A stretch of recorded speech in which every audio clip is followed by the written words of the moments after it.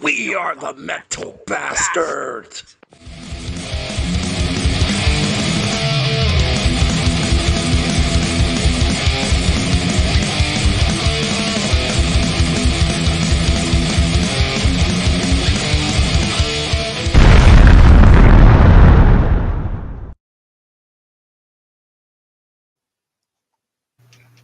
Oh, what's up out there? Welcome to the Metal Bastards Hangout YouTube channel. Been a long time since we've actually done a live stream, it seems. That's right. Yeah. So we got any filthy bastards in the chat room? Oh, we got Wyatt in the chat. Here. Wyatt's here. He's got his bastardism ready to go, I bet. Yeah. So anyway, we were kind of talking about Dream Theater prior because I almost have the full discography now. And pretty much found all these CDs used, except for one of them.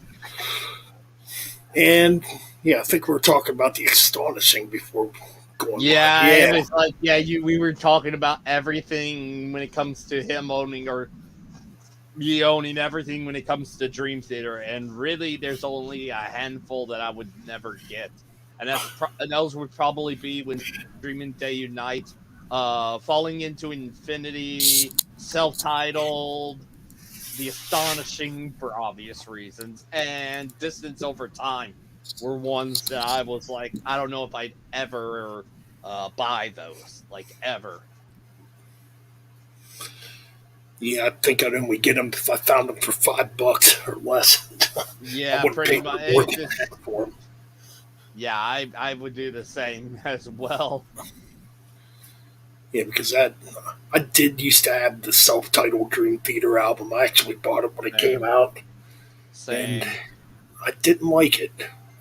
Like I said, I like the opening track and I like the closing track, but everything in between just didn't work. I'm not a fan of Illumination Theory. I am not a fan of it.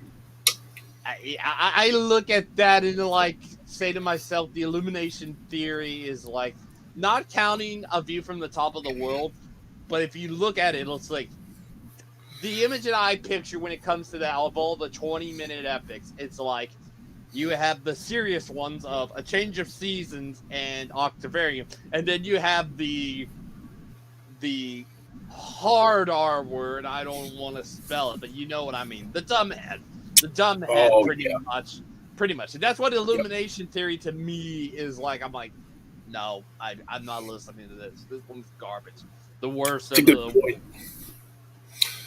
I mean, this earlier epics are just untouchable. Especially, exactly.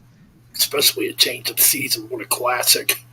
Oh, hell yeah. That's Octavarium. But Illumination Theory is probably the worst 20-minute epic they've ever done, and it was just like, no. Other than that, the rest, some of the songs are good. The problem I have with that album is the production and stuff like that. It sounded too damn glossy. Like it sounded like it's like a pop. Yeah, it's like a pop production, and it's just like, no. It seemed like it did have a bad production from what I remember. I mean, that's an album I haven't spun in a very long time. I mean, for rightful reasons. Yeah. And The Astonishing, that album. would it have worked if they would have released them as separate disc instead of putting it all together and cramming all that music together? I would have been like, cut some unnecessary tracks and make it in at least close to 80 minutes. Like, it should have been Yeah, that. It should not have been 2 hours long. yeah, it's way too long. I mean, Yeah. yeah, they were trying something just weird on that record that did not work. I mean,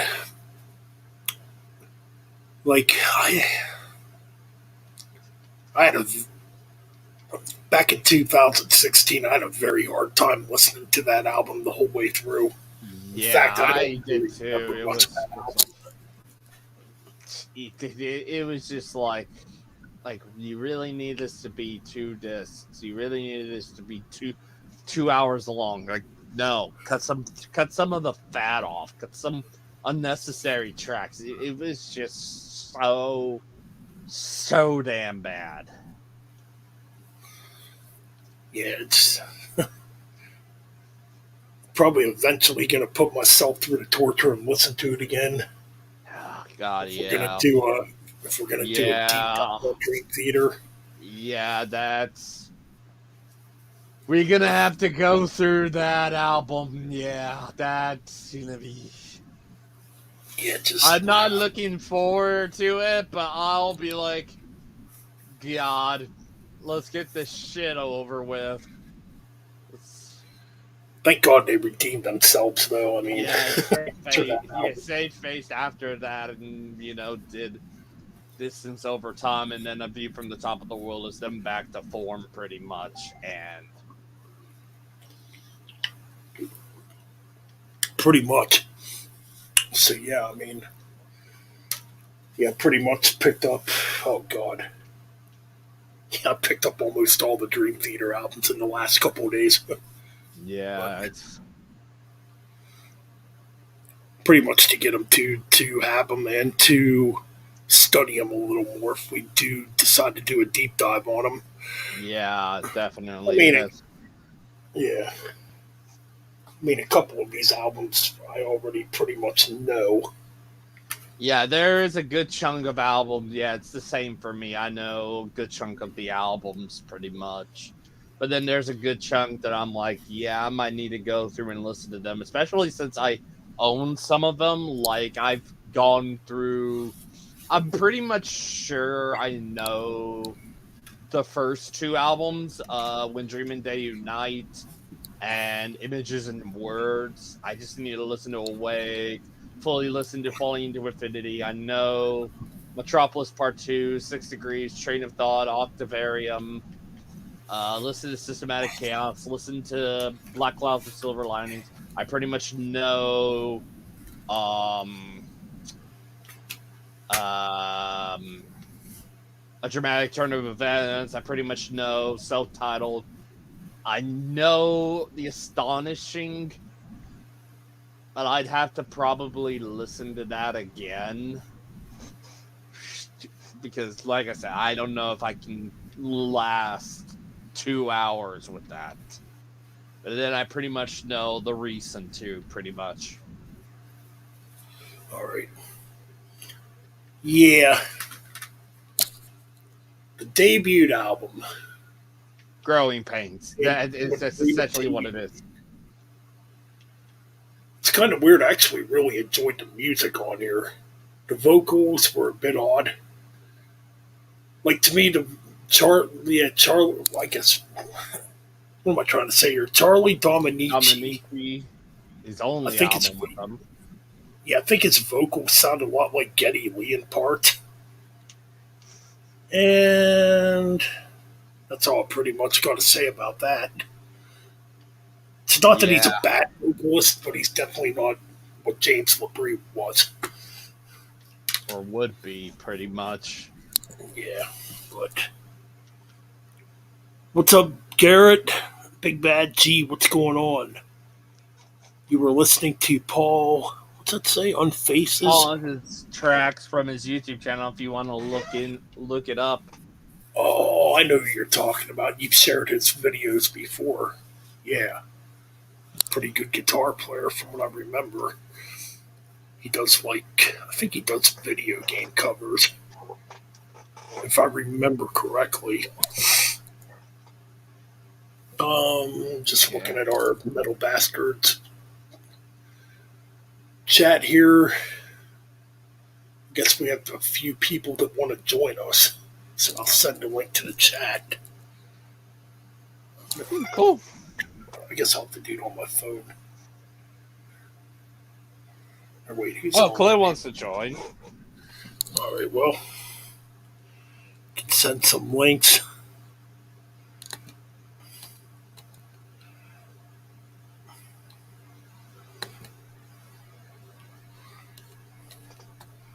Let's see, Clint. Yep, said one to Clint. He wants to join. Cool. Clint Jackson. Clint See. Cthulhu, whatever goes by. Wyatt. Uh, Look at the chat room here. Looks like Xavier wants to join us too. oh, cool. I think. Clint. Or no, he's not in the chat. Never mind. I read that wrong. Yeah, he did send the message of send me an invite. All right, I did see his invite. All right, we'll send him to Clinton Wyatt for now. If anybody else wants to join, chat room is open. Yep. All right, got it.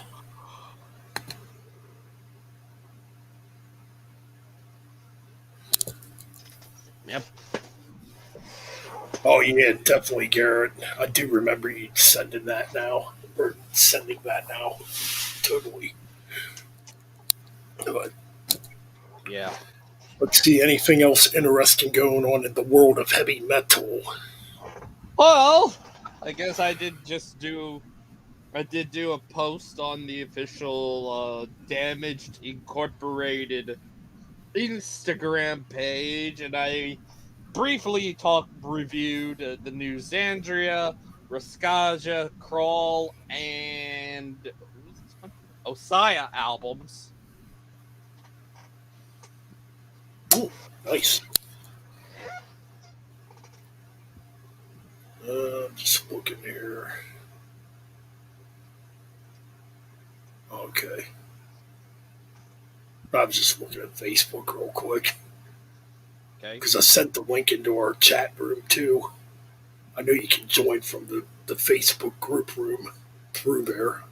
Yes, that is true. But then again, we might get some random people coming in, but who knows? Maybe a return of Mean Metal Mike. You never know what the hell's gonna happen. Yeah, you might come back through that way, you know? Yep. Come back, Mike. It ain't the same without you. It's not the same without you. No, yep, correct. It just isn't the same without him here. We need that fucking bastard humor. Whatever you want to call it. Let's see. I haven't really listened to any new albums that have come out. Well, besides the new Obituary and the new Uriah Heep.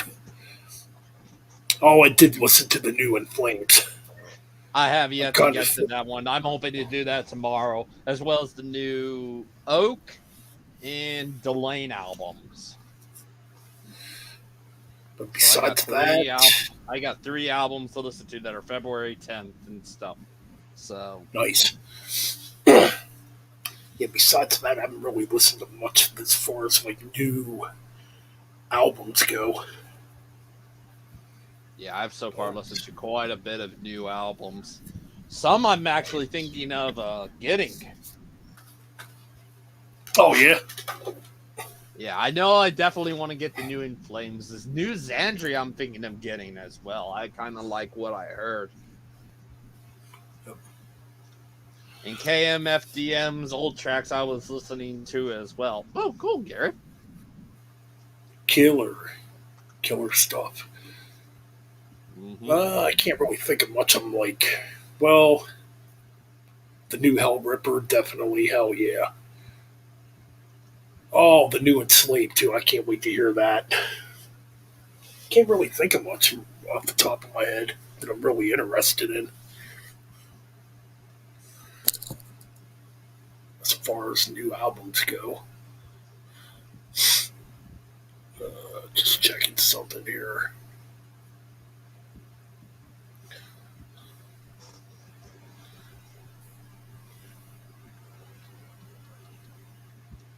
All right.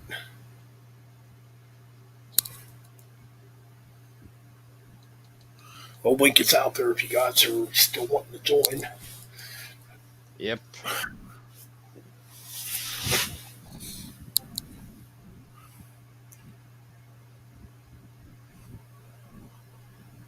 Well, then in April we got the new Metallica and the brand new Overkill, which both albums come out on the same day. Yep. So I'm gonna have to get both of them because I'm definitely getting that new Overkill too.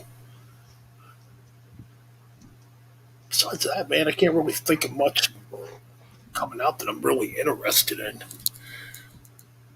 I mean, we can cool. look.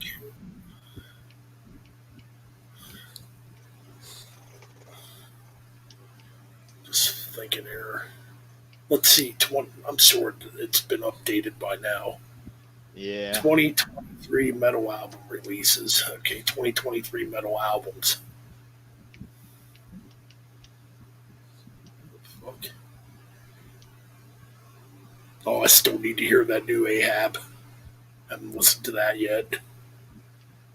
Catatonia, I haven't listened to in a very long time. I'm not sure what their last several albums have sounded like. Oh, Twilight Force. That sounds like it'd be a power metal band. Yeah, I think it is. Angus McSix will be coming out in April too. Godsmack. Yeah, I'm reviewing that for February. That, the new Hypnos, In Flames, and Insomnium albums I'm going to be reviewing. Just looking at this list here.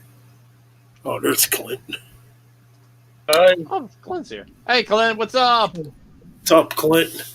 Not much, not much. Just been organizing shit and just got my new collection right here. Ooh, nice. There you go. Vomitory complete 90s collection. Now that's freaking sweet. Yeah, Vomitory. Have you ever listened to them, Ben? That name sounds familiar. Yeah, they're like an old school death metal. Speaking, what's up? Yeah, old school Swedish death metal, like in the vein of like Grave and Dismembered. Ooh. I'm gonna have to go back and listen to that. It's been a long time since I've heard Vomitory. The Crawl one I was mentioning earlier, Black and Doom. Like, it's so damn evil. Like, freaking Jesus. It makes Nice. It makes Mirror Reaper from Bellwitch, pretty much all of Bellwitch's discography, and freaking Stream from the Heavens by Thurgothan look like child's play. Like, my God, how evil sounding it is and how menacing it is. It's just like, holy fucking shit. Sweet. Yeah, I got What's a that? Dismembered collection coming too in the next couple of days. Ah, cool. Ooh, Dismember. Nice. And Gotta then get I me got a collection of Pestilence coming in a couple of days, and a collection of Cinefex coming in a couple of days. Ooh, nice. Both the cool 90s death metal coming. Nice. Oh, some good stuff there. Yeah. Speed King, what's going on? Yeah, I mentioned Speaking earlier. Saw him in there and was like, Speaking, what's up, man? And hopefully I'll be able to get the new In Flames before too long too. Yeah, that just came out, what, last Friday? Yeah. I mean, it's definitely going back in the right direction, it seems. Yeah, There's some stuff about it I didn't care for, but I did like most of it. I've I think listened to most of it. I don't know. I think Anders needs to start doing more harsh vocals again. Even though I will say his cleans did sound pretty damn good on this album compared to how they normally would sound. I Like mean, I know in the previous album when he did "I the Mask," I know Anders even admitted that he went to clean vocal lessons and stuff like that. And I'm wondering yeah, if he did more. He's getting yeah, used to actually doing stuff professionally now, and like he's now done it for a while or a couple of years now, so he's probably getting better and better. yeah. You can definitely tell a difference compared to how he used to sound. Yeah, part of it I liked Anders' raw stuff because it sounded more authentic, I guess is the way of putting it. But I mean, I understand, you have to kind of get. I mean, he's been in the game a long time, and True. Oh yeah, he's been there since '93. He actually started out in Dark Tranquility. yep, Yeah. Dark I have. Tranquility. Then he was in I actually had the CD he did with Ceremonial Oath. It's That is their a good one album. or third one. Yeah, it's before he joined In Flames. Yep, Mm. and then the second album has the guitar player from Blind Guardian doing vocals on the second album. That's the Hansi one I like. Kirsch?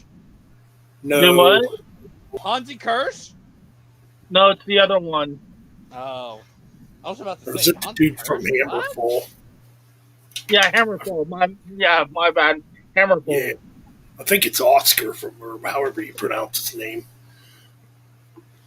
Yeah, that was weird because Jesper was in Ceremonial Oath.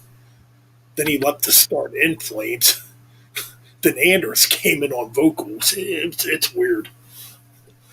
There's a big history between all that Gothenburg stuff. Like, if you pay attention, like the early days before they even got signed, the singer from The Haunted was in At the Gates, and At the Gates' vocalist was in The Haunted way back, Yeah, before, all that Gothenburg sound, they all just like wave into each other.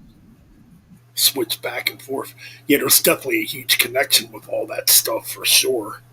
That's what one of Frederick, these what's days. going on? I definitely want to go to Gothenburg one day. That's one of my destinations I want to go to one day. Oh yeah, that would be awesome to go there. Be neat to check out. Yeah, because like one of my favorite DVDs of all time, they have a lot of Gothenburg footage. Oh yeah, I remember that one. In Flames is alive and abused. Yeah. Man, geez, when trying to think when I first heard In Flames, I think it was in '97. Yeah, I think the very first In Flames song I ever heard was episode 666. That was a long time ago. Yeah, I I was, got in Flames a little later than that. I think it was like 2004, and I just like instantly was hooked. yeah, And then 2000, they ended up becoming my favorite 2008. band. Yeah, 2008 for me. I'm much later than you. damn. But So I I got mean, it, or I first heard them before they were like really popular, or really popular or whatever. Hmm. Clayman was the first one I actually bought. I bought that when it came out, but Hmm. yeah, I think it was Clayman. Yeah, yeah, the one after 20, yeah. That's when they back in, kind of changed their sound quite a bit in between those two albums. yeah, yeah. They still kind of had that melodic death metal sound, but you could kind of see where they were gonna go a little bit in some of the tracks. But as far as the new one goes, I actually really like that track "Foregone." Yeah, To me, that's the best. To me, that's the best In Flames song they've written in years. Like both of them. Like part one's like the really brutal, aggressive song, and part two's like more melodic. Like musically part two to me sounds like something off the Jester race. That's kind of the influence I get, at least. Just obviously with Anders doing clean vocals to give it some uniqueness. But I thought they were good tracks. But Yeah, like if you really like how much his cleans have progressed now than what they were, I think reroute to remain. They should do like and kind of record the vocals of a lot of it. Because like Meteor is a good song, but Anderson's cleans really weren't the best at that time. I think he could give it a lot more justice now. yeah, you're probably right. Yeah, I could see that. Definitely. I mean, he definitely became a way better clean vocalist compared to how he was. Because before he kind of had like that, I don't know how to describe it, like a Jonathan Davis type of voice when he did cleans. Where now it seems like he's coming into his own. Yeah. I would leave Come Clarity how it is, like, because it still has that, he still has that raspy to his cleans, and I kind of think that's what makes the clean sound different on that album. He had a little bit of rasp to his cleans on that album. Cool. It's been a while since I've listened to them albums. Come Clarity, Silent Charms was my least favorite. That album I just could not get into. Siren Charms. Jamie keeps wanting me to do a ranking with him of In Flames because he knows it's my favorite band, and I keep telling him, I'm like, Siren Charms is going to be at the very bottom, and he gets mad at me. He's like, dude, what? That's a good album. I'm like, no, it's not. No, they were signed to a major label on that record, and you can definitely tell it's not a good album. Battles, I didn't like. Battles, I don't like at all. Battles, I thought was better, at least than Siren Charms. At least with some redeemers. There's some redeemers on Battles, a few of them. Yeah. But Siren Charms, there's like nothing redeeming about that album at all to me. I would agree. What's the last album? I the Mask? Yeah. That was a good album, I thought. Besides, like, I don't like This Is Our House. That's the only song I don't like on that album. Yeah, I didn't like that one either. But the rest of the album, it was definitely going back in the right direction for the most part. Like the title track, I thought was incredible. I Am Above was awesome. Yeah. But the new one, I think the new one's definitely better. Yeah. I mean, yeah, musically, I really like the first half of it. The second half is a little weaker, but I do enjoy the first half of the new album. So they're definitely going back in a better direction. So I'm kind of anxious to see what they'll do on the next record, especially with Chris Broderick in the band now. I think Chris Broderick has brought some life into the guitar playing once again. It seems there's a lot more like those classic guitar harmonies that In Flames is known for. I think on the new one, at least I've noticed it, which is kind of cool. Yeah. And I did like how incredible of a guitar player he is, because I watched the interview with him, was it the day before yesterday? He had 2 days to learn 14 songs for the new album. Yeah. And he had to write solos for that songs too. He had to write, learn 14 songs plus write a solo for 14 songs in 2 days. That's incredible. That is pretty damn incredible.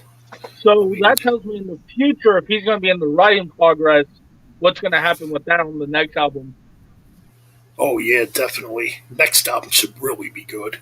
I think the next album is going to have like a lot of old school and some really thrashy hits with it. Right. Yeah, I can't wait. I mean, I'm looking forward to it. I mean, I'm sure we'll be waiting a couple more years, but it'll be interesting. And I was Yeah, 'cause- watching an interview with Anders. I didn't realize how big of an influence the Scorpions had on him. I didn't know that until I was watching that. that's kind of interesting. Yeah, he's a big Scorpions fan. I didn't know that until he was talking about that. Rightfully so. They're a great classic band. I know I'm a huge Scorpions fan. But, um, You being quiet, Ryan? You okay? Oh yeah, I'm doing fine.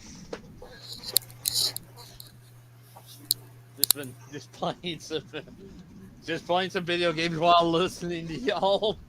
Oh, I'm sorry. When I can talk in flames, I get yakety yak. That's all right. you ever listen to the Halo Effect? Yeah, I Which is just pretty, watched that video a few days which is ago. pretty, which is pretty much in Flames Mach 2 or whatever you want to call it. It's pretty much in Flames. That's what it is. Because you got Jesper and other, I think everybody in that band's like old members of In Flames. Oh yeah, And because you got Flames Mike 2.0. stand on vocals from Yeah, Dominic Matheson, I have not seen you in here in a long time, man. Dominic Matheson. Holy shit, it has been a long The man time. of 1,000 words whenever he's freaking drunk or high on Instagram. Yeah. speaking of people drinking, this guy got me No. drinking. He always messages me the weirdest thing on the Damage Incorporated Instagram page. I'm just like, okay, Dominic, all right. I'm like, okay, you know. Yeah, I wouldn't take it serious. He's harmless. Yeah, it's just like, just weirds me out a little bit. But It is weird. I mean, we actually confronted him about it one time a few years ago. It wasn't too pretty, but that's a whole nother story. But yeah, we're talking about the Halo Effect. I'm trying to think, do they have two albums? They have two albums out, don't they? Or just one? No, just the one. Okay. I They gotta came listen out to last year. I did hear It some of it. Yeah, last year. Yeah, listen to some of it. It kind of reminds me of Clayman era In Flames a little bit. You've listened to the whole thing, Ryan. What do you say about it? oh, the Halo Effect album, Yeah. I like it. Does Michael do any clean vocals on it, or is it all like metal? There might have been one song I remember him having clean vocals on it. He did. I forget what song it is though. Yeah, same here. Because Michael has a pretty good clean vocals too. He just rarely uses it. Yeah, he barely uses it. It's just like, wow, he's just exclusively doing all growls and screams and stuff like that. Yeah, because I know in Dark Tranquility there's a handful of tracks that he does them. Like I know in the self-title there's like 2 tracks that he does them, but it's like one chorus like each. Right. Yeah. Yeah. Yeah, I got to check out the rest of that album. I didn't. I haven't listened to the whole album yet.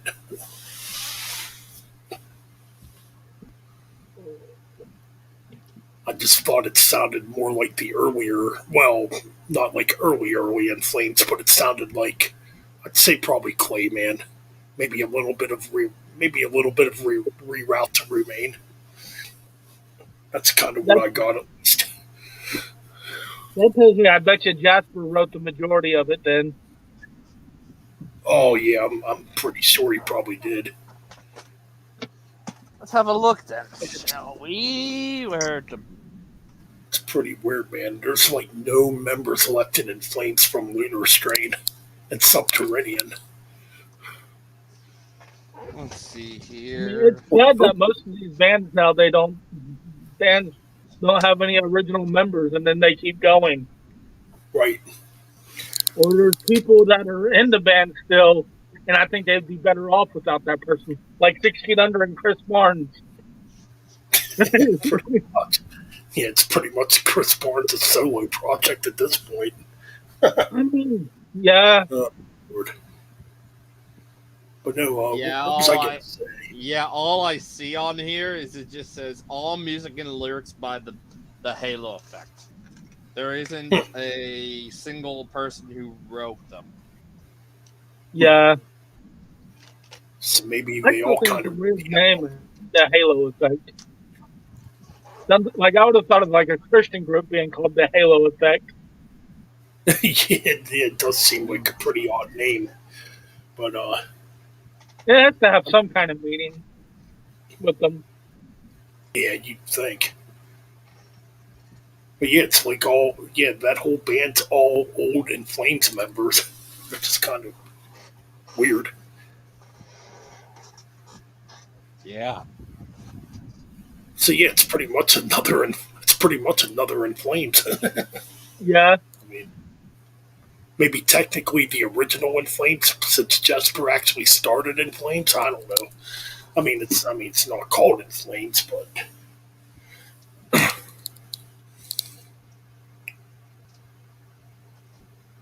well, the Subterranean EP had a different vocalist too. He was in that black metal band Dawn. Hmm. I got the CD too. Well, I got one of Dawn's CD called Slaughter or Slaughter Son, oh yeah, and that's the vocalist that was on Subterranean. I forget his name. Is his name Hat? No, fuck. He's got a weird name. It's Hat something. yeah. Like a lot of those Swedish names are kind of hard to pronounce, or Norwegian names. Some of them have like Scandinavian names. Right. Yeah.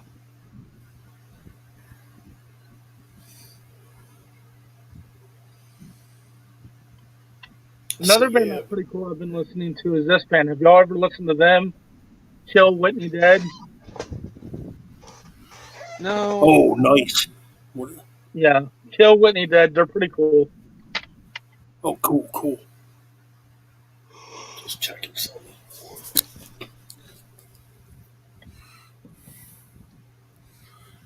See, I've got a whole bunch of crap. Yeah, I've been bad lately, so I've been trying to get things organized. But yeah, I got a few boxes full of stuff that I need to organize. I got like Damn. several big boxes full. But that's all CDs. Yeah, that's all CDs I'm going through. Yeah, I got to go through my CDs too, man. I got a bunch, man. So I got this one. I think this has Michael Amon on guitars from Arch Enemy. Yeah, It's on the Spiritual Beggars. I still got hell to listen yeah. to it yet. Kind of like a Sabbath type of thing, I guess. That's pretty cool. Got one of the old Amorphous CDs, Elegy. That's a good album. Yeah, I think this might be the album where they first started experimenting a little more. It's a good one though. Yeah, Oh I yeah, got new, all of Amorphous' albums besides the new one. That's the only one I'm missing. this is a pretty good album. Got the Zentrix album. Oh, that's cool. Yeah, Scourge, pretty good. Bit more groove metal. Synergy. It's got Synergy's Alexi. always a good one. Yeah, it's got Alexi Leo on it.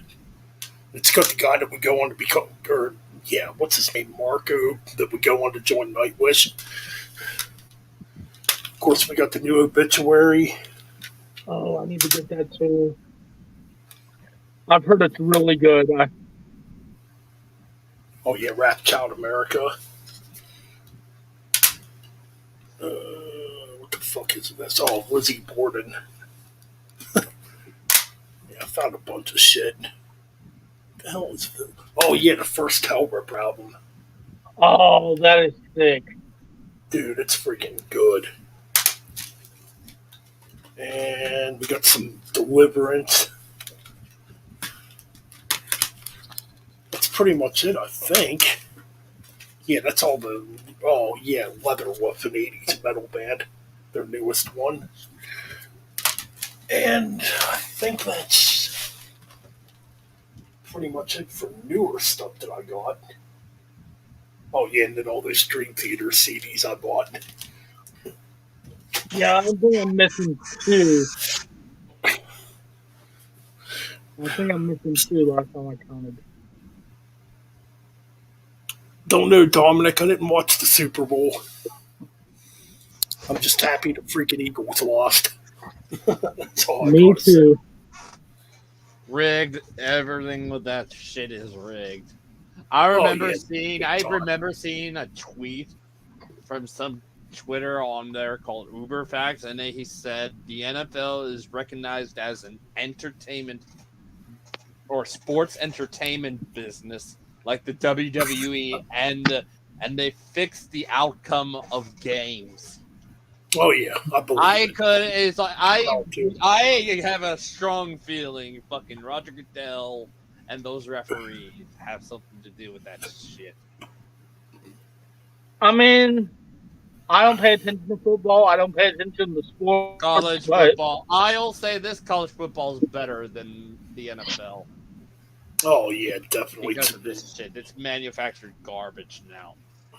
I agree. I just don't. Yep. The only time I ever watched the NFL or anything like that is if the Tampa Bay Buccaneers and or the Pittsburgh Steelers or both even make the Super Bowl. And I know that isn't going to happen anytime It's the only soon. time. It's the only time I'll usually watch, even though I know it's probably going to still be rigged. But if the Steelers are in it, Yeah. it's really the only time. I could care less about any of it. Sports have never really been my thing. That's totally understandable. I, I I mean, don't like, care about sports much either. I know a lot of the guys are big into wrestling, and I'm like, I could care less. Yeah, Yeah. I mean, I was more into wrestling back in the day myself. I'm not into it much anymore. But Is Xavier in the chat? no, I don't see him. Yeah, he's not in, he hasn't been in the chat at all. He's rarely in the chat nowadays in these for these streams. Yeah, I've noticed he hasn't even been saying much lately. Like even in the just the like I guess chat he's been board. taking care. I guess he's been taking care of things. You know, he did see a lot of stuff because I was trying to get everybody involved or something like that, and we can, talk to everybody, including Julian, whose his videos recently I've been doing really great. I think one of the videos, the Putridity video, Manu from Putridity actually commented on it. That's cool. That's interesting. So I know there's going to be, I definitely want to still continue to do something with Julian for quite a while. But I was mentioning, and I said to Ben, I basically, in a nutshell, was like, well, you gave me 6, so pretty much I'm like, well, I can combine 2 of them because technically they kind of are the same, which is prog and power. Because sometimes they can kind of be the same in some cases, especially in power metal. Some power metal bands have gone over to progressive metal, like, say, Faith Warning, Symphony X, and such and such. Yeah. So it's like, yeah, it's not too far off, It's just like, I think there might be a slight change, but then you realize both incorporate a lot of, great clean singing, the use of keyboards and stuff like that.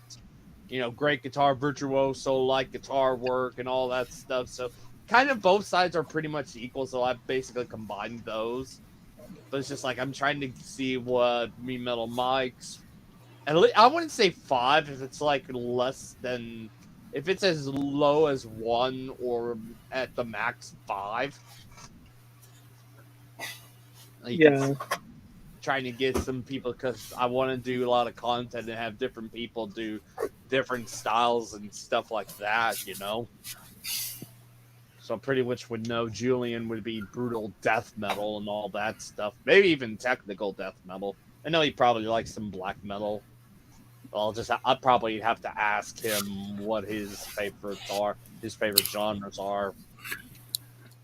See, I listen to me. I listen to everything. I'm not Yeah, but picky. if you had to, if I were to say, hey, you're on the channel, you had to pinpoint five, or at the very least five, or maybe not that many, or the genres, and it includes subgenres. What would the five, at least the five, be? My five would be definitely melodic death metal, metalcore, death metal.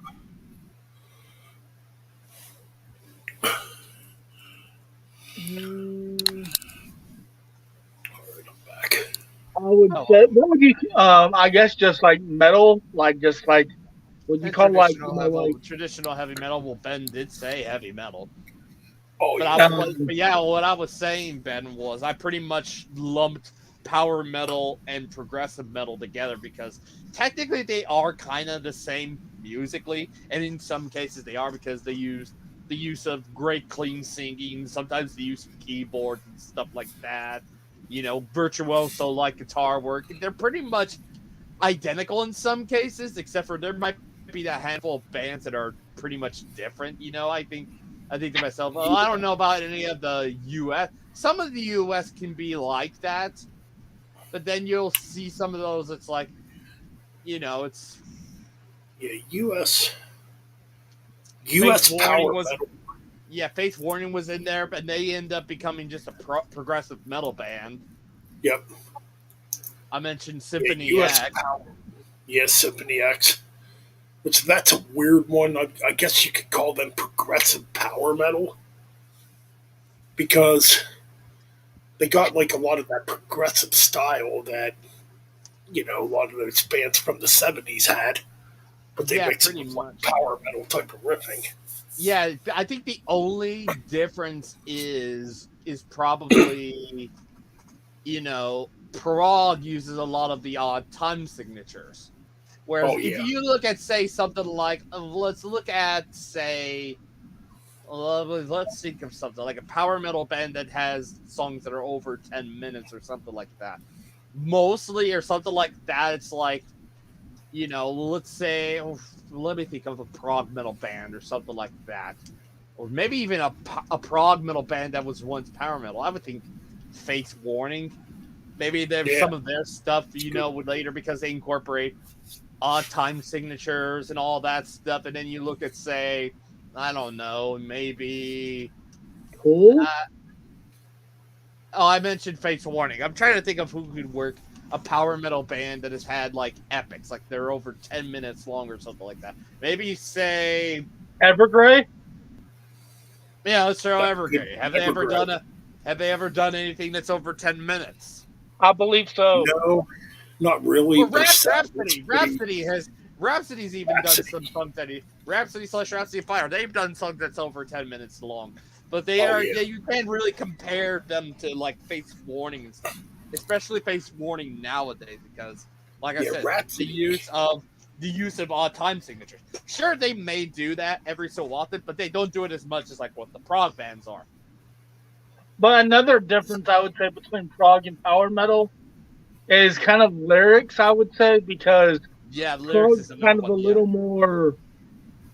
Yeah, prog. Yeah, definitely the lyrics because you think of when you see more of the power metal stuff, you see fantasy, swords and shields, dragons, sorcery, all Yeah. that. And then you see, yeah, prog bands can go in that territory sometimes.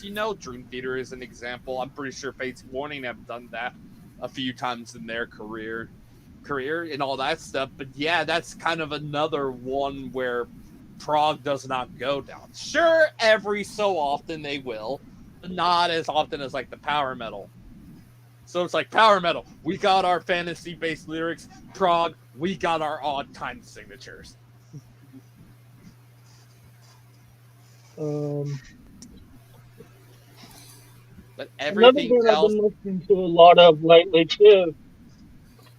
I got several of their CDs. Is Godflesh. Ooh, Godflesh. There you go. I got several of their CDs a while back, and Skinny Puppy. mm, Ooh, Maybe that's what I should do with mine, because I do also happen to mention. I did mention prog rock with mine. I mentioned prog rock / metal. Yeah, I could probably throw power in there and stuff like that. So that might What would give you me call this? 4. What would you call this? Pucifer. Who is that? Pucifer. Oh, I know what band you're talking about. Okay. Yeah, Maynard side project Pucifer. Okay. Pucifer. Yeah. Oh, Pucifer. Yeah. Never actually listened to it, but I've heard of it. It's like, Maynard and Tool's all serious. Pucifer, he kind of gets on his funny side.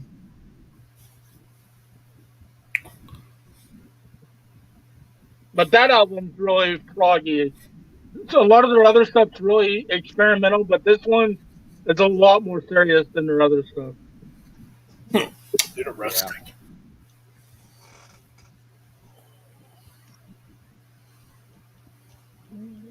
Yeah. I need to get that finish organizing at some point, but a lot of work. Yeah, I got all my organizing in boxes and stuff. Yeah, I just Oh, go ahead, man. I'm sorry. No, go ahead, Ben. Oh, I'm just gonna say, what's everybody in the chat room up to? It's pretty quiet. Yeah, pretty much. I'm like, what's going on within the chat? Yeah, there's nobody really here.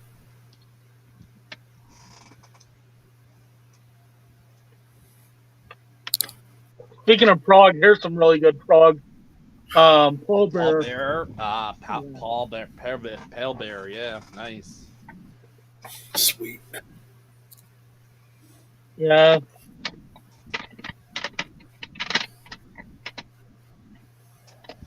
I guess that's folk. Would you call that folk?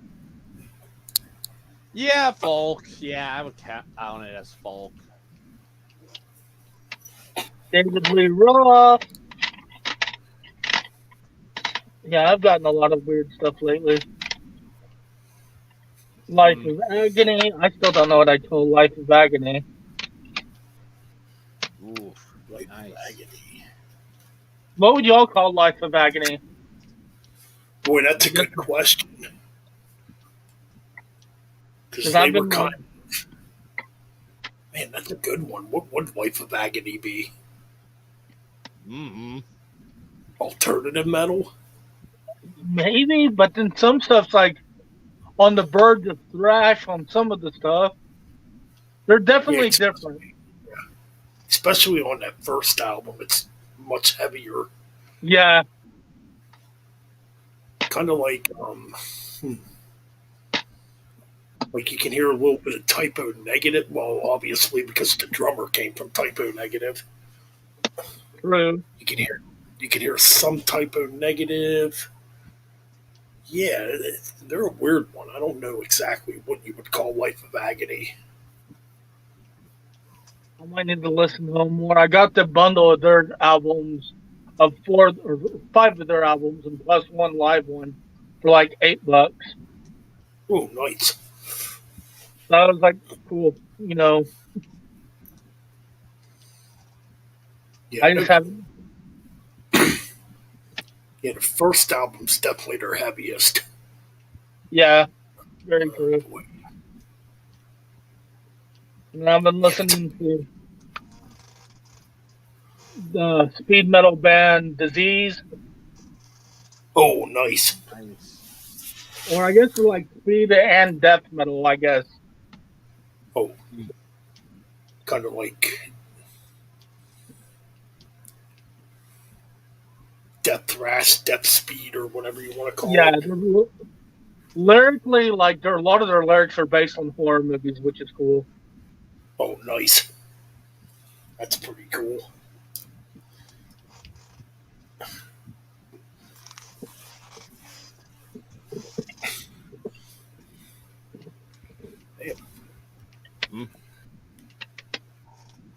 Just looking around here. Oh, if y'all really want to Ryan, if you want a really good proggy album that will take you places in your brain, Obsidian Kingdom is a good thing I'd recommend. Oh, nice. Cool. Pretty cool. Yeah, it has like that Pan Mantis. Like standout tracks to me are like um, Oncoming Dark, Through the Glass, Answers and Revealing, Awaken Till Dawn, and Haunt from the Underneath are all really great tracks on that Ooh, album. cool. Sweet. And I've been collecting some DVDs too. Like I have All That Remains, Machine Head, Lamb of God. I've Cool. been getting some DVDs too lately. Nice. It's been a while since I bought a DVD of a concert. Yeah, But I know a couple of these CDs I got came with DVDs. In fact, what the fuck can I do with it? yeah. I got like Unearthed. What else did I get with that? Chimera. Yeah, it was like a whole collection of them. Some guy had them on eBay, and I was the only person that bidded on them. I won them for like 99 cents each. Oh, Damn, that's nice. pretty good. Can't And then beat he that. combined shipping too. So it was like $5 in shipping. It was like 10 DVDs I got. And it was like $10 total. Shit. You know what? This comes with a DVD. Oh yeah, the Stream Theater CD I bought. But this gets over time. It comes with the DVD. Hell yeah.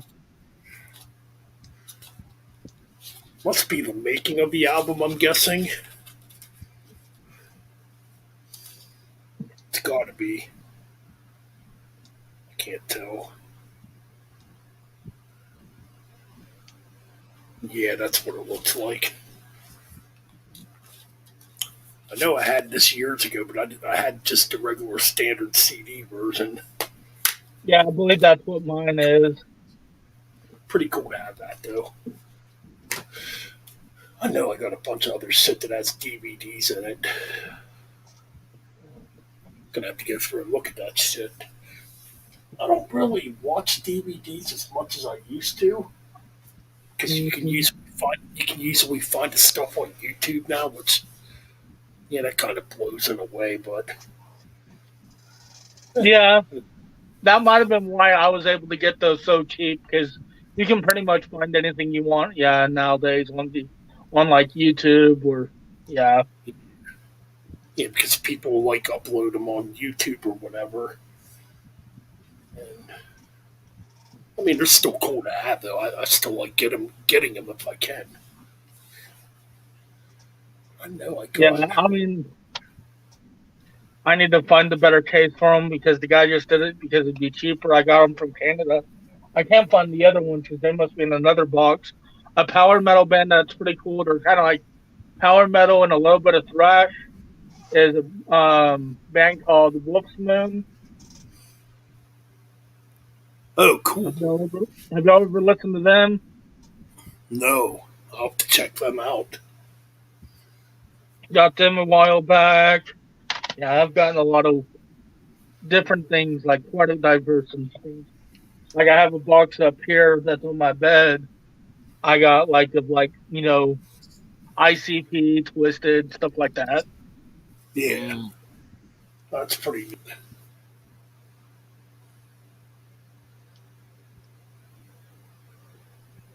Damn, man. Is my Metal Mike going to show up on the chat? I don't know. I haven't seen them.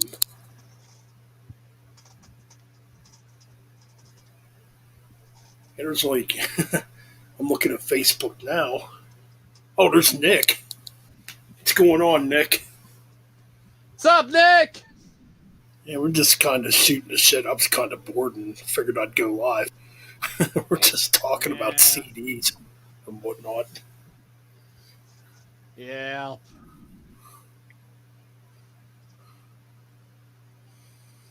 Yeah, yeah. As far as like new stuff though, like I said, I haven't really listened to much new releases except for the new Obituary and new Uriah Heep. I think that's all I've heard. So, all the new In Flames I did listen to.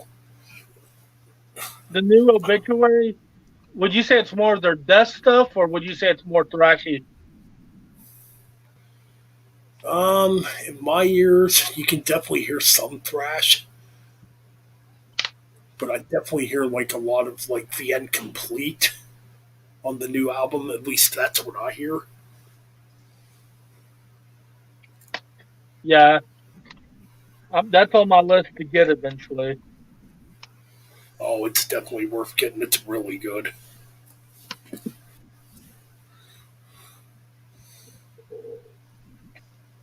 Yeah, I think you definitely like the new Obituary. It's good. Yeah. Besides that one, I I'm liked listening it. to only one other one. Then I'll have them all. I got most of their stuff. Like on the this new one to me, like I definitely hear the incomplete parts of Cause of Death. I even kind of hear a little bit of World Demise on this new album. Ooh. It's like a combination of those three albums. At least that's what I hear. Yeah. But yeah, it's really good. I really Yeah, enjoyed I it. remember. Yeah, I liked it. I did. I am glad I got it on vinyl though. You got it on vinyl?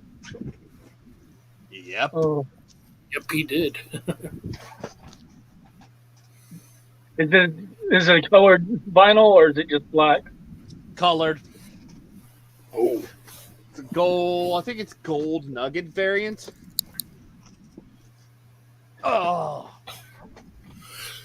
I don't know. Do you and Frederick want to come on? Nick and Frederick want to Oh, come on? no. Frederick! Oh, yeah. I will be right back. I will gonna give me some maybe a snack. Frederick should jump on. Let's get our favorite Australian on here. Yeah, I'm cutting out of steam tonight.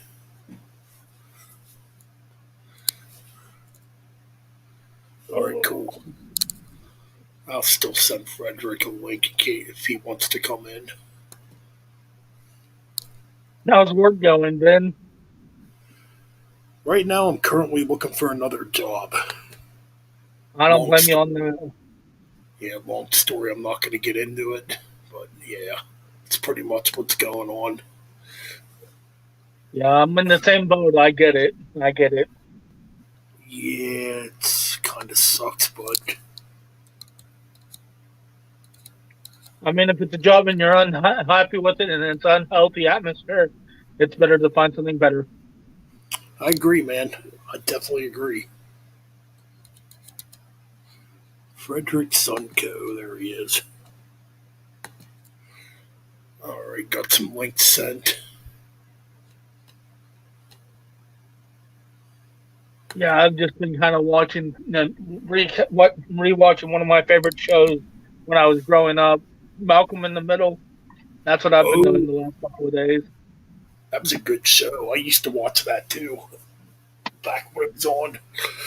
Yeah, my friend let me use his Hulu, and he's like, "Anything you want to watch, you can watch it." I was like, "Let's see what they have." I was like, "Ooh, haven't seen that in years." That's a great show. I used to watch that show too back when it was on. Yeah, and it's just crazy how Bryan Cranston went from being Hal and just a dumb dad to like in Breaking Bad, he's like the yeah. Tells you how Yeah, good of an actor he is. yeah, that is a pretty weird transition. You know, At least he's challenging himself. hey, I mean that's what you got to do when you're an actor, I guess. Try different Yeah, stuff.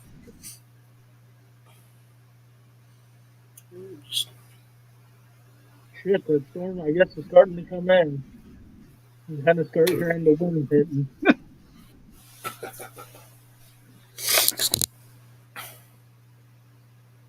Oh no, what did I watch last? I was watching old Beavis and Butthead episodes. Oh yeah, Just for something to have a laugh. Or just, something to have a laugh too. that always works, and they'll Beavis, definitely do it. oh, definitely. Definitely works out. Have you watched any of the new stuff yet? No. No, I haven't. I still I've need to only check watched them 2 out. episodes, and they're pretty funny. I'm going to have to check them out. I haven't watched them yet. But Oh, I can't wait to listen to those. Man, I can't believe I had these. Man, I oh, was so happy when I finally got these voluntary CDs. I've been looking for these for years, and this guy had 8 of them, and he was like, I was like, I was on eBay, and I was like, man, I don't know if I'll win them, but let's see what I can do. And I betted 35 for them, and ended up winning them. That's pretty yeah, cheap for, that's a damn good deal right there for all those yeah. CDs. Because some these get expensive. Yeah, sometimes you can get some really good deals on DVD or on CDs, depending on what it is. I mean, Yeah, like I don't know if people are not bidding on CDs as much as they used to, but it seems like you can get some really good buys sometimes. Compared sometimes. compared to how it And then, was a few years back or whatever. like one thing I bought in recently, I'm debated about selling because of how good of a deal I got. Have you ever heard of a band called Bella May I? I don't think so. No, I don't think I have. Their first couple of albums, they were kind of more death metal before they Okay. kind of went more core now. Oh, you said is it? Oh, Villa Maya. Yeah, I've heard that name before, but I'm not familiar with the music really. yeah, their first album was really, really death metal. And I found it for 17 and I bought it. And now, like, I bought it like 2 weeks ago. And the cheapest other one on eBay is $252. Oh, nice, Frederick. Hey guys, Frederick! hey, What's how up, you going, Frederick? buddy? It's my Not favorite much. Australian. Long time no see, mate. How are you? Doing good, and you, broski? Yeah, no, I just haven't been very much YouTube lately. Same here. Just now and then. Yeah.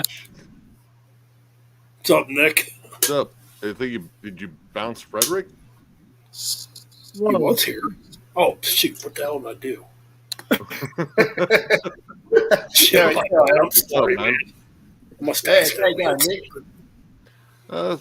Just up late and working on stuff for another video. Going to do another States of Metal. That'll be Okay. fun. Ooh, nice. Which state? Which state, Nick? I can't spoil it yet. Is it New York? It's New a York? fun one. Yeah. Then it must be Um, New York. Must be New York then, if it's fun.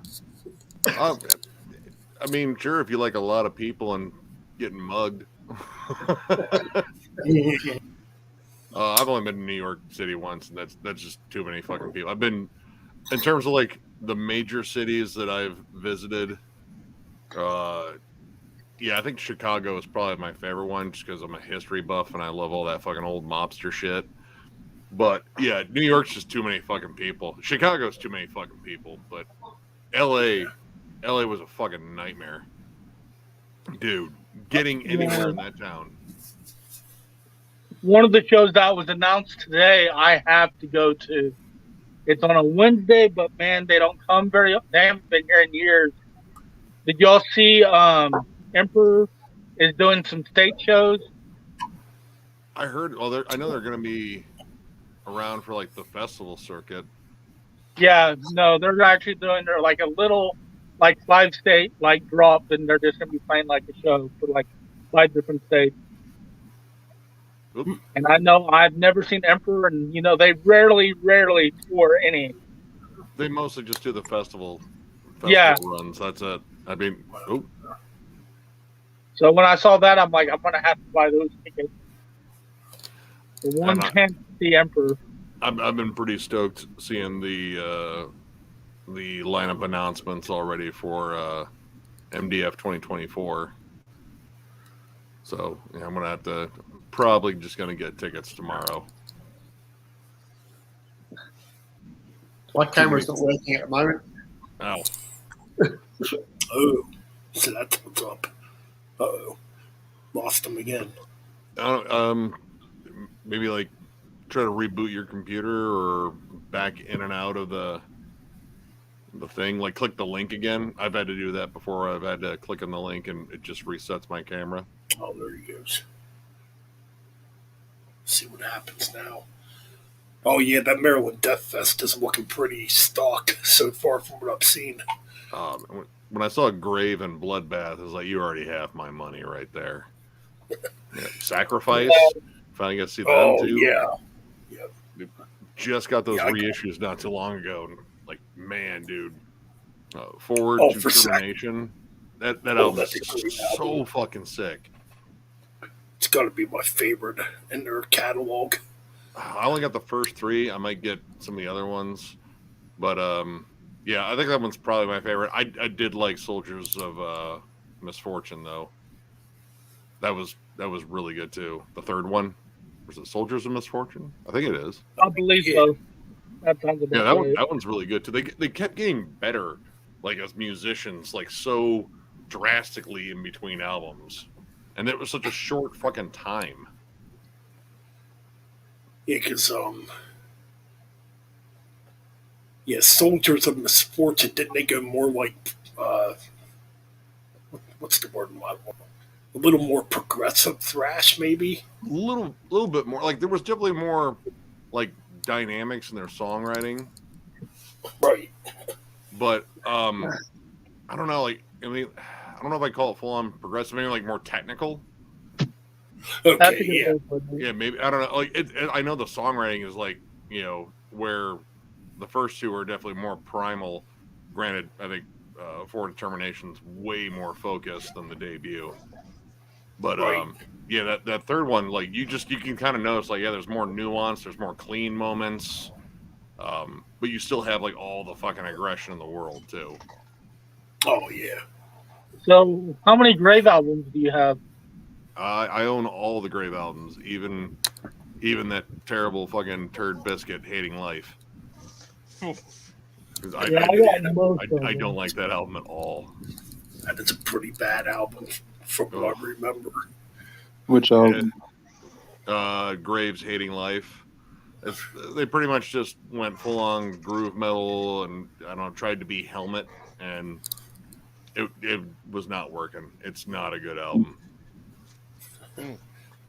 It's kind of like the third Demolition Hammer album. That album's not very good.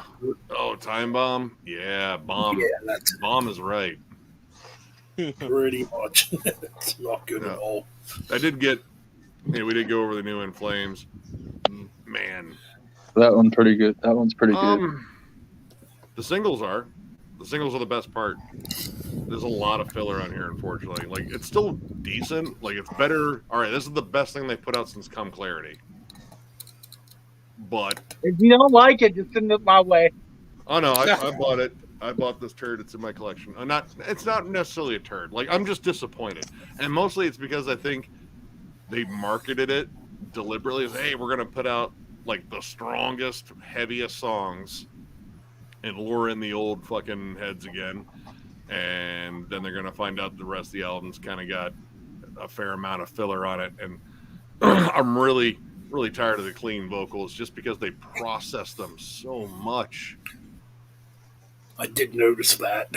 Like, Anders has gotten to be a better singer. He really has. It's just, like, they don't need to throw every vocal filter on there. Like, it doesn't even sound natural anymore. I did notice that. It kind of sounds very, what's the word about? Very auto-tuned. That's what it sounds like to me, at least.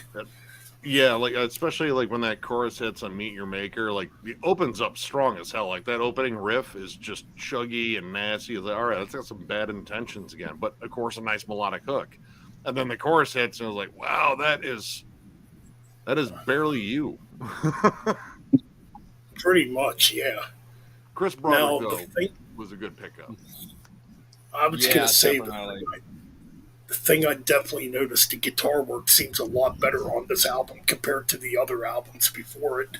Yeah, honestly, like that's one of the bright spots, and he's a different kind of guitarist because I know Shred was like, yeah, dude, like Chris Broderick doesn't necessarily fit inside of the In Flames box. Like he's gonna do like mostly like the lead melodies, which that's more what In Flames is known for. Like not necessarily like big ripping solos, but he's gonna add his own little flavor to it, and he does. Like granted, most of the time they're kind of short solos, but they're really well done. They're very tuneful, melodic. They show off a little bit more technique. Yeah. Like I was telling Ben earlier, they sent him 14 songs to learn in 2 days, and he had to write solos for them. So I'm expecting the next album, he'll have a little more identity. He'll have a little more of like on the writing progress. Because they already had the songs written, what they said on the interview. He just had to learn them, add some leads to it, and do solos. And he had 2 days to do that. And that's pretty impressive to learn in 2 days. Oh yeah, no, Definitely. I mean he's damn good. Oh, yeah. I mean, he took over for Steve Smythe live in Nevermore for a while, and yeah, That's I mean, right. you have to be talented to be in Nevermore. I was just thinking. I was just thinking about that when I saw Nevermore. I'm pretty sure Chris Broderick was playing when I seen him back in 2005. Man, I've seen Nevermore live. Pretty sure, yeah. Yeah, that's definitely something to look forward to in the future. I would say, like, I mean, I want more of a commitment to the heavier stuff, and like like some more natural production. Like, if you're gonna make this return to the heavier stuff, I think you need the production to match it because this is very like polished, too clean.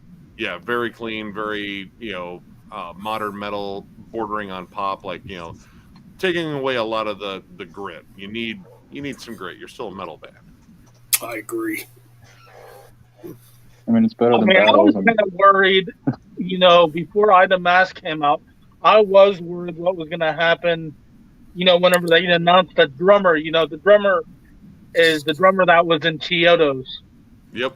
He was also in Under Oath for a little bit, too. Which I was like, when I heard they got Chiodos as drummer, I was like, the only song I could see maybe that he kind of helped write musically for was probably This Is Our House. And that song was cringe. Well, I mean, honestly, I don't have any issues with the drum work on this album. Like, the drum work's solid. I want to say, I think isn't the bassist an American too? Like, there's not much Swede left in the band. Yeah, I think you're right. Yeah, there it is.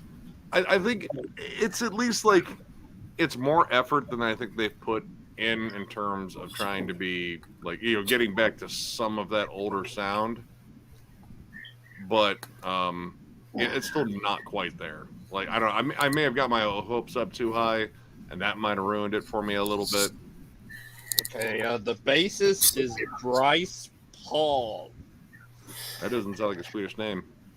Yeah, it sounds American. Well, Chris Broderick is American too. And you never know, too, Nick. It might be one of those albums that grows on you the more you listen to it. Maybe.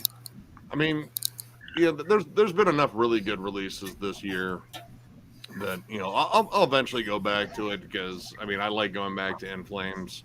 It's still a band I hold in high esteem, but my favorite band of all time. I mean, I don't know if I have a favorite band of all time. I listen to a lot of shit, but I mean, In Flames was like it was them and Soilwork and Hypocrisy that got me into the whole melodic death metal style, and and Dark Tranquility. For me, it was At the Gates.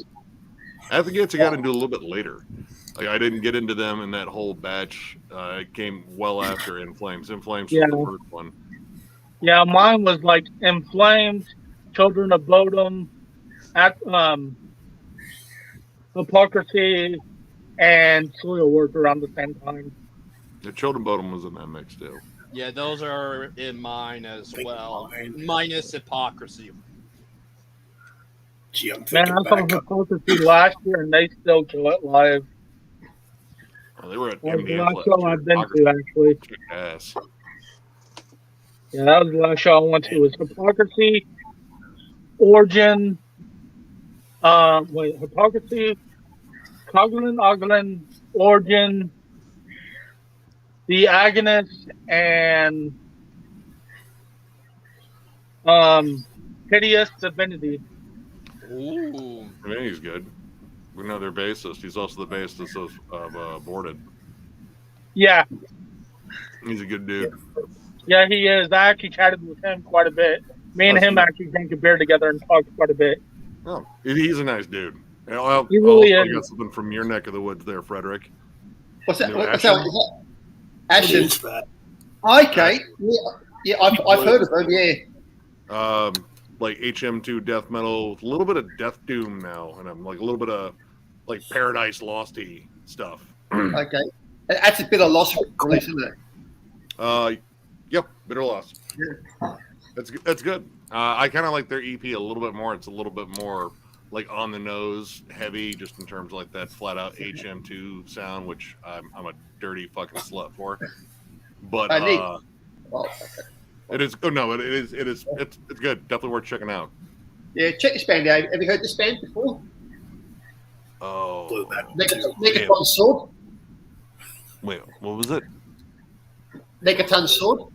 Megaton So Sword. early out. I think I've seen that album cover before. Wow. It's epic heavy metal. I was gonna say that looks like epic heavy metal or power metal. Yeah, no, not power metal. Don't say power metal, Ben. I'm out, checking out already. Power metal. That's the CD Dying Victims release. Check them out, Nick. You'll probably love this stuff. I think they're German. All right. I'll have to check that out too. Cool. Yeah. I just pre-ordered their new album, which is coming out next month. Ooh. Nice. So yeah, just check them out. Look, I know you love your epic metal, Nick. You know you love baby metal and Epically evil. Steel Panther. Or You love Steel Panther as epically well. dreary. Like this year so far has been a lot of like dreary, doomy, bleak shit. Yeah. Yeah. You know because, what? You know why, right? They all wrote it during the COVID period. Yeah, Yeah. I mean, well, Yeah. some of them I expected, like Oak, that Oak one, which is 144-minute track. yeah. I mean, I their first heard album that. was sad. Yeah, I heard Oak. It was very depressing. It's Bellwitch. It's Bellwitch, but with a different name. No, shorter song too. Yeah, pretty much. If it was Bellwitch, I'd still be listening to it. Yeah. Yeah, Nick, you might like what I just recently got. I was showing Ben in the chat earlier. All 90s collection of Vomitory. Oh, Vomitory, dude! Vomitory is awesome. Hell yeah. Yeah, That band is fucking filthy. and then I got their 8 of their CDs. I paid like $34 for, Oh, that's all right. Good deal, man. Pretty good. and So, then I got for another bundle. I got for $34 is 7 dismembered CDs, Ooh, and that's Regain- cheap. That guy Yeah, must have not known what he deal. had. dude, there are so many people still clamoring about, like, dude, when the fuck are they gonna reissue those fucking Dismember albums? Like, because I think the reissues I have, I think the Regain Records ones. Oh And- yeah. Yeah, those came out like mid 2000s, I think. Yeah. Well, I heard that they're going to be reissued at some point in time this year, aren't they? Well, they got back together again after being Yeah. broken up for a while, and there's been rumblings that they might do another album. I don't know, but Well, I hope so. I hope it's not like their old. So I hope they've progressed a bit on their sound, make it a bit more modern, but still keep it, back in the old days. I don't know if they have a label yet. So if they did get like a deal with a label and get some distribution, they could do remasters and reissues again. But you know who might do it? Nuclear Blast might do it. You know, I mean, Nuclear Blast is always signing bands. Yeah, Nuclear Blast. Century Media may release them. Oh, you know, yeah. Big They're on labels. Nuclear Blast. Oh, I win. Yes, I knew that. Okay, Yeah. well, that label. Yeah, just when I started had up to get there. that, when I saw that for that price, I had to jump on it. Oh yeah, dude, as well you should. It was a buy it now, and there's like 6 watchers on it, and I was like, dude, do I want to just wait a couple of days when I have a little extra money, or do I want to break myself and actually get these for this price? Break myself. I mean, Because like you can't beat that price because they're like normally like $60 to $80 a piece. Yeah. I noticed. I'm glad I got mine. I got mine close to when they were the reissues were released. Yeah, I don't know if these are re-releases or the originals. I don't know yet. I'll have to wait and see whenever they get here in the mail. Okay, that's cool. I mean, So, I imagine they'll probably be back to your just. bundles again, eh? I mean, finding Yeah. the originals are that's tough. Yeah. But I wouldn't care either way. I mean, I'm just happy to have them. I want to listen to them. Yeah, no. Just remember, we're good. I like Carnage. You know, when they were Carnage. Yeah. well, for one album, kind of they were kind of Carnage. And like the guy that I bought them from, he was asking me if there was anything else I wanted, and he said he'd sell them to me for a good price. And he says he'll get them all together. I asked him if he had a bolt thrower collection, and he was like, "How does $50 sound for all of them?" I was like, "Yes, please."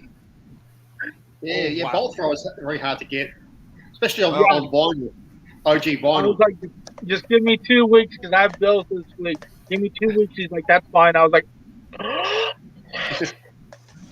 Well, I mean, you can definitely get bolt throwers because Earache still likes to reissue their shit and not pay them any fucking royalties. Yeah, true. Yeah, Earache's still a bunch of fucking clowns. "Yeah, but they're so expensive, even the reissues." Dude, and they're doing like the digi-sleeve ones too. Like it's the cheapest fucking packaging they could do. Yeah. I mean, at least Well- the vinyls. I mean, there's some packaging to them, But yeah, the CDs, it's just a cheap digi-sleeve. Yeah. Yeah, I don't know which ones he has of these. I don't know yet. We'll have to wait and see. I'll get, hopefully in the next couple of days, they'll send me pictures and let me know. All right. But I mean, Cool. You know which band I want to see reissued? Monstrosity, Impending Doom. I'd like to see that get reissued on vinyl. And Hypocrisy, the first 2 full lengths and the EP. Oh, yes. I Yeah. would love to see them get reissued on vinyl. I'm only missing one Monstrosity CD. Only one I'm only missing. Millennium.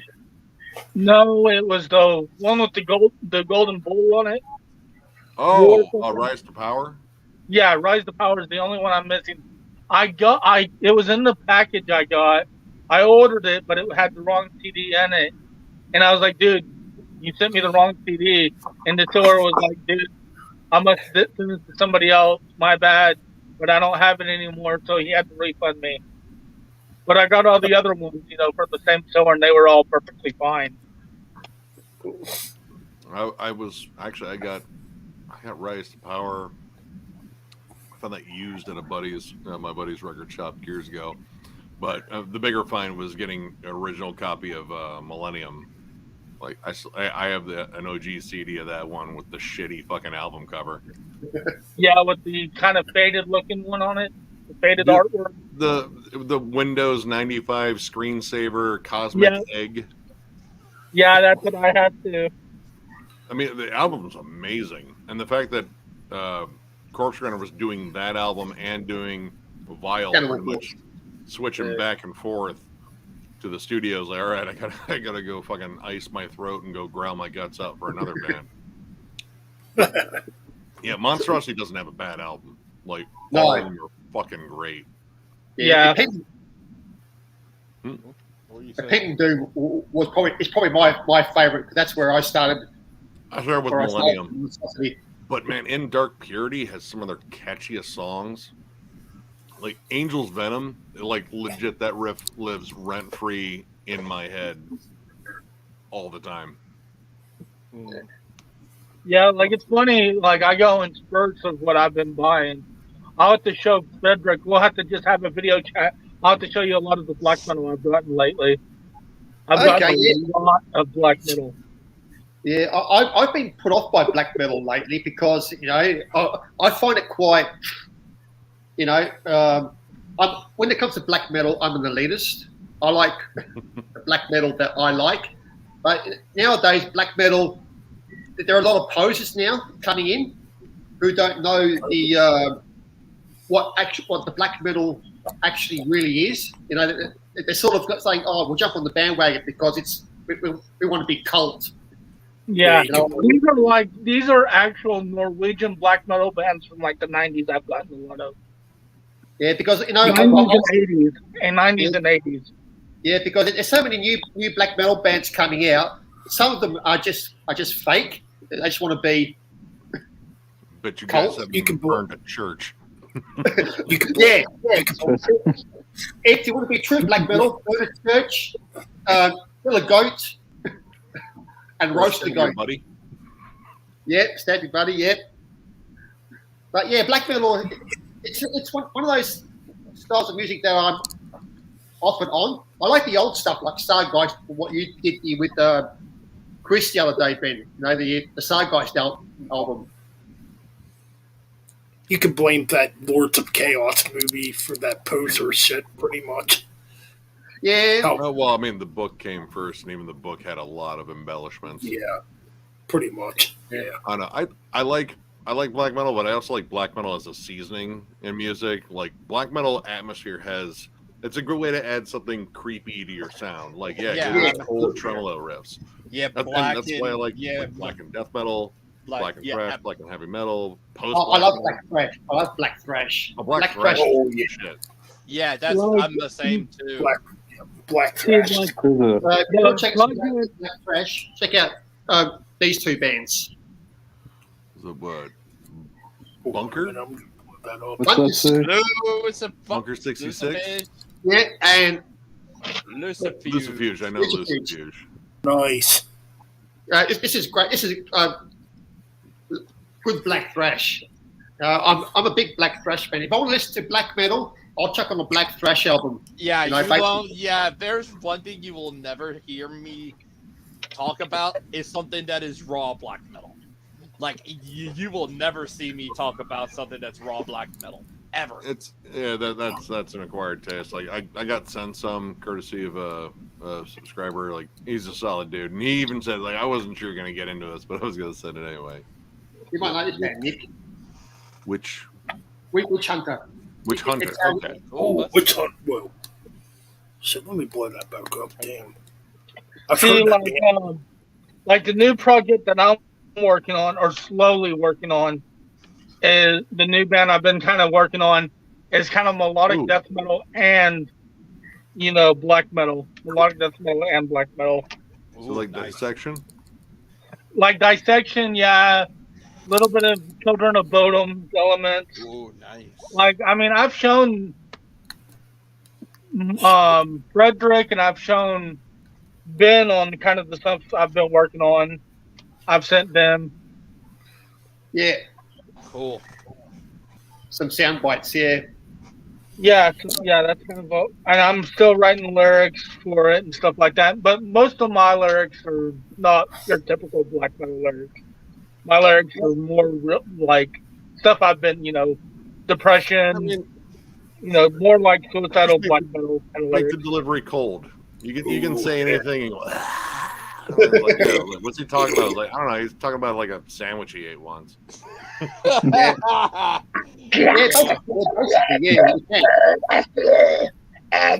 I take a bit. Yeah. You just like honestly, like there, like lyrics, at least in extreme metal, I don't think that many people are really listening to them. Like, when they're clear and you can understand, like, sure, that's fine. Like, I was listening to some fucking Deicide just because Deicide. And it's like, yeah, dude, so of Glenn shit's a little fucking can't be like, like how many times did you say fuck you, Jesus? Like, okay, it's cool. I know what you think. But yeah, like sometimes they're clever, sometimes they're just kind of rudimentary, but every time they're fucking fun just because of how he delivers them. Yeah. Oh, go ahead, Ben. Sorry. Go for it. Oh, you're fine. Speaking of which, I just saw Once Upon a Crossing Servant of the Light got reissued. Ooh. Yeah. It's like I don't know if it's a 2-disc package or what it is, but I saw it at my record shop the other day. I'm thinking about grabbing it. Oh, Dissonance Productions, right? Was it the label? Yeah, I'm pretty sure that's it. I saw that they did that ratio. I kind of wonder because those were on Roadrunner. I wonder how much they had to fucking pay to get the rights. Oh, well. Yeah, probably a good bit. Well, listen, it's The other thing I've gotten lately, I have the other one somewhere in my mess of CDs, is all of Benediction's albums. Oh, cool. I love Benediction. Nice. Dude, I need to get Cross, And we've gotten Transcending the Rubicon. No, I wasn't supposed to say Cross the Sticks. Like, I know that's sinister. Yeah, Transcending the Rubicon. Amazing fucking album. yeah. Yes. Another death metal band I've gotten lately is Hate Spear. I own all their albums. Just Let me rippy fucking do that death again. metal. Underrated. show So that again. underrated. I'm gonna Oh, play you. my You can show it again. Hold on a minute. Hate All right, Spear. good. Serpent Smiles. Oh, Hate Spirit. Okay, I've heard of them before. Oh, they're fun, dude. They're kind of like the Haunted. Like it's Yeah. more like death thrash. Right. And another thing I've gotten lately is the two slam bands. One's from South Africa, Buntaloid, or however you say it. Wait, Volodania. Volodania? Pull it up, Clint. Can't see that. Wait, no, Can't see properly. you're all right. Your name is covered. There it is. Is that Volvodania? Yeah, I got their complete discography not too long ago. Nice. I can't get into them, but I mean, kids fucking love them. Yeah, and I got Postmortem Possession. They're a pretty good slam band too. Don't know that one. They sound like kind of like Bonadenia, kind of, but a little more kind of like in the vein of Suffocation. I mean, Suffocation kind of set the standard. You know, there were a ton of bands that heard that breakdown on Legion and Veracity. I was like, yeah, that. I'm gonna make an entire genre built around it. Actually, I think that band was called Internal Bleeding. Oh, Which they're actually playing here in Toledo in town on the 25th with Mutilatred and Saint Sugabog. Oh, y'all! I can never get that guess name right. apparently, I want to say, I guess this is all confirmed, but Marty Freeman is coming back. He's doing one show Wow. in Japan. Yeah, it's a one-off. Yep. I mean, Yeah, that's it also says on here on the post, says, for the first time in more than 23 years, Megadeth alumni Marty Freeman will join Megadeth on stage as a special guest for our one-off global live stream from the legendary Budokan Arena in Tokyo, Japan on February 27th. Oh, I wonder what songs. I mean, you'd think they'd have to be Rust in Peace songs. yeah. Yeah, rest in peace. For maybe Countdown to some Extinction. Yeah, I don't know. definitely. Maybe even some. Yeah. What albums was he on? He was on Rust in Peace, Countdown, Euthanasia. He was on Rest in Peace through Risk. Yeah. He was on 5. Pretty much their entire 90s catalog. Well, we can rule out Risk being played live. Yeah, No, pretty we're gonna much. play- no, Euthanasia, probably a To Le Monde might be played. No, that's what they're going to Well, do. They're going to probably, play yeah, Risk pretty much. from front to back. Yeah, pretty much. I would think. Yeah, anything from Rust and Countdown, pretty much. Yeah. Well, I mean, they do like playing She Wolf live, and he was on that one. You don't think they'll play Risk from front to back? No. No. I'm pretty sure everyone would walk out. Yeah. What are you doing, Dave? I can just see it now. That's that's almost gonna a be- Rick rolling right there. Yeah, that's gonna be cool. You have 3 guitars and making it for a one-off. That'd be pretty damn cool.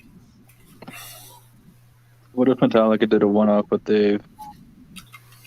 There would be fighting. Yeah. I agree. I think the ego. It's much more likely they might. It's much more likely Metallica might do a one-off with Jason Newsted than Dave Mustaine. No, I don't think Jason would want to go back into Metallica. If it's a Play with one-off, him. maybe. Oh, Speaking of Jason Newsted, yeah. he's supposed to be making a metal project again. Heavy. Really? I saw that. Yeah. He's got, Oh, he's got Long Kerrigan and everything. Yeah, it's been a while since his last album, wasn't it? His last metal album. About 10, 20 years. Yeah, heavy metal music. Yeah, 10 years. Yeah, 10 years. 2013. 10 years. I'm gonna probably be. I'm thinking of talking about it in my 2013 review series video when I get to it. Yeah. It was a good album. What was that in August, I believe? Yeah, I didn't check it out. I kind of slept on that one. The EP was a banger, and I didn't get to review that, but I wanted to wait till I talk about the album, the full length. Yeah, the EP was good as well. I didn't pick him up, but I heard him on, I heard him online, and I've seen the music videos. Yeah, it's thrash, it's thrash, and Of all people to be on, and of all people to be on the full length, Mike Mouchard from State, of all people, was on their one and only full length. That surprised me quite a bit. Oh, Man, it was probably a fun gig. You didn't have to hang out with Aaron Lewis. Yeah. Oh, Frederick. One of the things I've gotten that's black metal wise, I've gotten like 10 of their albums lately, is a Japanese band called Sabbath. Have you ever listened to them? Oh yeah, I've got an album of Sabbath. Sabbath are like the Japanese Venom, but they sort of mix it up a bit. They get a bit of thrash metal. There's a bit of thrash metal in there, black metal. There's traditional metal as well, all mixed in together. Yeah. And then I got some Witchery lately too. Oh, Witchery's fun. Oh, Witchery's good, yeah. Good speed metal there. Very good speed metal. Good band. I've gotten quite a bit of stuff lately. Or it's been the last couple of months, or less. Yeah, I found the first Witchery CD used not too long ago, but I was not paying $25 for it. I forget how much I paid because I think I have Ryan, older shit.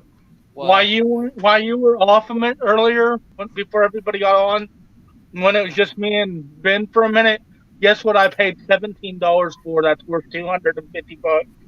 How much? A shrunken human I head. paid $17 for it, but guess what it was? It was worth $250. What? The very first local released album by Vela Mai. Oh, Vela Maya?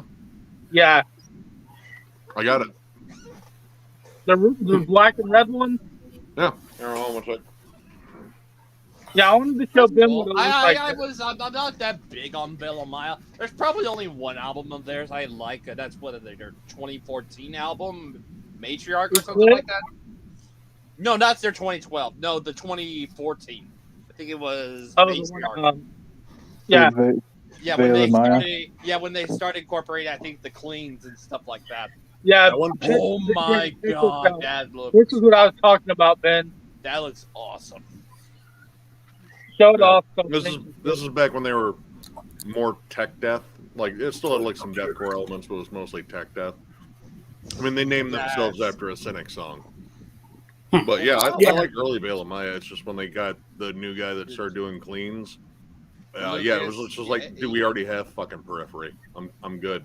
Yeah. I was like, I've listened to the one single when they started incorporating like fully clean vocals. I'm like, yeah, does kind of sound like Periphery a little bit. I'm actually seeing them with Avatar. Did you know that album's worth so much, though, Nick? Oh yeah, no, I'm on Discogs.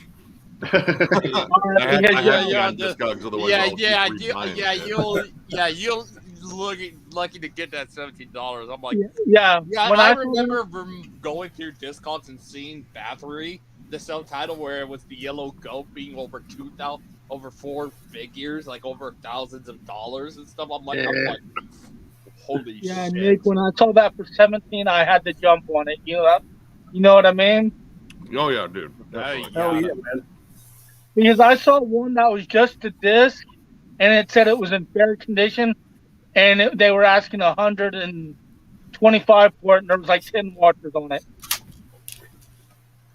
Jesus, man. So I'm like, I'm debating about selling that for that price, or it might get more high as the years go by. Yeah. Low end. This is going for $59.14. Mid end $99.99, so $100, and high end $166.66. Oh, yeah, that has to be 666, isn't it? 666. Holy shit! So I think I did pretty good for 17 though. One of Mine's my an old immaculate Zayo albums is going for almost $200. I didn't buy it for that much. That's Oh for damn sure. Jesus! Yeah, looking at some of these, like, oh my god, like there is at least one that's over $2,000. Like Empire DVDs from Greece, about $2,126.60. And this is the Bathory album, might I add. Like that is literally crazy. I didn't know Bathory had anything worth that much. Well, Oh, yeah. yeah, they Yeah, it's their self-titled. It's the self-titled. Yeah, there was two versions. There's the white version and the yellow version. yellow The yellow version. version, Money. yeah, I think the yellow version was only about 100 copies, I think, were made Yeah. from the yellow versions. Yeah, Oh it's wow, definitely- there's only Okay, because mine's the white version. Yeah, I got a reissue. there's only two copies left on this one for that Veil of Maya. The cheapest one is $99. Yeah, no, that's. Both of them are in the U.S., so that's I bought this when it came out, knowing nothing about the band. It was like, oh, there's a chicken and cage covered in spaghetti sauce. So yeah, let's just see what this is all about. And it's good. I mean, it's heavy. I'd say they got better as they went on, and then again they did a hard shift to shit I'm just not much of a fan of. I'm actually seeing them with Avatar. I mean, every time I saw Veil of Maya, they were really fucking good live, like super tight. Yeah, The original bassist, I actually got to sit down and have some beers with and BS with, and talked about like our mutual love of Morbid Angel. Like Alders of Madness was his favorite album. yeah, I saw them opening up for In Flames several years ago, back in 2011. It was them opening Trivium and In Flames. Seen him cool. twice here in Toledo and once in Michigan. With one in Michigan was with Faithless, Abigail Williams, Neuraxis, and Decrepit Birth. I was at that tour too. I saw them on that tour too. Yeah, they booked a roller rink that didn't serve any beer. So I had to go with my buddy to the Rite Aid across the street, grab beers, drink them in the parking lot. Oh wow! To see them at a Wow. little roller rink, that'd have been crazy. I saw them at it was a kind of medium-sized bar. It was fun. Fucking Decrepit Bill, the front man, was trying to keep the peace with the fucking deathcore kids trying to fucking like start shit and doing windmill kicks. Like it was almost a couple of fights he would get in there. Like, whoa, dude, because he's kind of like he's a California hippie dude. Like if you meet him, he's just like old surfer dude except with dreadlocks. Like, oh hey man, how's it going? It's cool, man. But yeah, like he was just like, come on guys, let's not fight, man. We're all here for like a good time, all right? Sounds like Chong, King Chong. Oh yeah, and he kind of did sound like he's just, but he gets on stage and like, yeah, all right, man. Yeah, he's just this kind of old hippie dude that loves death metal, man. They wait a long time in between albums. Wasn't Chris I know Farley? they should be releasing a new album. No, it wasn't. You sure? Oh yeah, no, he could actually do vocals, and he was actually like cool to talk to. Both things They that are should not be just dropping a new album at any time, I would think. Same with yeah. Yeah, it's been a long time since they dropped the album. okay.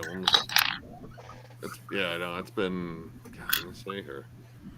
Did I have the last one? The last one was really good too. Cryptor 2017 was the last one. Access Monday. Yeah. God, they did some badass covers on there too. They had a cover of "Desperate Cry," and their cover of "Infecting the Crypts" was. I think I heard that. That last album they did, isn't that the album they had 6 MS on it? I think he was on that one. Hold on. Yeah, because that's when I got them. I think it was because that's when I met 6 Family. Really chill dude too. Let's see.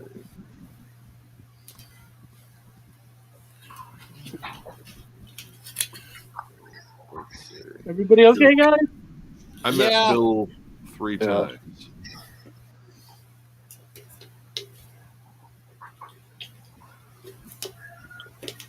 So my phone's about dead. I think I'm about to drop out, y'all. Okay. Yeah. All right, man. Yeah, Y'all take Samus care. was on that album. All right, take care, Clint. All right, be safe, dude. Later, y'all. Y'all have a good rest of the night, guys. Yeah, you too, buddy. You too, Colin. You too. Found a couple pretty cool. Oh, okay. Found a couple pretty cool finds the other day used. All right, what you got? I was actually surprised I found this one.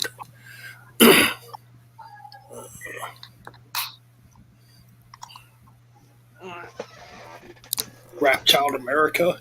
I saw that one not too long ago. That's a great album. That is a great album. Really good. Yeah, I think I actually might like this better than their debut. I don't really own their good. debut yet. I will eventually get that one, but yeah, I dig that album. Like it's the songwriting in it is just wild and kind of all over the place. Yeah. Yeah, it's really different. It's like thrash metal, jazz fusion. Yeah, mixed bag. Yeah. Yeah. Maybe a little bit of funk. Yep, I was gonna say there's a little bit of funkiness. Is Shannon Larkin on that album too on drums? Yes. Yeah. Yeah, really. Yeah, I couldn't believe I found that though. And I think I only paid. Oh, jeez. Turn on my phone here for a minute. $3.70. Sorry about that. No, it's all right. Deal. That's a deal. $3.70. I'm like, holy shit. That's cheap. That is cheap. Then I found the support the CD. Ooh, dude, there we go. Dude, Elegy, that might have been the first time I ever heard Amorphous was on that album, courtesy of the Relapse samplers. So yeah, I thought that was a pretty cool find. Yeah, only $7. So yeah, I can't remember, was that before or after Tuanella? Before. Yeah. Yeah, Yeah, this that would was have the been first one after with the big shit. Yeah. Yeah. It's still but oh, go ahead. Still a decent amount of death metal vocals on here, but you can definitely tell it's going in a different direction. Yeah, I mean, was Am Universum the one that followed that? No, Tuanella followed that, and then Am Universum. Am Universum, yeah. Yeah, the song alone, the opening track on Am Universum is, I still think, one of their best songs in terms of like the proggier, more melodic stuff. Right. But I do the Carillion Isthmus is that's generally the one I like going back to the most because it's so fucking filthy. That's a great album. I had that too. Yeah, I got the Relapse reissue of that one. It's just gnarly as hell. I still have the original CD of it, which is kind of cool. But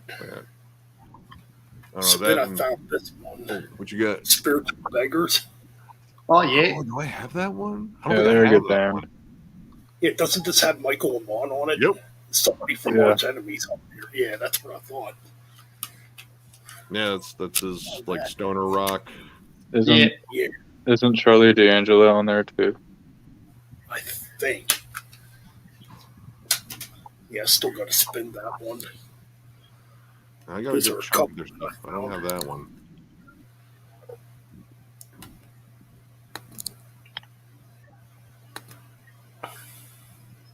yeah, for those. Got a bunch of other stuff too, but I thought these were like the more cool ones, I guess. All right. Yeah, I Maybe don't also- have. There's a couple of spiritual beggars I'm missing. The first one I got was Another Way to Shine. I think that's their second album, maybe first. I think I found out about them because the vocalist from, well, now the ex-vocalist of Firewind is, and I believe he's still in there. Apollo's his name. Is he still in the band, or is he not? It's been a while since they put out anything. Yeah. Let's see here. Oh yeah, I got these two also. Sure, Frederick will know this one. Deliverance, Greetings of Death, the demo. Yeah, I need to get that on vinyl. I think it's still available on vinyl, so I want to get that one. That's great thrash metal. Oh my god! I mean, it's a reissue, but Yeah, who cares? I got it on cassette tape too. But I figured I'd grab it on CD also. Yeah. Oh yeah, the first Hell Ripper. Oh, shit. cool. I don't have that Oh one. yeah, Hellripper's a good band. Oh, I can't wait to listen to the new Freaking one. good. When Yeah, I I can't love wait the to- last one. Me The too. last one, so good. What was it? Yeah, that new The one with coming out. Convent in the title. Convent. Mm, Convent Screams. Something like that. Damn it. Yeah, they got a new one coming out. I can't Yeah. wait for that to come out. That's No, I'm- this week. Oh, it is this Yep, week? comes Hopefully? out. Oh yeah, Friday. that's on my list to review shit. What do I got? I got on my. I've just finished listening to quite a bit of albums. I think the next ones I got are the new Oak, Delane, and Trojan Dawn. Oh, and the new In Flames. And then I think after that, what do we have on there? Yeah, Hell Ripper is this week. Yep, that's. What else is this coming week? The Abbey. Who else? Uthar. Ulthar? Yeah, two albums. Yeah, they got two. Yeah, two albums. That's four. And then there was a fifth one I have on here. Let me look through here.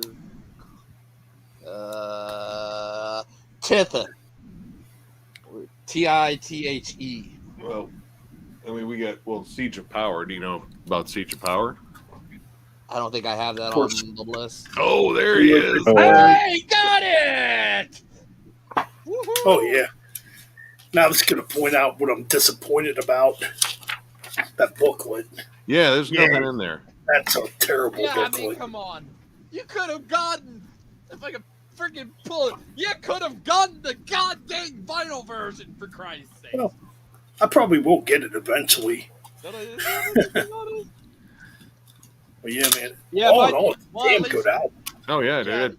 Good continuation from the self-titled one. The self-titled one Yeah, was you definitely like the reawakening of Obituary.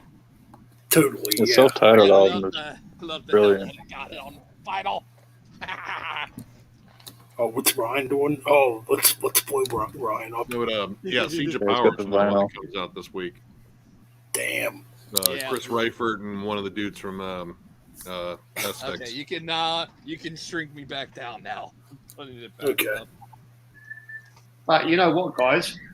Every Obituary album has been very poor. Even their last one was poor as well. Oh, nice. There's no lyrics, there's no inserts, there's nothing. Yeah. You know? I mean, for Christ's Yeah. sake, look at that Freddie. artwork. I mean, is that just like maybe That's relapse? my favorite Obituary album. Well, no, Which this, one is it? I'm going to blow you up Self-titled? here. The Ink This and is Blood what- one. this is my favorite. This is my favorite album. Slowly rewrite. Oh, yeah, Nice. classic. I love that album, but Cause of Death is like almost death metal perfection in my mind. Yeah, but see, I started with this. I started with Nice. World Demise actually, but I worked Yeah, my way that's my back and favorite. got Cause of Death. It was like, yeah, no, this is better. Yeah, This is started- better. dying of everything is my first. So Nick, Let's see. would you call this a thrash album or a death album? Oh, it's a death metal album. It's got Death- thrash I will elements. say, yeah, I I will would call it say, death yeah. thrash. Oh, Not yeah, death well, thrash. I mean, death metal at that point had a lot of thrash. Like, I mean, you listen to Deicide, Yeah, Self-Titled, pretty you much. listen to Morbid Angels, Altars of Madness. There's a lot of thrash metal in there still. Yeah. Because Yeah, a lot of that people obviously call it does, death yeah. metal. Possessed, you can even throw in there, have some thrash as well. Possessed Well, are Possessed are not. more of a thrash band to me. Yeah, Mm. Possessed are thrash, pure thrash.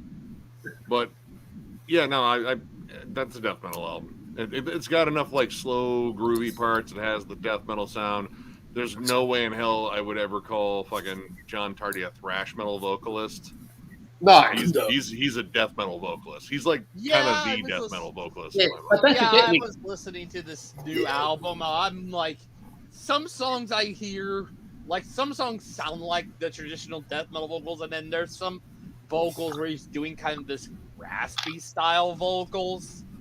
Like Slayers. He's Yeah, kind kind of of a little bit. a register, which is odd. Like if you like compare like the stuff on like the first like four obituary albums versus like maybe like the last three, he's moved up a register. Like he screams higher now, but Yeah. that might just be just due to age. And it's like, hey, if I maybe do it in this register, I'll be able to do it for longer. And as long as I can still, people will still fucking love it. Yeah, definitely. It's like, yeah, I can still see them, but it's not like your typical of the death metal vocals I've ever heard. Like, it does sound a little bit more raspier than any of the other death metal. John Tardy stands out. Like he's Totally. like an instant, like that's John Tardy. I know those vocals fucking anywhere. I have some video of BLS and that tour. Obituary. He sounds great live. He sounds. We saw him the Monomarth Carcass cattle decap one. He sounds fucking fantastic live. I mean, I've seen him four times, four or five times. Yeah, sounded great every time. Like they're just tight as hell. They fucking groove it up. They fucking drink beers on stage and redneck it up. Trevor Pierce still has like the nicest head of hair in fucking death metal, I think. Yeah, he does. He does. Yeah. But yeah, like it's obituary. They fucking rip. Yeah, I think they came out to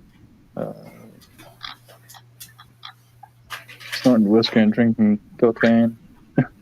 They came out to that. From what I always like it was MDF 2019. John and I were fucking. I think we're leaving the last set of the day. I think it was like day 2, and we ran into some fucking drunk dudes. I was rocking an obituary shirt. Drunk dudes were rocking obituary shirts, and they were actually from Florida. And we ended up striking up a conversation because these drunk dudes just like, no, we gotta talk for like 15 minutes, and they were talking about obituaries. Like, oh no, we actually fucking know those guys because they live in our town. They'll fucking throw like barbecue parties and jam out their fucking place all the time. Like you can just go by and go get some fucking good barbecue and drink some beers and listen to obituary jams. Like, don't you fucking dare threaten me with a good time like that. That sounds like too much fucking fun. Yeah. Yep. Yeah, so far though, this year's had some really solid releases. It got off to a pretty good start. Yeah. I've got some good stuff coming, some really good albums coming in the mail, this year. But it's not mainstream good, it's underground good. Well, I mean, so far, I mean, I guess someone said, one of our commenters, she says, like, when we did the obituary, it was like, finally you review something popular. It was like, are they popular? It's obituary. Like, they're popular with, like, death metal fans. But yeah. But even thrash metal fans not like mainstream popular. Sorry, what? Even thrash metal fans? What? Like obituary.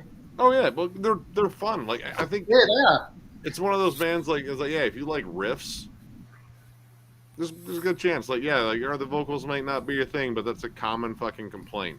Yeah, because like the '80s scene, when death metal came around through the '80s, a lot of thrashers were listening to those 80s bands like Monstrosity and Brutality and Resurrection and all those bands, because they came from grassroots, but they got just, Brutality was so good.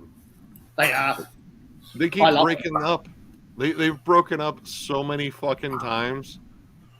It's ridiculous. Like they broke up recently, but they're now reformed again.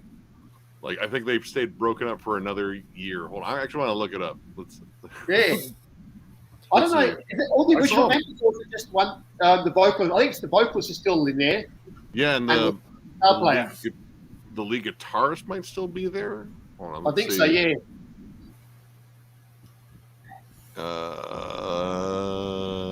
Yeah, vocalist Scott Reigel's still there. Yeah, Jay Fernandez still. Yeah, those are, and no, the bassist Jeff Akers. Oh, okay. So 3 original members. The other 2. So they started off as Abomination, blah, blah, okay, that's fine, and then changed them to Darkness. All right, from 87 to 96. 96 they broke up, reformed in 2001, broke up in 2005, reformed and broke up in the same year, 2008, reformed again in 2012, hung in all the way to 2020, broke up again, and then reformed in 2021, and so far they haven't broken up again yet. That's different. That's a lot of breakups. Yeah, well, I mean, it sucks because they're so good. Like I've seen them live; they were absolutely fantastic, like spot on. Like one of my favorite sets I saw in 2019. And honestly, the most recent album they put out was really good. Yeah, Sea of Ignorance, solid. Okay. I've heard snippets of that album, but it's very hard to get because I want to get the first 2, Oh yeah, Debut and the Anguish. Screams of Anguish is. Yeah, I used to have them on CD back in the day, but I got the Metal Mind reissue. I think actually my copy of what the fuck's the name of the second one? God damn it! Hold on, because I have it. Yeah.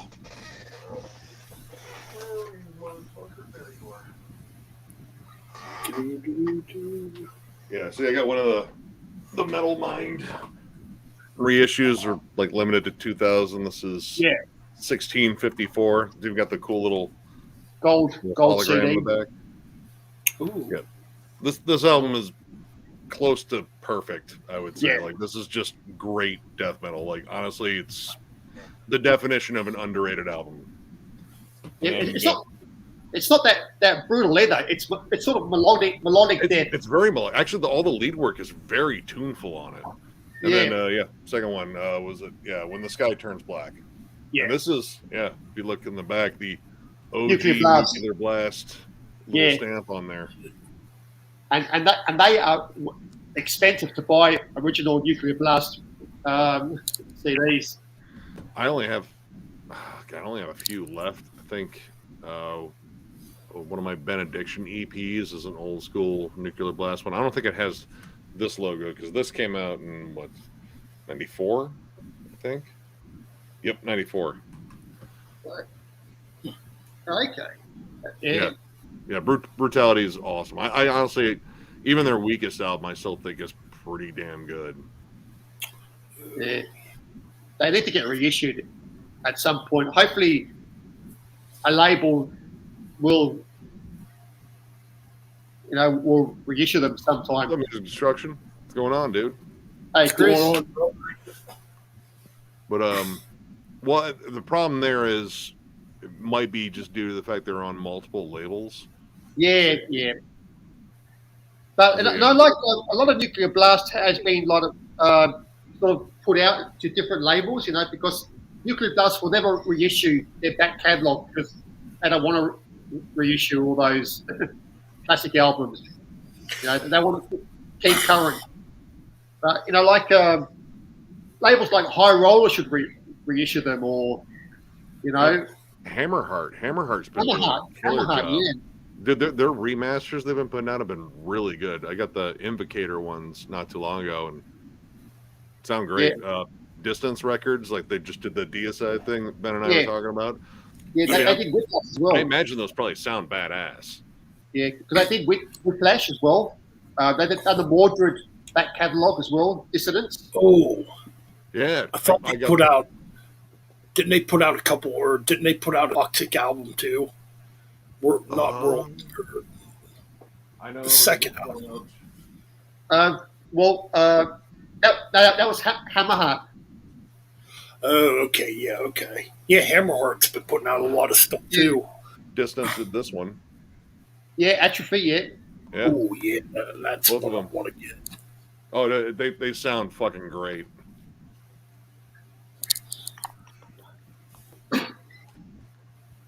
What's going on, Damien, brother? How's it going, man? You gonna jump on, man? For Damien. It'd be awesome to have you in here, Damien. I could send him Oh a yeah, link. there you go. Nice. Aren't those The the Metal original? Metal Mind. Metal Yeah. Mind. I couldn't find the Metal Mind one, dude. Like by the time I knew those things existed, the price on those Metal Mind ones had jacked through the Yeah. fucking roof. Well, I don't know how much these cost now. Check. Have a look, Nick, at Metal Mind. How much would these Let's be see. worth now? Because I think they'll be worth quite a bit now. Let's see. Man, I used to have send the them a- original Racer version of Violent by Nature. I don't have it no more. I wish I still had it. Yeah, it's a good This is a good album. That's a really good album.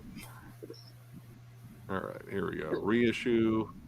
Wow, dude. At the lowest, it's gone for 1702. Median 3664. Highest 5319. That's for Socialized Hate. Okay, that one there. I imagine. This is- Imagine this that's one probably will- going to be the most expensive of the two, but we'll see. Let's see. Yeah, I mean, still, Violent by Nature, lowest 1489, median 2660, and the highest 30. That's still because those weren't that expensive coming out. I think. No. Well, this came out like around about 2000. I think around 2000. Or It's about when they. I mean, I have a lot of Metal Mind reissues. My Yeah. entire Sinister box set is all a Metal Mind reissue. Both of my Carnivore. Well, I have one that's a compilation of Retaliation and the self-titled, but I have Carnivore reissues on Metal Mind too. that's all my Metal Mind reissues. And I got a fair amount. Let's see which ones you This got. one? You got that one? Nope, don't have that one. You must have this one. Realm, no. I've been meaning to check that album out though. I've heard people talk about it. Yeah, that's good. That's another Realm. Endless War. Oh, Ooh, cool. that's cool. another band I've been wanting to get. Realm. Yeah. You must have this one. I don't. I don't know if mine's a Metal Nice. Mind, but I do have that one. That's a great album. I love Sadus. Me Yeah, too. that's awesome. Apparently, Must they're have working They're on making it. I Yeah, have. must have- Oh, fuck That's it. I think this. That might be the same version.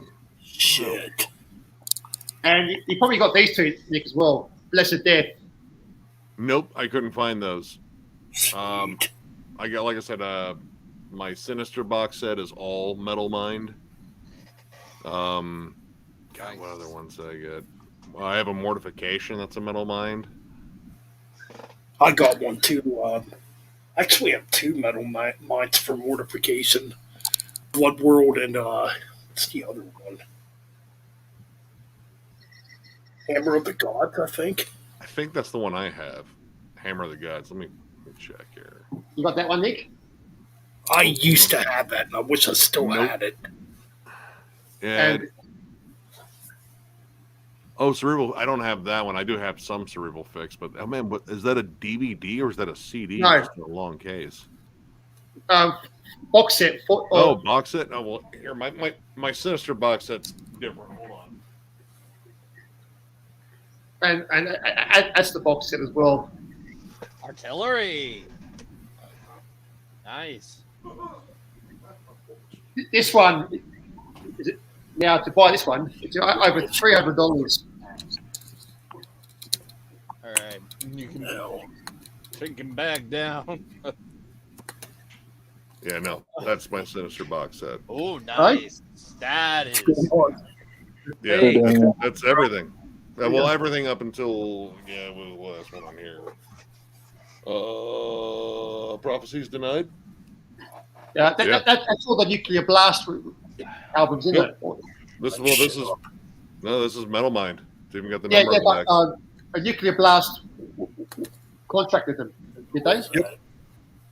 I think this company's based out of Poland. Yes. What's that a box set of there, Nick? What's up, man? What's up? Sinister. Oh, Sinister. Yeah.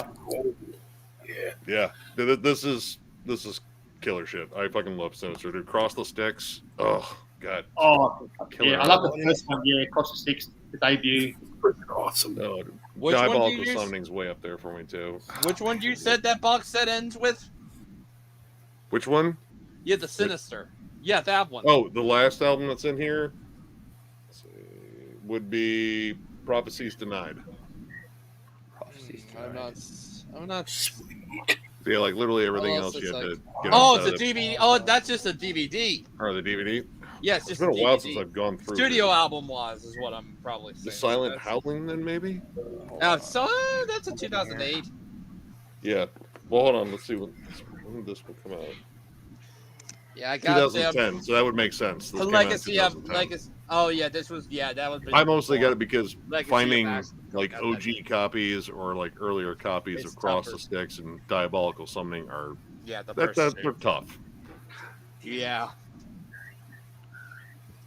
So actually, this was a gift. Shit, no, it was a gift. My buddy worked at the record shop since I spent so much fucking money there. It was like, here, happy Right. birthday. I was like, oh, it's also Yeah, a Merry man. Christmas too because December birthday. Yeah. Well, here, give me a second. I'm gonna grab a quick smoke, and All I'll right. be right back. Sounds good. I think Damien's getting all situated.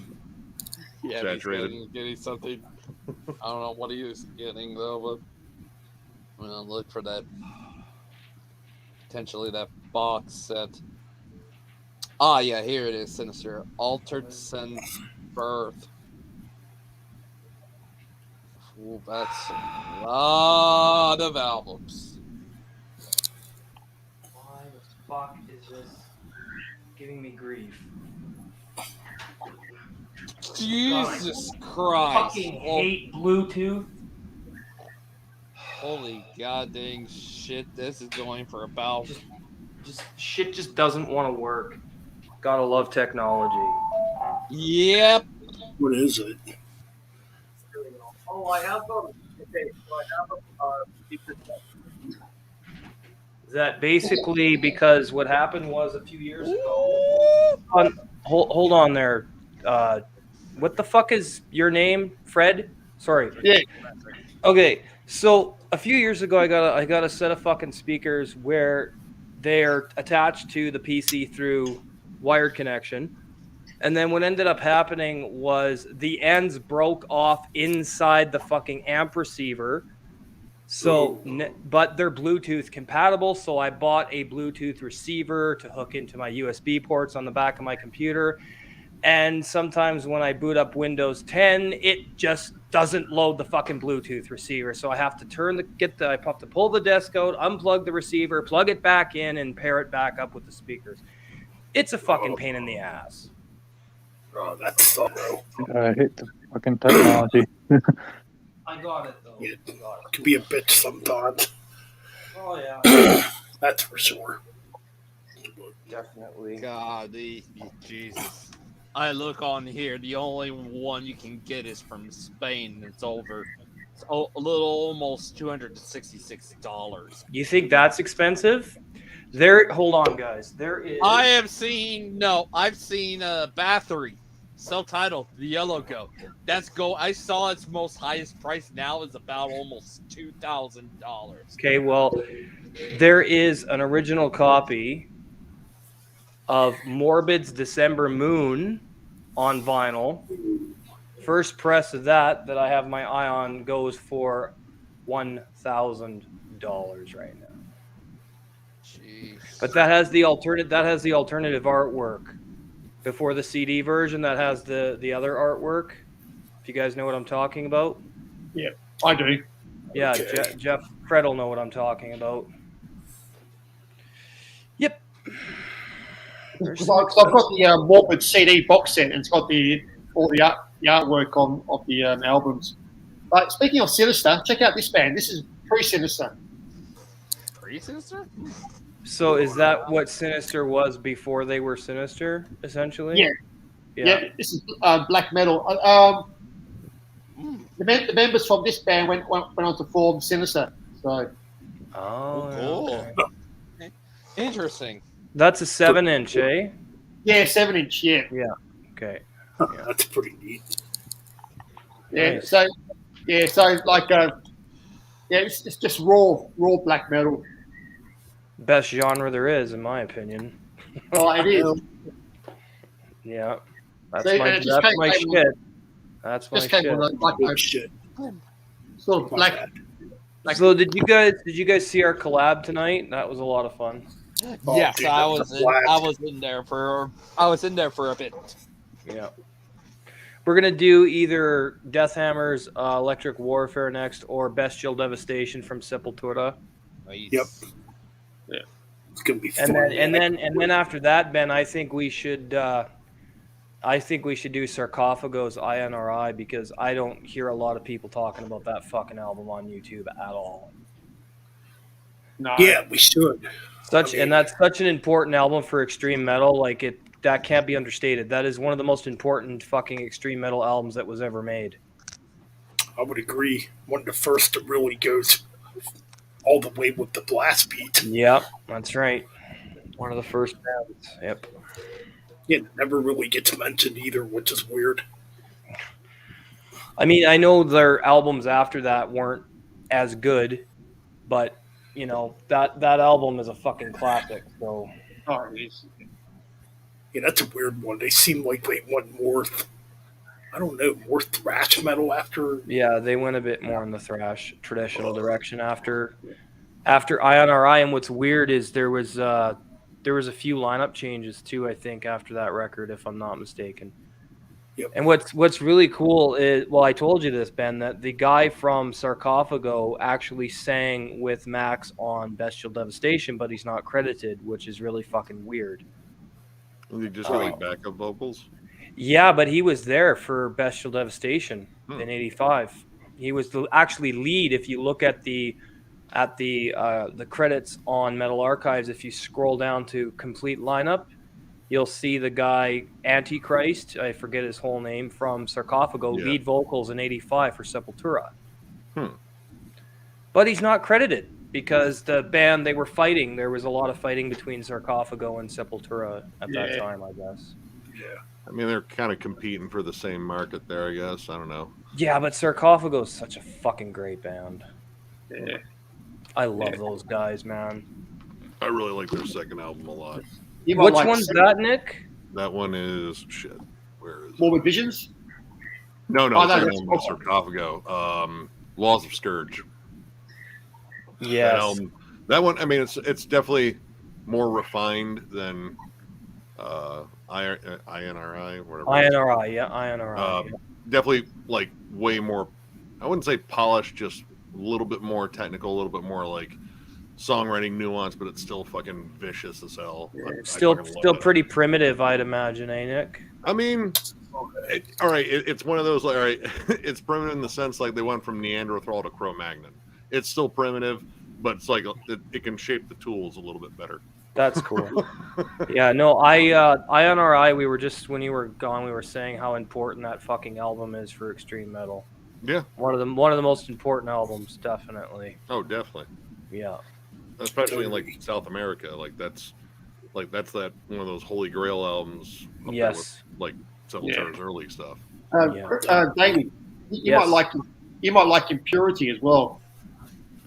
You mean impiety or impurity? Impurity from South America. That's South America. I mean, that for the most part, South America has some of the best fucking metal I've ever heard in my life. It's even more raw than Sarcophago. Yeah, no, Sweet. there's a lot of dude. Chile and fucking Brazil. Peru. Yeah, Peru. Chile's got and some fucking amazing insane bands. extreme music. Yeah, dude. Like Putrid Evocation, such an awesome band. They're from Chile as well. Blood Necrovoid, Infamous. like- Well, it's infamous with a V instead of a U because Okay. reasons. That was one I picked up a few years ago. I really dug that. Just disgusting old school foul old school death metal. It's just grimy. Nice. Fucking Well, love it. speaking of disgusting and slime ridden, I got Ben into Cryptworm, and now he's got a fucking huge. Dude, I huge love how horns up fucking for that. gross that band is. I Dude, they use the fucking- word gunk. Dude, That I is know. great. I'm gonna show you the. I have two of their shirts. I'll show you guys the shirts I have too. Hold on. Yeah, dude, Cryptworm is that's like autopsy worship done disgustingly. Like all the vocals sound like they're fucking vomited. I love it. Yeah. Just gross I D enjoy beats. Yep. It's awesome. Just sounds disgusting, man. It's really good. There's the shirt. I've got one. Yeah, I've and got the two logo. shirts, Yeah, the actually. logo is fucking great too. It's great. This is the one that was released after Spewing Mephitic Putridity, which is a good full length too. I can't wait to see what they do next though, because Joe Knight's actually he left the band. He's doing something else now. So they got a couple of other guys. I can't remember the names of the bands, but yeah, Joe Tibor Hanyi got two more guys to join after Joe left. So this is the amorphous Oh transmutation. wow, shirt. facts. Now that looks like it's. You can tell what it is, but it still looks like it's Hold on, a both bunch of of these, little tree Heavy branches. booger sculpture. both of the sleeves are, Boogers, tree branches. I don't know. It kind of looks like something from a really bad dream. Yeah, like Lovecraftian. Venom, Lovecraftian, There's some there's the back of it. Venom stuff. Jesus, that's. My beautiful woman bought this for me and the full I wonder length. if Julian's a fan of these guys. I might have to ask him if he knows about Cryptworm. Dude. Maybe he does. I'll show you the other shirt I have from them too. Dude. That's just Yeah, no, yeah. That is the logo. very Just familiar with. oh my god, he's got. Oh wait, he's trying to get. Oh yeah, Nick showed the. I think he showed some of the Cryptworm No, album. this is it so far for. I mean, it's There's still the really there's good, man. the Reeking Oh. Gunk of the Horn shirt. I Yep. have that one as Good well. Lord Jesus, Holy shit. God. And the sleeves are printed on this one as well, and then the Oh back, wow, that's Reeking Gunk of the Reeking- Horns. gub. I'm poor. Yeah, I'm a pretty big diehard for these maniacs. So Oh, what genre? What genre are they? This is old death school death metal, man. Old school death metal. Very, very along the lines of autopsy. Like Yeah. Okay. a lot of D Yeah. beats, a lot of just gross, disgusting. I mean, this is the EP sold me on them. Oh, Fuck Like, yes, Nick, immediately. I love that. Do you have the full Festering length? maggot infestation, Yes. delicious. Yes. Oh, yeah, Yeah. man. It's full of what was it? Cesspool of Perpetual decay, there perpetual we go. decay. Yeah.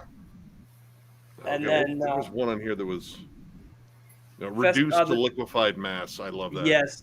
Oh, you got the CD. I have the Oh, yeah. tape of that. I have the tape.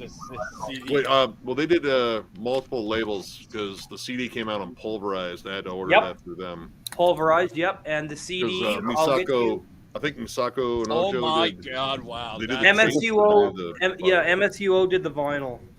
that There we go. artwork. Yeah, get rid of That that. glare, 'cause artwork. You want Not to see the all demo. all the nastiness. Good lord. There's a puddle of stuff there. Freaking hard. Yeah, that's It's like, okay. Yeah, that makes. you know what you're look getting good. as soon as you look at this. Like, yeah, this is gonna be Yeah, gross. that Anyway. makes look. Yeah, that makes freaking Tomb of the Mutilated and Butchered at Birth look like it was done by a child.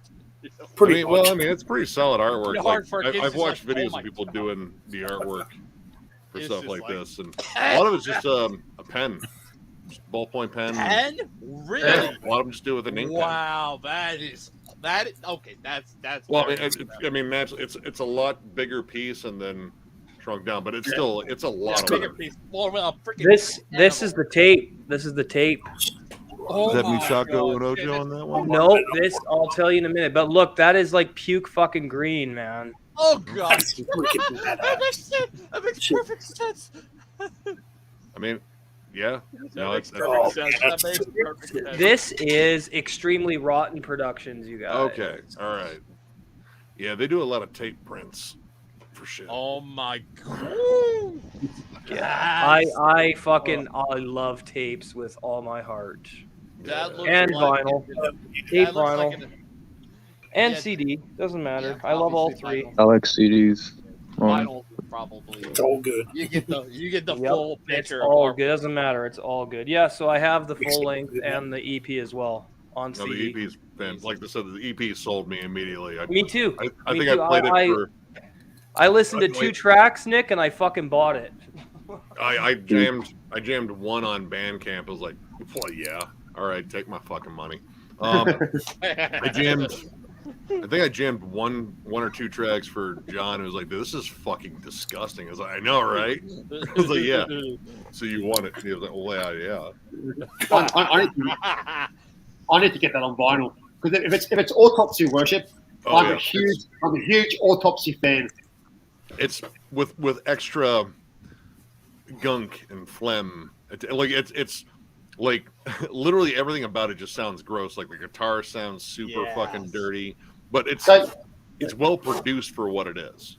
So the vocals are not sort of like Cookie Monster vocals with they're cookies in his mouth. They're more gurgly. Yeah. Like More gurgly? there's like he makes sure he's nice and phlegmed up before he does each fucking vocal take. So it's audible. You can hear what he's singing. He sounds like he's choking on vomit when he Yeah, fucking does the vocals.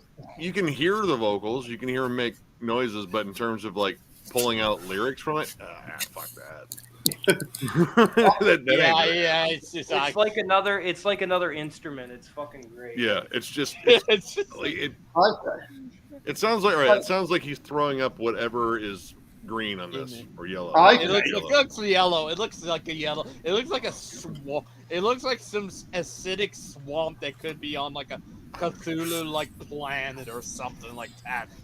Like a really congested Craig Pillard. Okay, so it's swamp. It's foul. I mean, it's as putrid and disgusting as I think you would want, like over the top old school death metal. Okay, because I do like the old school death metal, but I like the old school death metal where I can hear the vocals, what they're singing about. Oh, well, there's a lyric book. Like, I mean, you really want to know what they're singing about? Well, I mean, I can guess because I know Autopsy's lyrics. Yeah, let's have Freddie guess what the lyrics are. A song like "Disgorged Chunks of Life" is about. Like, do you really want to know what they're saying? Oh, yeah. I think just judging by septic phlegm asphyxia. Delicious. Yeah, got premature entombment. That's immense cerebral decomposition. Do you really need the lyrics? Yes. Involvement. Like, yes. So you can sing along? Yes. Because, like... All I'll say is good luck, Frederick. You're gonna... All right. I mean, you want some lyrics because I got them. I mean, what do you want? I feel like septic phlegm asphyxia has got to be the one, though, right? Okay. All right, here you go. Bring it on. Intense puke of pestilential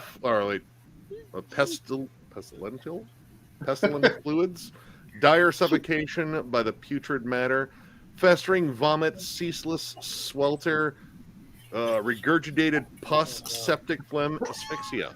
Fuck yeah. You want to be, these are all intelligible. And this is a short one. Purulent discharge, toxic secretion, choked in disgust, septic phlegm asphyxia. Yep. You're welcome. The lyrics are not that bad. No, they're not bad. I mean, no, he's got some serious vocab words here. He does. But, it's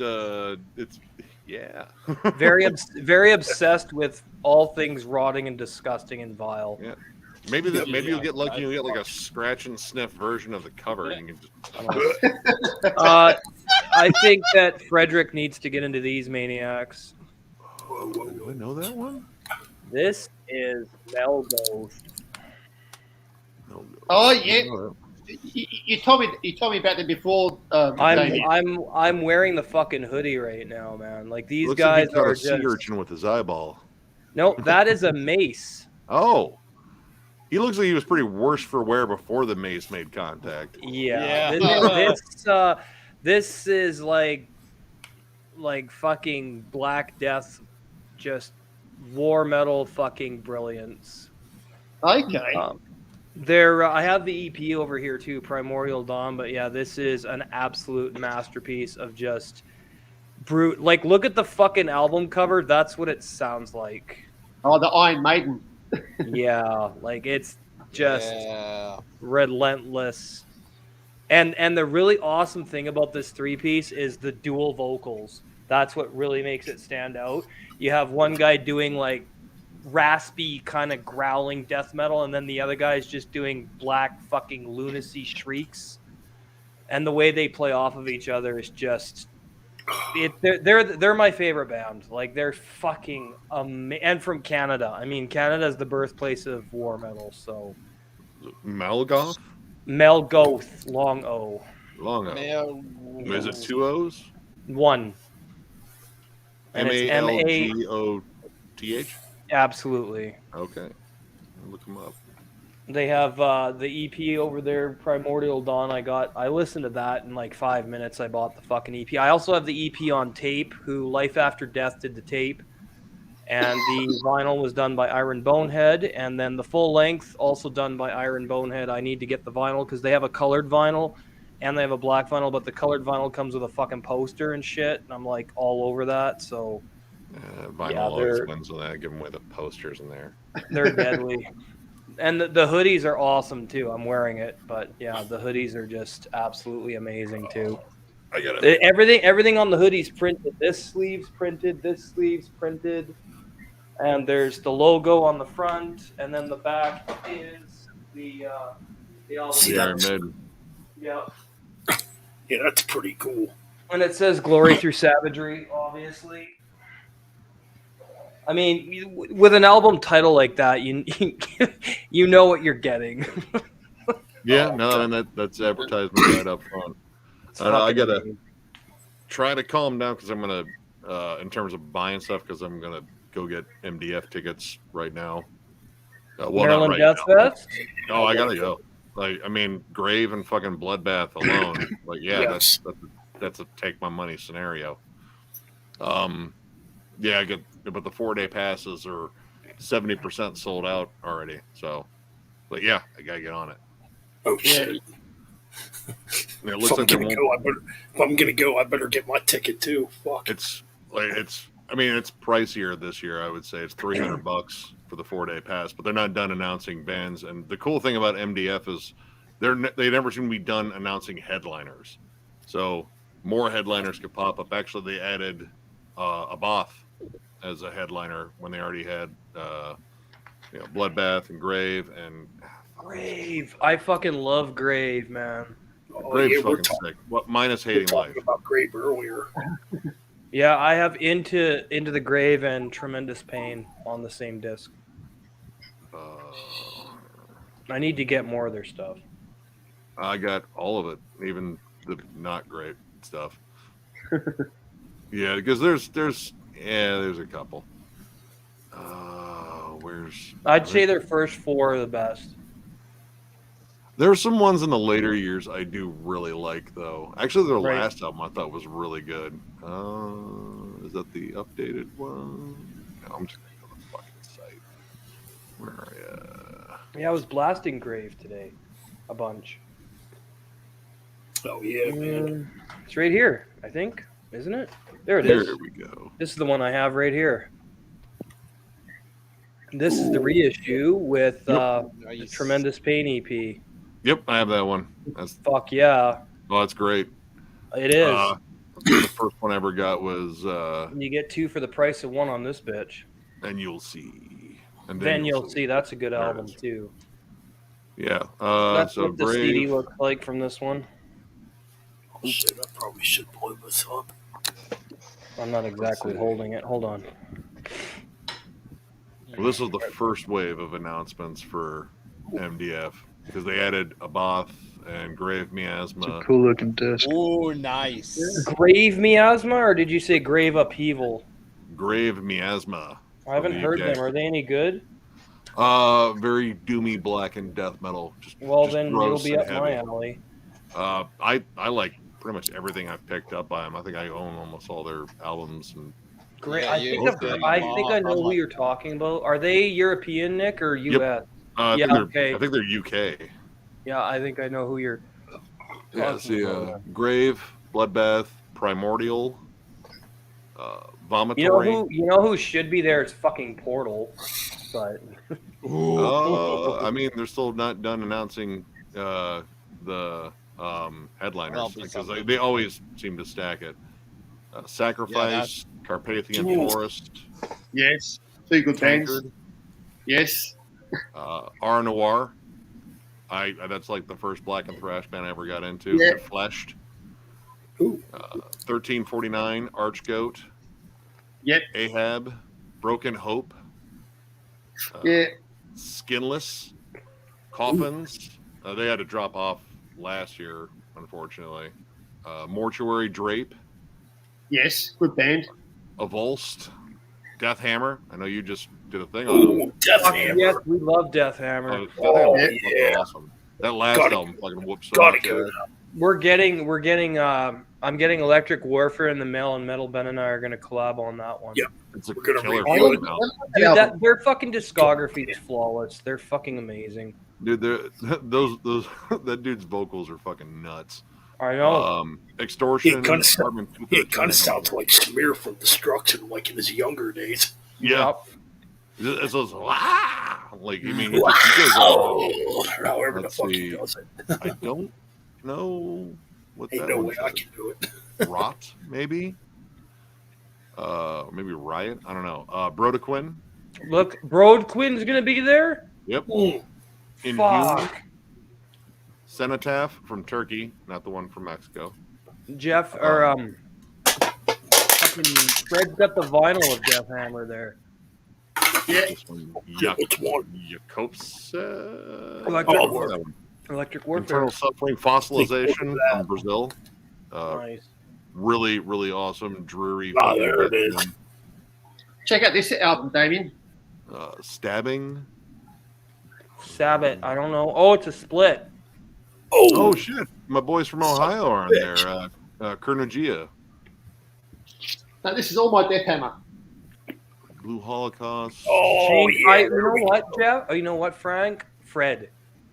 I tried to get Chained to Hell, but I clicked the wrong button in order to Electric Warfare because I thought I clicked Chained to Hell. They don't have any right now anyway, but I got Electric Warfare instead. Yeah, no, this is a great band. I love this I band. know, a lot. man. I know they are. Fucking awesome, dude.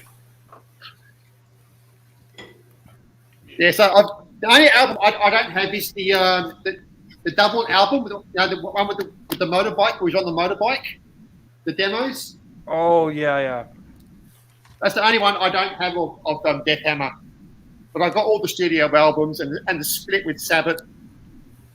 Yeah, they're pretty sick. I think I'm still missing because that was the first one I ever got. Oh, shit. There you go. Yeah, I still need to get that one. Which one's that, Nick? That's That one is Onward to The Pits. The Gate. The Gates, yes. That's a great Gates record. to the Pits. I My gotta get fucking it. the Pits. spine's Onward to the fucking Pits. folded on this one. Onward No, to it's the Pit. Pits. It's Pits. Yes. And then I got that one there. That's a good one, Evil too. Power. Yeah. Fuck yeah. And the Chained to Hell. This one, Yeah. this Oh, one ended yeah. up going to get pretty popular with a lot of underground fans. And then, of course, I Electric think this Warfare. is probably their best one. It It's is. good. It's really is. good. Evil Power is pretty fucking slick too, though. I really like that album. Yeah. You got the But yeah, debut. this was a banger. Yeah. You And got it the sounds like debut. it sounds like it came from fucking 85, which makes it even better. Oh, yep. It kind of reminded me of, a Vulture, I think, is a little bit cleaner, but kind of similar in that same vein, like a lot of classic speed metal, the high pitched vocals, but it still sounds like spooky and evil. Yeah. Yep. And fun. Like there's a fine level of camp to it, and it's like, yes, give me all that. Yeah. All the I love transparency. Volta too. Yeah, that it's a horror metal. Mm-hmm. All about slashers, Someone, except like, it's one of the goofy ones where it's like, yeah, these are all like serious except for maybe one song where he just murders people with a golf club or something. Like there was no machete available. Nick, you like Ram? Totally, man. Ram, I have one album by Ram. They're pretty good. Oh, yeah, I've got all their albums. Honestly, they're from Sweden, right? Yes, they are. Yeah. In terms of like Swedish, like classic trad metal, retro metal, In Solitude, I think was like the best fucking band. Oh, you're talking about Ram? Oh, Ram's freaking yeah. awesome. Ram's good. I like In Solitude was the one I fell in love with, though. In Solitude. Yeah, I love In Solitude. I've got their debut album, which is brilliant. Very King Diamond worship. The second one's, I think, possibly even better. I don't know. Those first two are super good, and then Sister, I think, is really good too. It's a little bit drearier. Yes. Like a little bit of like goth rock kind of crept in there, and spookied them up. Oh, what's that other one? Oh, Attic, the band Attic. Attic is good too. Yeah, King Diamond worship. Oh, yeah, they sound pretty like King Diamond. Portrait has a fair amount of King Diamond worship in there too. Yeah, but their last one, it's very different. It's not King Diamond anymore. It's more. They've gone their own style now. A little bit. I don't know that song Phantom Fathomer. Man, I got stuck in my head. It's a great fucking song. I think he gets up there and does some like King Diamond-ish vocals. Yeah. But I mean, it's mostly just like that kind of classic sort of heavy metal stomp to it. Like, and that's it's great stuff. Great stuff. Yeah, I think I got all of Portrait's albums. I've been a fan of. I got into them actually the same time as I got into In Solitude. In Solitude, I still like more. Well, I like it all. I like it all. To me, it's all good. Oh man, I think. Hey, Frederick, have you heard Sentil? Sentil. No. Oh, I'll send you a link sometime. For they're from Texas. They are. I was telling Nick about the tape that I want, and it comes with a razor blade drenched in the member's blood. Before he committed suicide. Septicemimesis is the cassette that I want. This is just, I mean, I don't know how to explain it other than letting you hear it. It is some of the most tortured, fucking bleak, funeral black fucking madness. It's up there with Silencer and stuff like that. Right. If you know who Silencer is, I'm sure you do. I've heard the name, but I haven't heard the music. You haven't heard Death Pierce Me? No. That is a DSBM staple.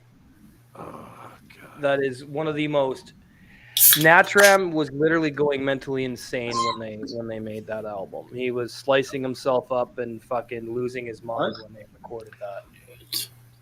Yeah, he was in a mental institution, I think. Yeah, right after that, he went into the Vagsjo psych ward in Sweden, and then he recorded Diagnose Lebensgefahr, which means risk of death. And it is the album's called Transformalin, and it's a dark ambient project, which is basically a journey through his entire mindscape, and it's fucking a 10 out of 10 is all I need to fucking say. Like, it's some of the most disturbing shit I've ever heard in my life, but it's fucking amazing stuff. Sentil is along the same lines as Silent.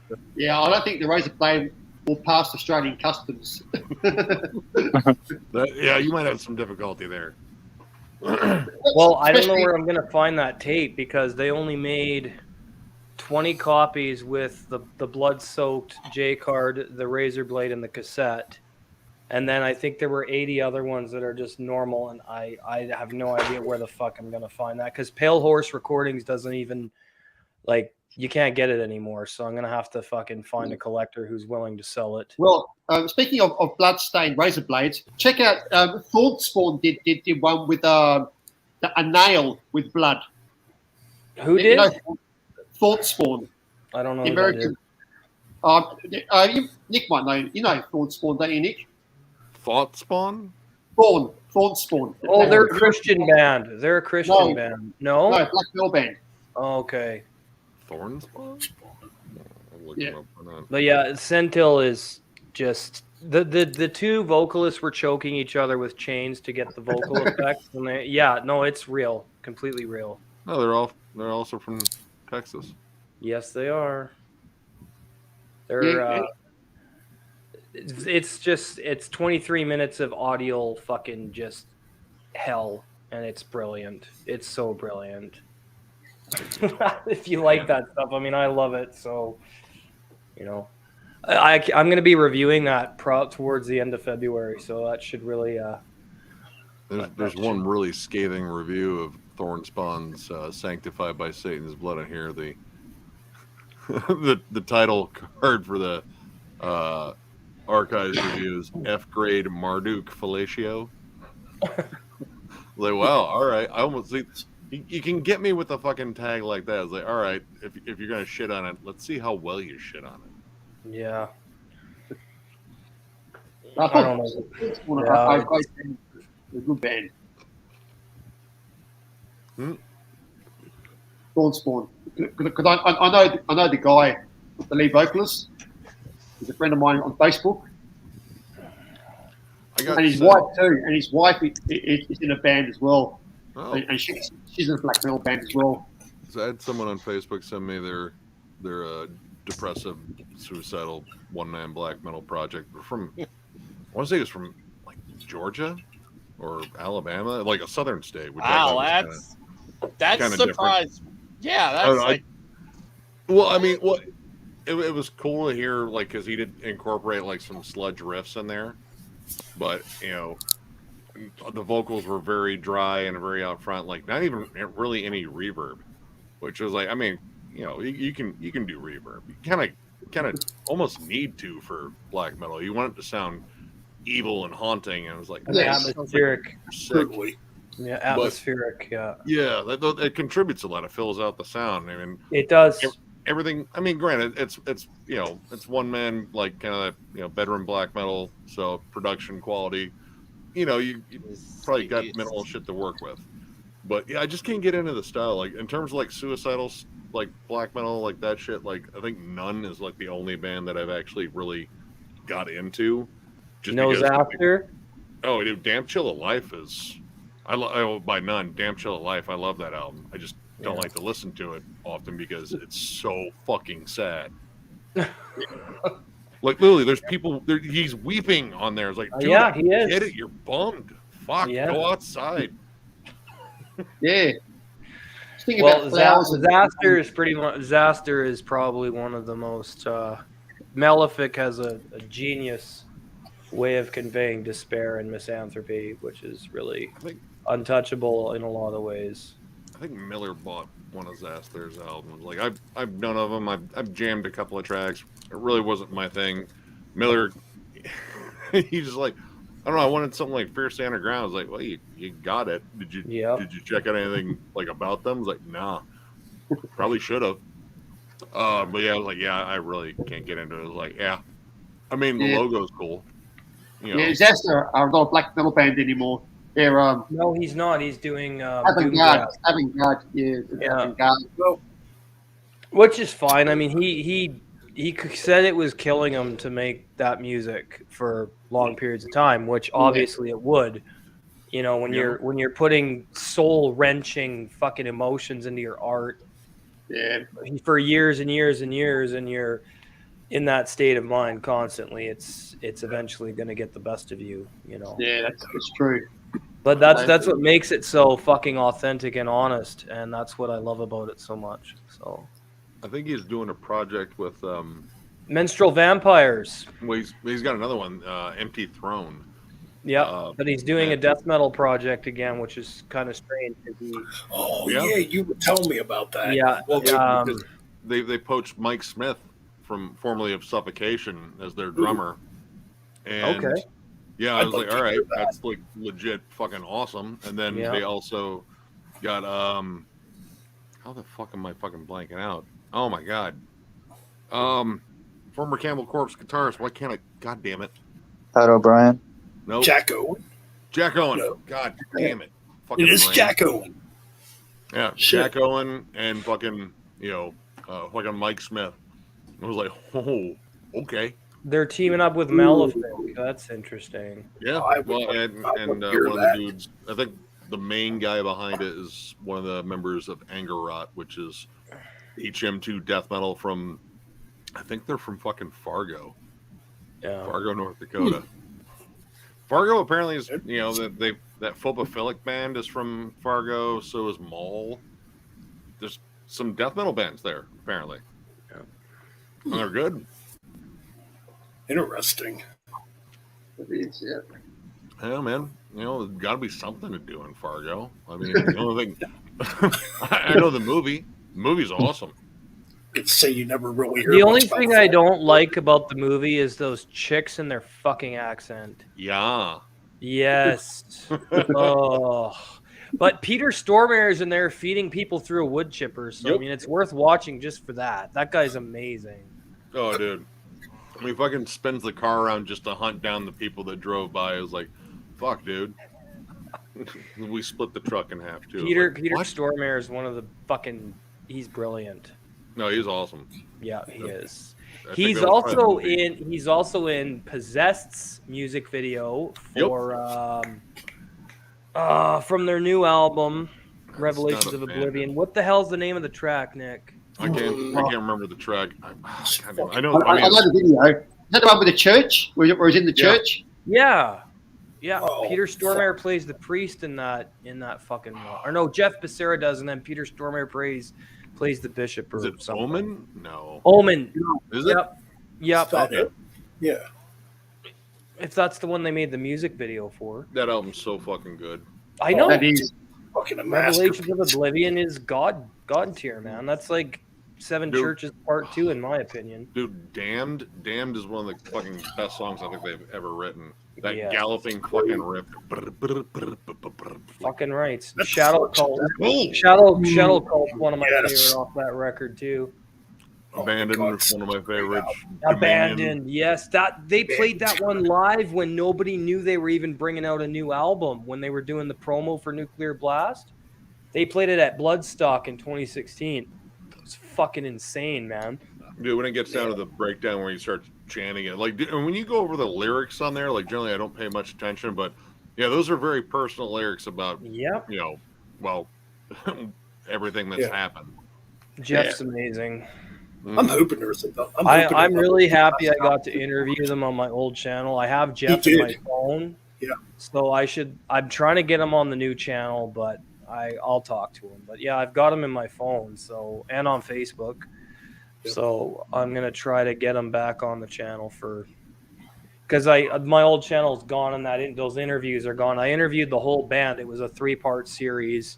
I interviewed remember Jeff, that. and then I interviewed I remember Daniel that.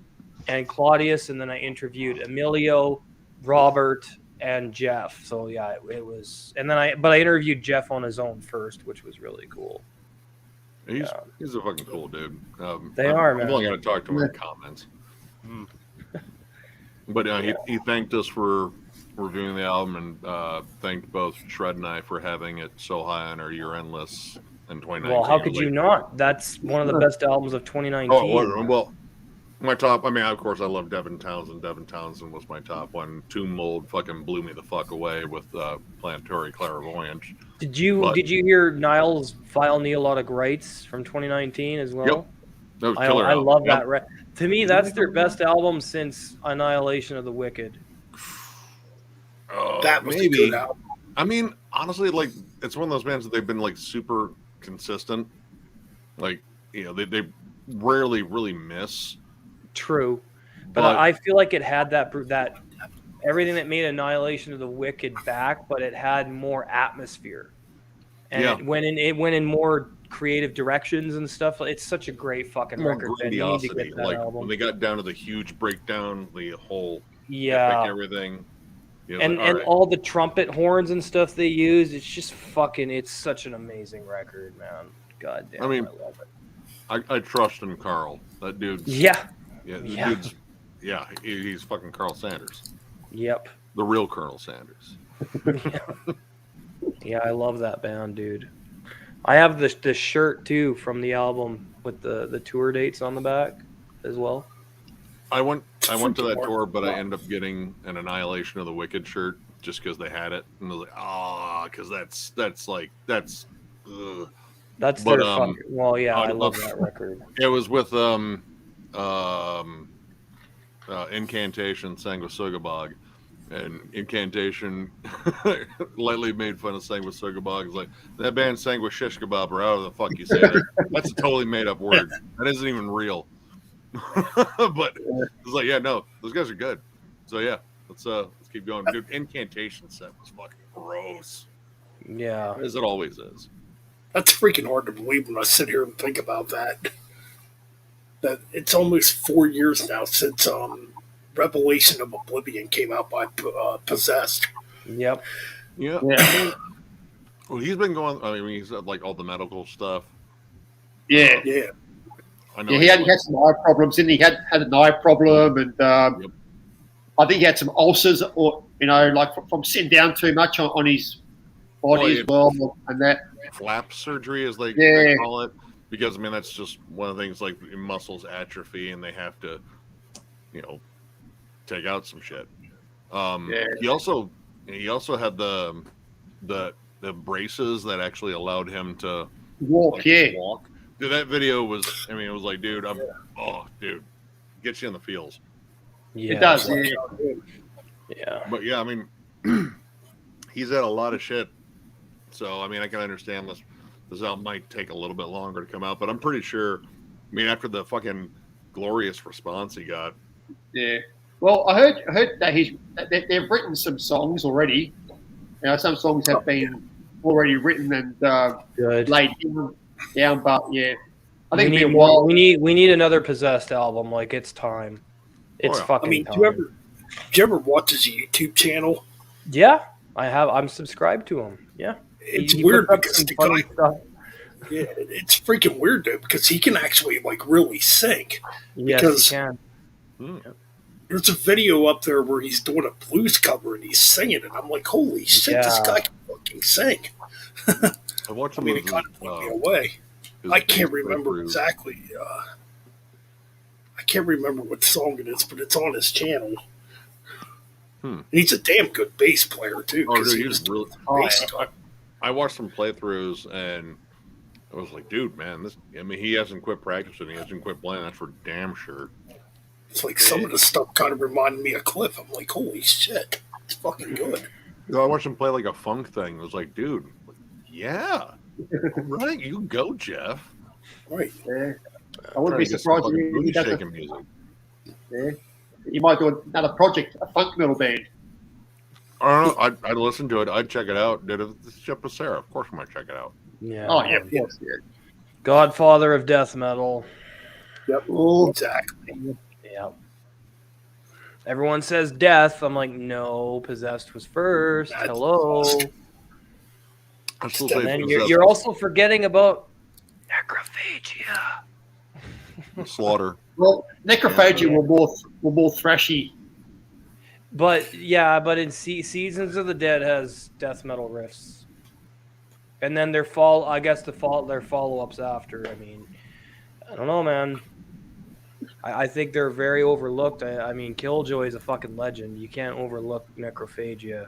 Yeah, Killjoy was first wave death metal. You can't overlook Necrophagia at all, and they do get overlooked, unfortunately. Yeah. It's very true. I mean, they're still hometown heroes here. Well, not hometown, home state at least. You're in Maryland, Nick? No, Necrophagia's from Ohio. Oh, you're in Ohio, right? No, I'm just okay. Yeah, Ohio. That's right. Yeah, they're from like southern Ohio near like West Virginia. Kind of close to the whole the Point Pleasant Mothman. The reason I thought you were from Maryland is because you're like, I'm going to Maryland Death Festival. Oh, no, that must not be far away. I'll fucking like that's an easy flight. That's about an hour from fucking Detroit. I just got to not have a fucking panic attack. You don't like flying? I hate flying. I have to do it fucking twice this year. Well, I mean 4 times because I got to go back. But yeah, I got to go. doing family vacay down in Florida, which is always fun. You know, kids are growing up. My oldest nephew's got an interest for music now, and he's gone to some metal shows, and it's like, yeah, this is really fun. He loves Ghost. I know, like the kind of divisive opinion there, but that's a good gateway band because Sure. like, yeah, a lot of these It's elements just a- we're going to hear in later music. Yep. So I got him for his birthday this year. Unfortunately, the Cynic Traced and Air arrived late, but that's going to They be. just announced the tour with Monomar too. So. Yeah, I saw that. I was like, man, they're getting back on the road already. I don't like either of those bands myself. No, no, you don't. But I got him Black Sabbath, Master of Nope. Reality. Got him the Sword, Warp Riders. If you're gonna talk, oh sorry, Nick. Oh no, well I got there's two more too. I got what was shit? Sword, Warp Riders, Black Sabbath. Heavy metal. Oh yeah, Municipal Waste, The Art of Partying. Nice. I told him, I was like, dude, don't repeat the fucking lyrics on Born to Party. No, I was gonna say if you're gonna talk Viking metal, Bathory, that's all you need to say. Unleashed, to a degree. Yes, sorry, Unleashed. Thank you. Well, Thank you. There comes a point where some of the lyrics get so dumb I can't even fucking listen to them. You should get him into this as well. Get him into this Municipal Waste. Dude, Your Cut Off is like one of my favorite. That was like one of the best fucking music videos. And Oh this yeah, one here. I put That one's Municipal amazing. Waste in a top 15 I did from some year. I can't remember which one, but yeah, they're in there somewhere. Dude, they are so much fucking fun live. They're like one of my favorite live bands to see is Municipal Waste because like their fan base knows what they're about. Yeah. The last time I saw them, God, who was it with? It was with Crowbar. So yeah, it was kind of an interesting pairing. Like, Crowbar was actually opening up. They were on before Municipal Waste, but fucking Kurt comes on, fucking riff lord that he is, absolutely just crushes. And then it's like, all right, guys, I hope your insurance is paid up because Municipal Waste is on next. And literally, as soon as Municipal Waste was ready to go, they played one riff. Some dude fucking took a tall boy and spiked it in the pit, like, let's fucking rage. And then it just exploded. It was just a whirlwind of fucking bodies. You know who would be a good opener for Municipal Waste? Cro-Mags. Cro-Mags and Municipal Waste. I go see that.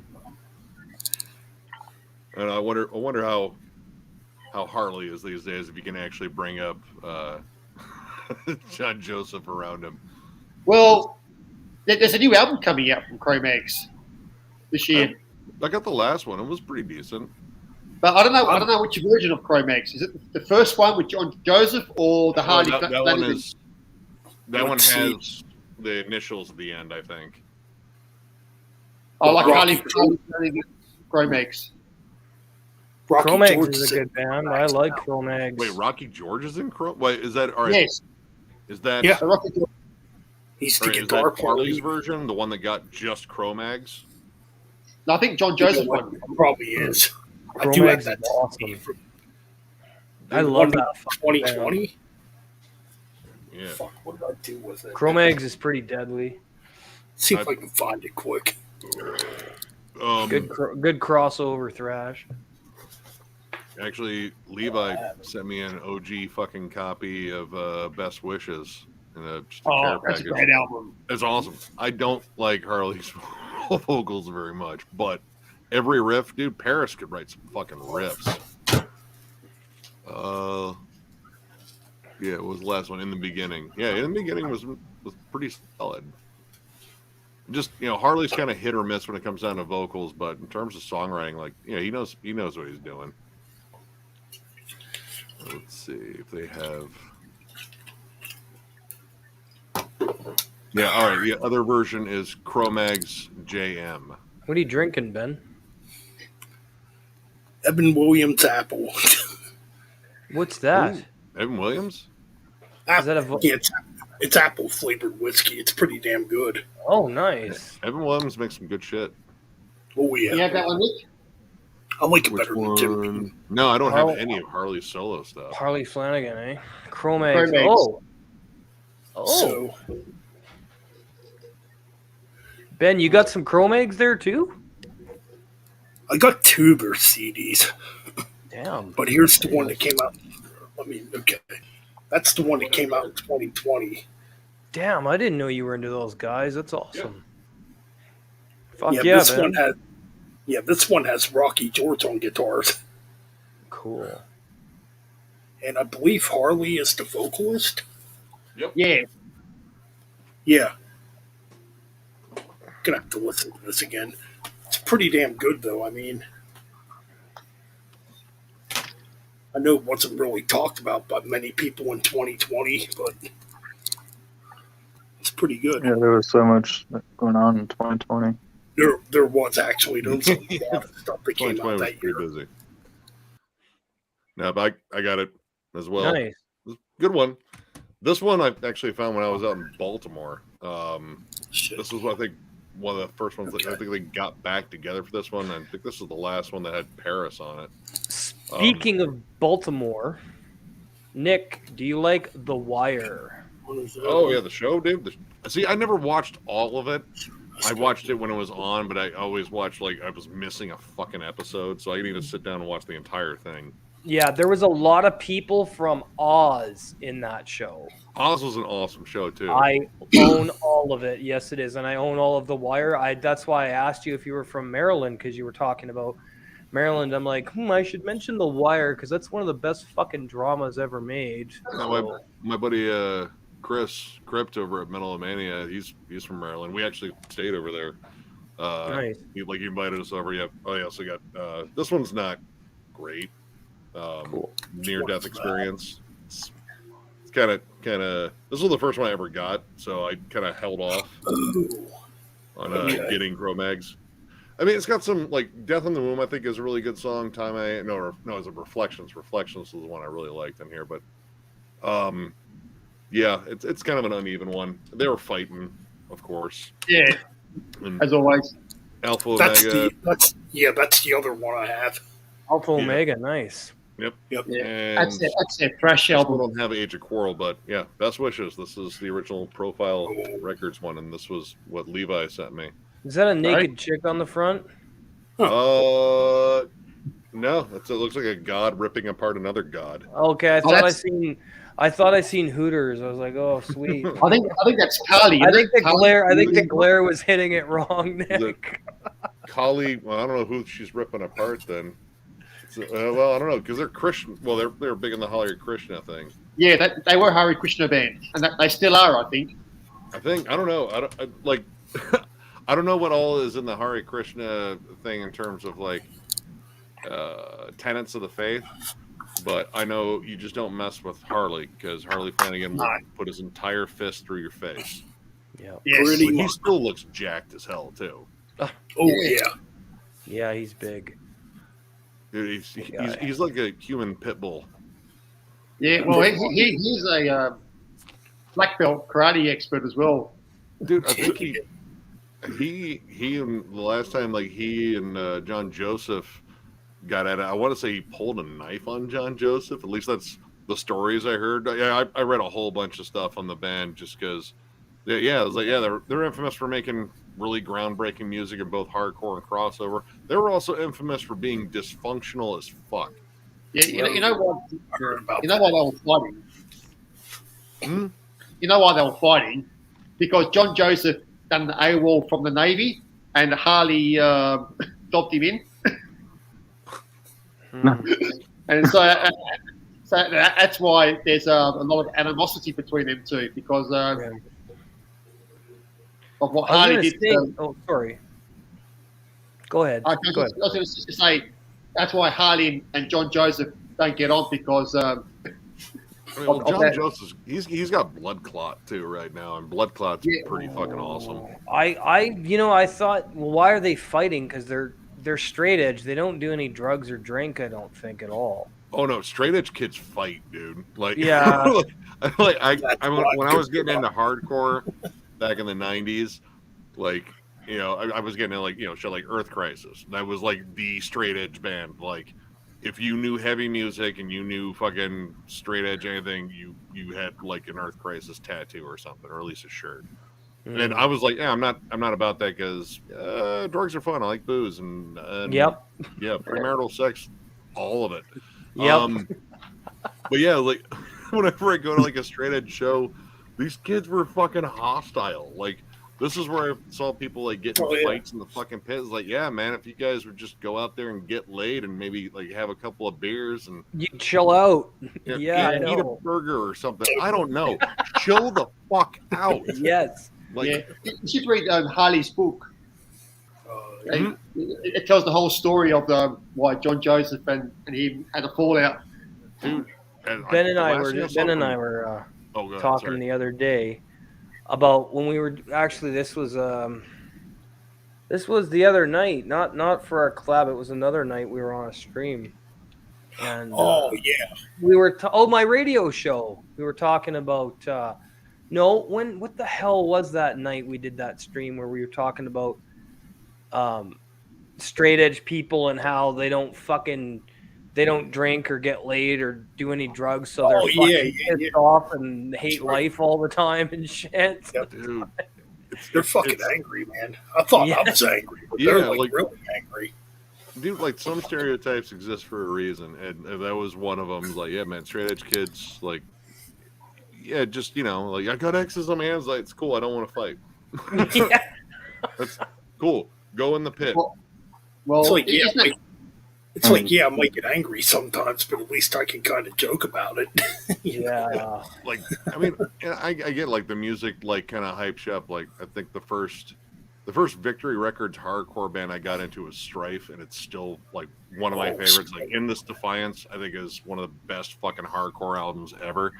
But yeah, they were straight edge, and yeah, it was like, man, dude, like, like I never got to see them live, but I got to see straight edge bands live here in Toledo because we had like some hardcore bands. But yeah, dude, they're just pissed off all the time. So that's because you're choosing to do stuff that will, like it could be fun. You won't know because you've adopted this thing, and I don't know. You might grow out of it. I don't know. Go fight someone. Leave me alone. I'm gonna kick your fucking ass, motherfucker. Go jerk off and chill out for fuck's sake. I'm sure they another band that was like that was Life of Agony as well. Who? Life of Agony early on. I think because after a while they kind of just embraced the rock star thing. Because Life of Agony's roots are in the New York hardcore scene. Yeah.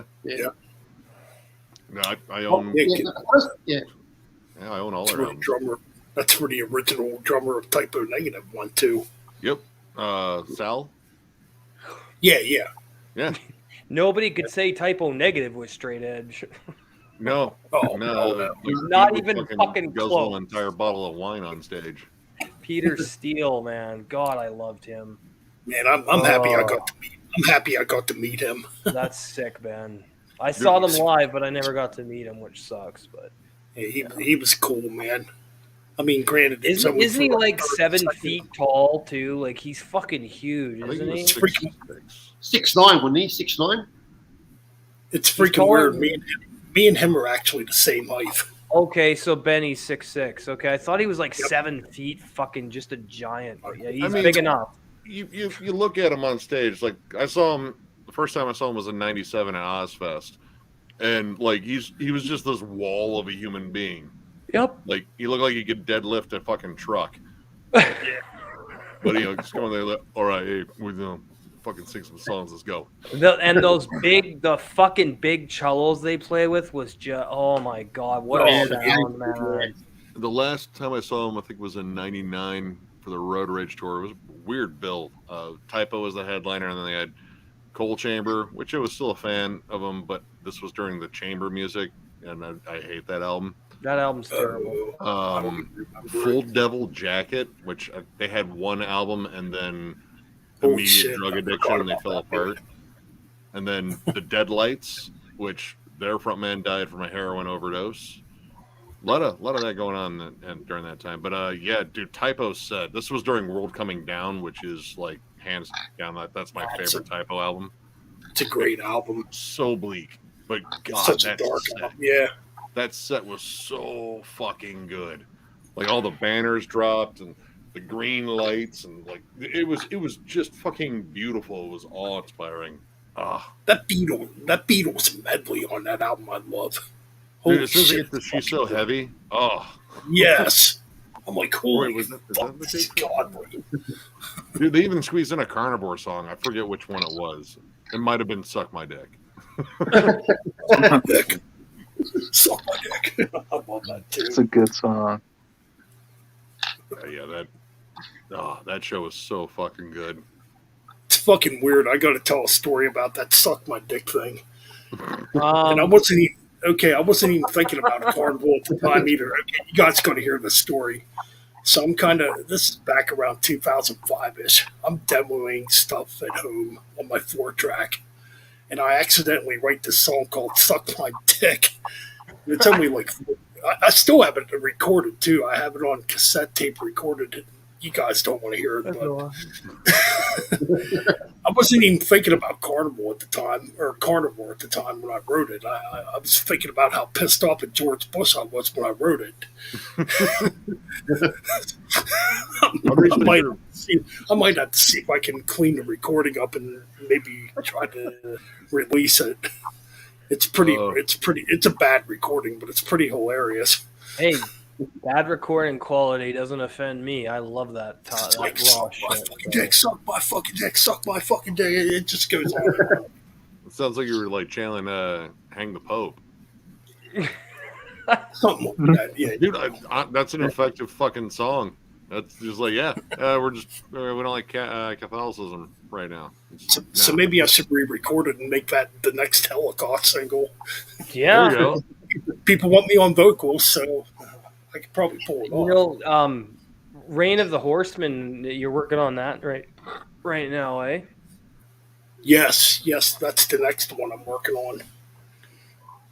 What a name for an album. I thought that was brilliant. I do got a couple tracks recorded already. Fuck yeah. I mean, when I heard Raging Lightning, I was like, that's why I bought it right away. Like, yeah, vocals would make it cool, but Ben, you're so talented. I don't know. The music just speaks to me on its own. Instrumental stuff can stay on its own. I like the instrumental thrash sometimes just fucking hits the spot because man, on riffs. I always get riffs. Yeah, dude. If you do CDs, man, hit me up with one, man. I'll totally throw it in the collection. Me too. I told you I'm going to buy one from you, Ben. That's like 1,000 views right there potentially. Yep. I did sign up with CD Baby. I don't know if you guys have ever heard of that. To get some CDs pressed, and plus it'll copyright my music. Good. Yeah, let me know. Actually, let me know when they're on sale, and I'll fucking. Yeah, me too. I'm hoping by April I can get something pressed. It might not be a lot at first, but probably like 100 copies. I'm thinking. Probably when I get back from Denver, then, because I gotta make sure I have money for that. Because Jesus. But damn, now you're giving me ideas to re-record "Suck My Dick" that I wrote. And it's only like 40 seconds long. Oh, so it's an SOD song, is it? SOD meets MOD. Well, pretty much. SOD's a great fucking band. That was one we wanted to do when Ren was still with us in terms of like being on the channel, but it ended up just being a Miller and I thing. But it was fun. Like, yeah, I love going over this shit. I mean, even the second album's all right. But speak of the devil. But yeah, speak English or die, though. Are you gonna bring back the metal games, Nick? Because that was awesome. Maybe. I've been trying to think about how we'd actually do that because no one wants to play me in anything trivia oriented. Nobody wants to what? No one wants to play me in anything trivia oriented because I crush at trivia, and that it would have to be something else. But yeah, I still have. What was the name of that candy you ate that was horrific? Durian. Is it nasty? It was like a gasoline-soaked onion. Oh. Yeah, it was worse when because like I did it. I didn't have to eat it, but I did it just out of I'll be a sport and try it. And it smells really bad too, doesn't it? Yeah. Well, the fruit itself is huge, And Right. you're not allowed to transport it in public transportation where it grows, which I think it's mostly Southeast Asia. Right. Yeah. Because it's fumey. Like it's fumey like gasoline, and it has like once you It's crack like it vomit. open, it's It feels like vomit. yeah, it starts to smell like rotting something, Oh. Yeah. and it has a consistency like like custard on the inside. Yuck. Oh. It's yeah, like if you've ever seen like jackfruit, Yeah, I know what jackfruit Yeah. is. Yeah. that's Yeah. their same family. Luckily, jackfruit apparently isn't the fucking stinky bastard of the family. Yeah. Yeah, they're Well, same size though, except bigger Yeah. spikes on the outside. Like if they Yeah, drop well- from the tree and land on So you, it now I imagine it has that consistency and smell to keep predators away. Would be is it the defense mechanism of the No, plant no, or like it's a delicacy. Like people like it. yeah. Yeah, Yeah. Malaysia, like well, it's near my area, around my area, like Papua New Guinea, Malaysia, Indonesia. But you're in It's- Australia, aren't you? Oh, Yeah, they but- get that stuff there. Australian. Yeah, Yeah. I don't know if you can actually get flat out durian here in the States. I don't know. Like, No, it's, no, yeah, you well, that's can't. probably for the best because that shit stinks. You know what would really make? Oh my God! Do you know what surströmming is? Oh, I do. Unfortunately, I was about to bring that up. Yeah. I That shit- I don't know how anybody can eat that fermented herring in a can. It's fucking. Oh my God! It's illegal to transport. Well, it's vile. It is vile. Shit. That one. Well, unfortunately, John is ichthyophobic. He's afraid of fish. So Really? Really? yeah, no, he won't even get in the ocean or a lake Who or anything is? like that. But I told him, I was like, dude, if you eat it, that's asserting dominance. One of your Um, friends is deathly afraid of fish. Yep. Yeah, John. Dude, Jam like, John.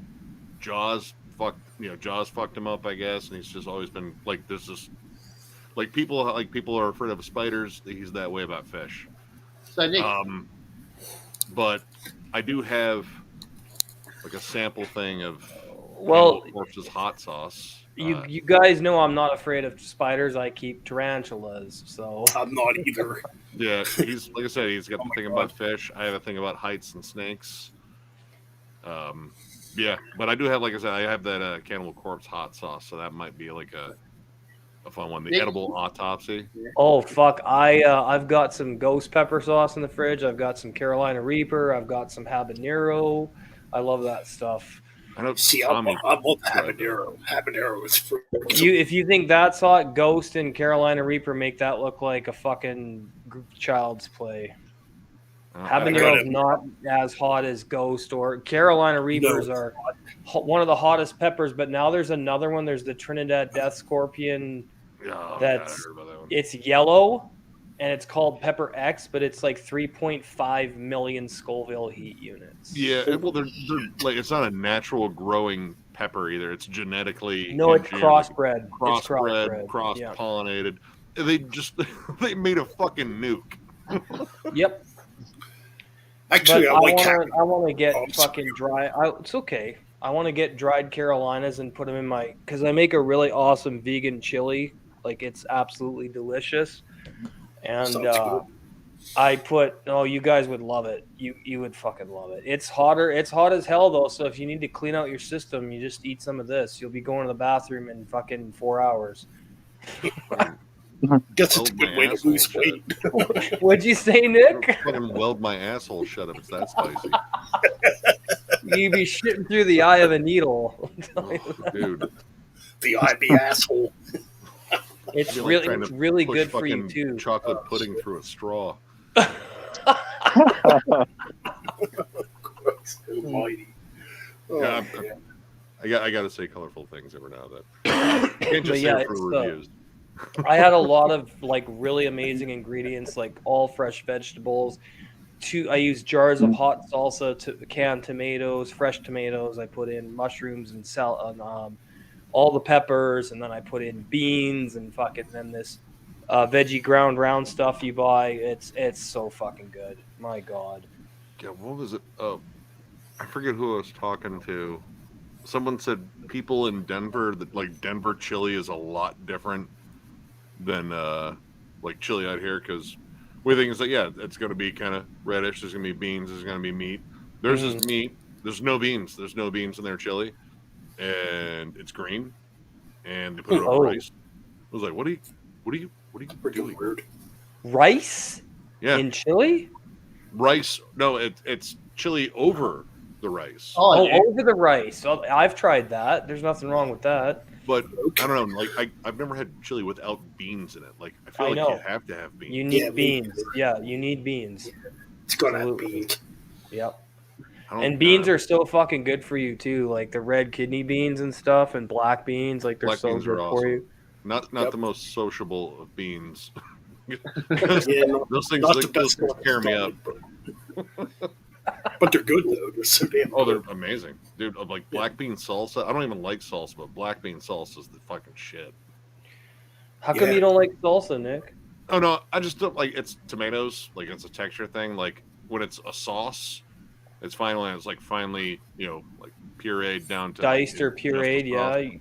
Yeah. Diced tomatoes.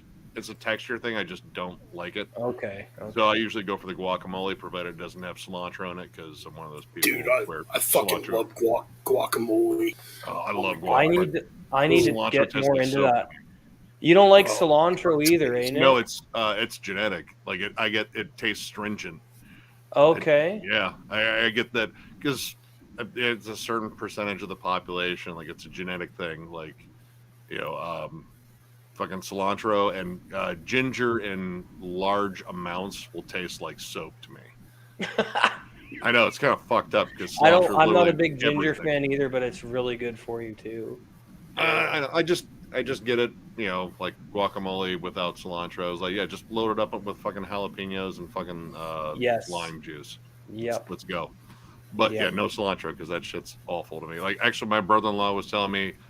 Mangoes, which I fucking love mangoes. They're delicious. So good. They taste like fucking soap to him. They taste like soap to him. Yeah, I was like, maybe that's a weird genetic thing too. I don't know.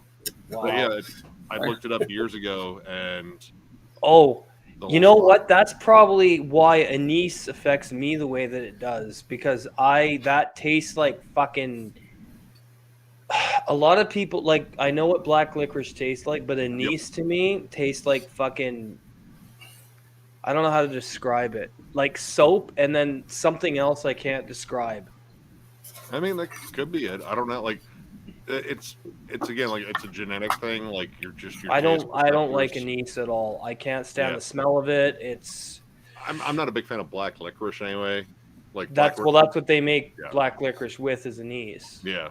I call it anise. I love black licorice. I know you were drinking Jaeger the other night, you fucking lunatic. Oh, yeah. I'm like, Jesus Christ, man. Dude, I can't. Dude, didn't drink the whole bottle, so. Dude, like all the fucking concerts I went to, I was like, oh man, Jägermeister presents. Like, dude, fuck your booze. Your booze is trash. I don't Give me like tequila. it at all. Now, if someone made me a black tooth grin, where you drop the Coke, you make it with Coke, and then you drop a shot of whiskey in it, and then I could probably do that. Yeah, there you go. Because the whiskey would help to balance out the anise. But I mean, I hate Coke; it's fucking poison. But the whiskey would balance. I mean, I will drink Coke if I have to mix it with something I don't really want to drink, but. Jaeger Bomb, Black Tooth Grin. I'd probably try that out because that was Dime's favorite drink. Yep. No, we used to do a Dime party. It was actually I want to say it was my buddy Bailey's idea that he kept going for a while, and he'd have he went. I think he had a house out in like the country. We'd just fucking get absolutely ripped. Listen to Pantera all day. God, yes. Grill out. Actually, my buddy would make like slow fucking smoked pork butts. Like, oh my god, it was good. But Blacktooth Grins like all night. Those things are fun to vomit back up. Fun to vomit back up. Doesn't sound like a good time. I mean, you cross that bridge eventually. It's like, I'm having a great time. I think I'm doing good. and then you throw up, and they're like, "All right, puke and rally, let's go." Yeah. Round 2. Yeah. But, yeah, no, that was the thing. I haven't done that in fucking forever. My favorite cocktails are Caesars. That's what I love drinking. I just generally I don't do mixed drinks very often. Like it's just not a thing.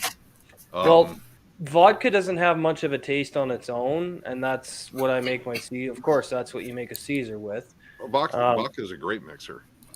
It is, and the only difference between a Caesar and a Bloody Mary is one has Clamato and one has tomato juice. That's the only difference. And what's now I don't know if a lot of people would do it. I've made Caesars with gin, and it actually tastes pretty fucking good. I hate gin. I despise gin. It tastes like I fucking love gin. Pine Sol. You got to get the right gin. You have to get the right gin. It's all wrong. I love gin so much. Oh, dude. Like vodka is a mixer. You know what? You'd probably like, since you like fruit, you'd probably like Singapore slings. You take gin, cherry brandy, Cointreau, or you can use Angostura orange bitters, pineapple juice, lime juice, club soda, and you mix all that together. Shake it up. Don't shake it with your club soda in. You pour it into a fucking a highball glass. Add in your club soda. Garnish it with an orange wedge. Fucking delicious drink. Oh, that's a lot of steps for a drink though. Like, yeah, but but a bottle of tequila it's open fucking... it and keep filling this little glass, and then slowly working my way towards needing bail money. Yeah, but I mean, if you want to get into like the mixology of a Singapore, it's a fucking amazing cocktail. I love making those fucking things. The only mixed drink that I think I made on my own was improvised. Went down to Florida for my buddy's wedding and like essentially their honeymoon. Like we all just kind of went down as a group of friends, and we had like this nice little fucking timeshare fucking thing down in Sarasota.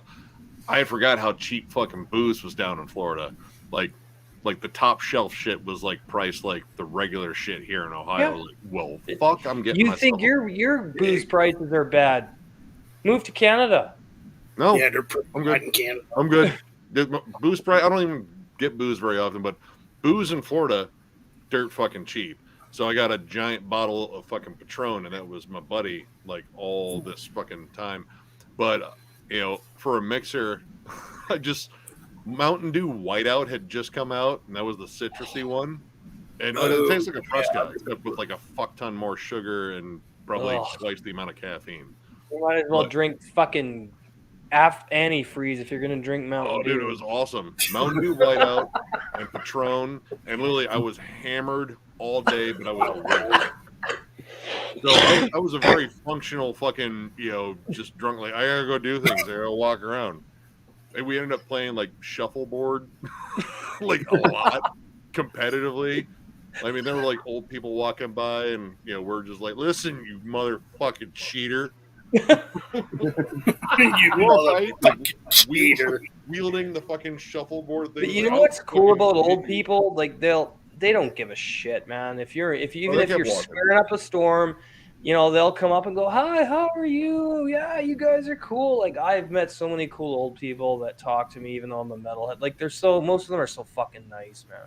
There's a lot of cool old people. Yeah, I agree. Yeah, man. That whole area was really cool. Like there was a place down the street that had alligator fritters. Like you just get a whole bunch of like chopped up deep fried alligator. It was delicious. Deep fried alligator. Oh, dude, I mean that's full on Florida right there. What else do they have? Some banging fucking clam chowder. Like, holy shit, this stuff was good. Yeah. But yeah, I mean, the food was awesome down there. The drinks were cheap. I had a great time.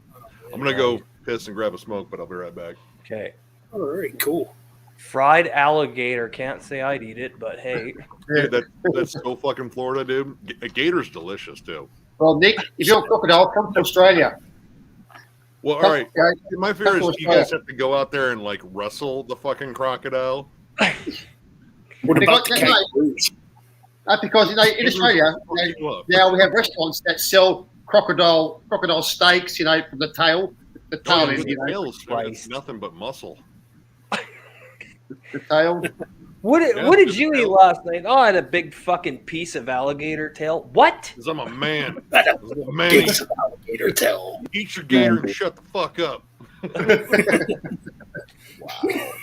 Pretty much. Oh, yeah, like, Fred, have you ever seen, well, you're in Australia, I'm really fascinated with all the arachnids that you have down there. Oh yeah, we've got like daddy long legs. You probably got daddy long legs over in Canada. And I know the big huntsmans are harmless. They don't hurt anybody. No, we've got we've got the trapdoor spider.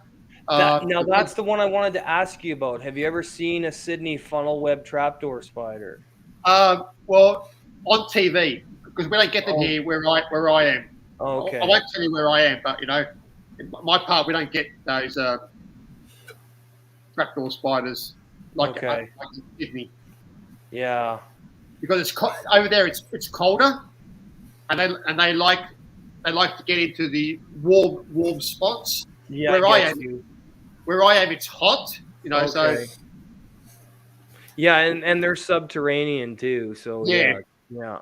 Yeah, we've got tarantulas here as well. I know, lots of cool tarantulas. Yeah, like the Goliath bird eater, which is like this fucking big. Well, no, you're thinking of the Amazons, where they're like that big. Yeah, that's the Theraphosa blondi and the Theraphosa. I know the whole genus. Yeah, they're as big as a fucking dinner plate, man. They're awesome. Yeah, huge, and they taste wonderful. You fry them up. I wouldn't eat a fucking tarantula. I'd keep them as a pet, bro. Oh, yeah, totally. Why would you want to eat them? Yeah, man. Well, in most countries, they're a delicacy. Like scorpions. You deep fry scorpion. It's supposed to taste like chicken. I'm pretty much a vegetarian though, man. So that's why. But yeah, no. I'd like to get a Theraphosa, but the problem with keeping that species you need a big tank. You need like a 80-gallon tank. Yeah. Yeah. And they're really bad for hair kicking, but they're not really. They're pretty docile for, like, they're not very defensive. They're a little skittish, but they're not very defensive. Yeah. Yeah. But it all depends on the spider, because every tarantula is unique. There are certain species of tarantula that are supposed to be really docile, but some of them are very defensive. Yeah. But the big guys, the Theraphosa, they're pretty chill from what I've seen. So. Yeah, well, the only one I've seen is like I watch animal documentaries, and I saw one on spiders, and they showed the bird-eating spider, how fucking huge it was. It was just it looks so you're thinking, oh, I wonder what that tastes like, because in South America, the tribes eat them, I know. They catch them. Yeah. And I don't have an issue with that. I love animals, so I don't. It's not always. I love animals too. Oh yeah, man, totally. But no, I was wondering, what it would taste like, Yeah, I mean, flavor would be like. What's cool though is like the Sydney funnel web is one of the most aggressive spiders in the world. Oh yeah. But there's a guy named Dave's Little Beasties, and he's from the UK, and he's got all these like rare spiders and tarantulas, but he's got all these rare like funnel web spiders and stuff, and he's really good with his spiders. He loves them and he's really good with them, and he always says that they get a bad rap because most of them would rather run and hide than attack you. Oh yeah, that's true. So as long as you're not like poking at them and cornering them and stuff, I don't think they would hurt you too much. Like here in Australia, back in the old days, we used to have toilets outside in the 70s. Yeah, people would get bit. Yeah, with redbacks, because the redbacks would hide in the toilets. Yeah. And then when you go in the toilets, they'll bite your ass. But they're only defending themselves because they're seeing this big hairy ass come at you. That's right. Yeah. Yeah. And the thing is, black widows aren't really that. I mean, they're not. They're poisonous, but they're not lethal like everybody thinks. Like, you'd have to get bit a number of times before it would kill you.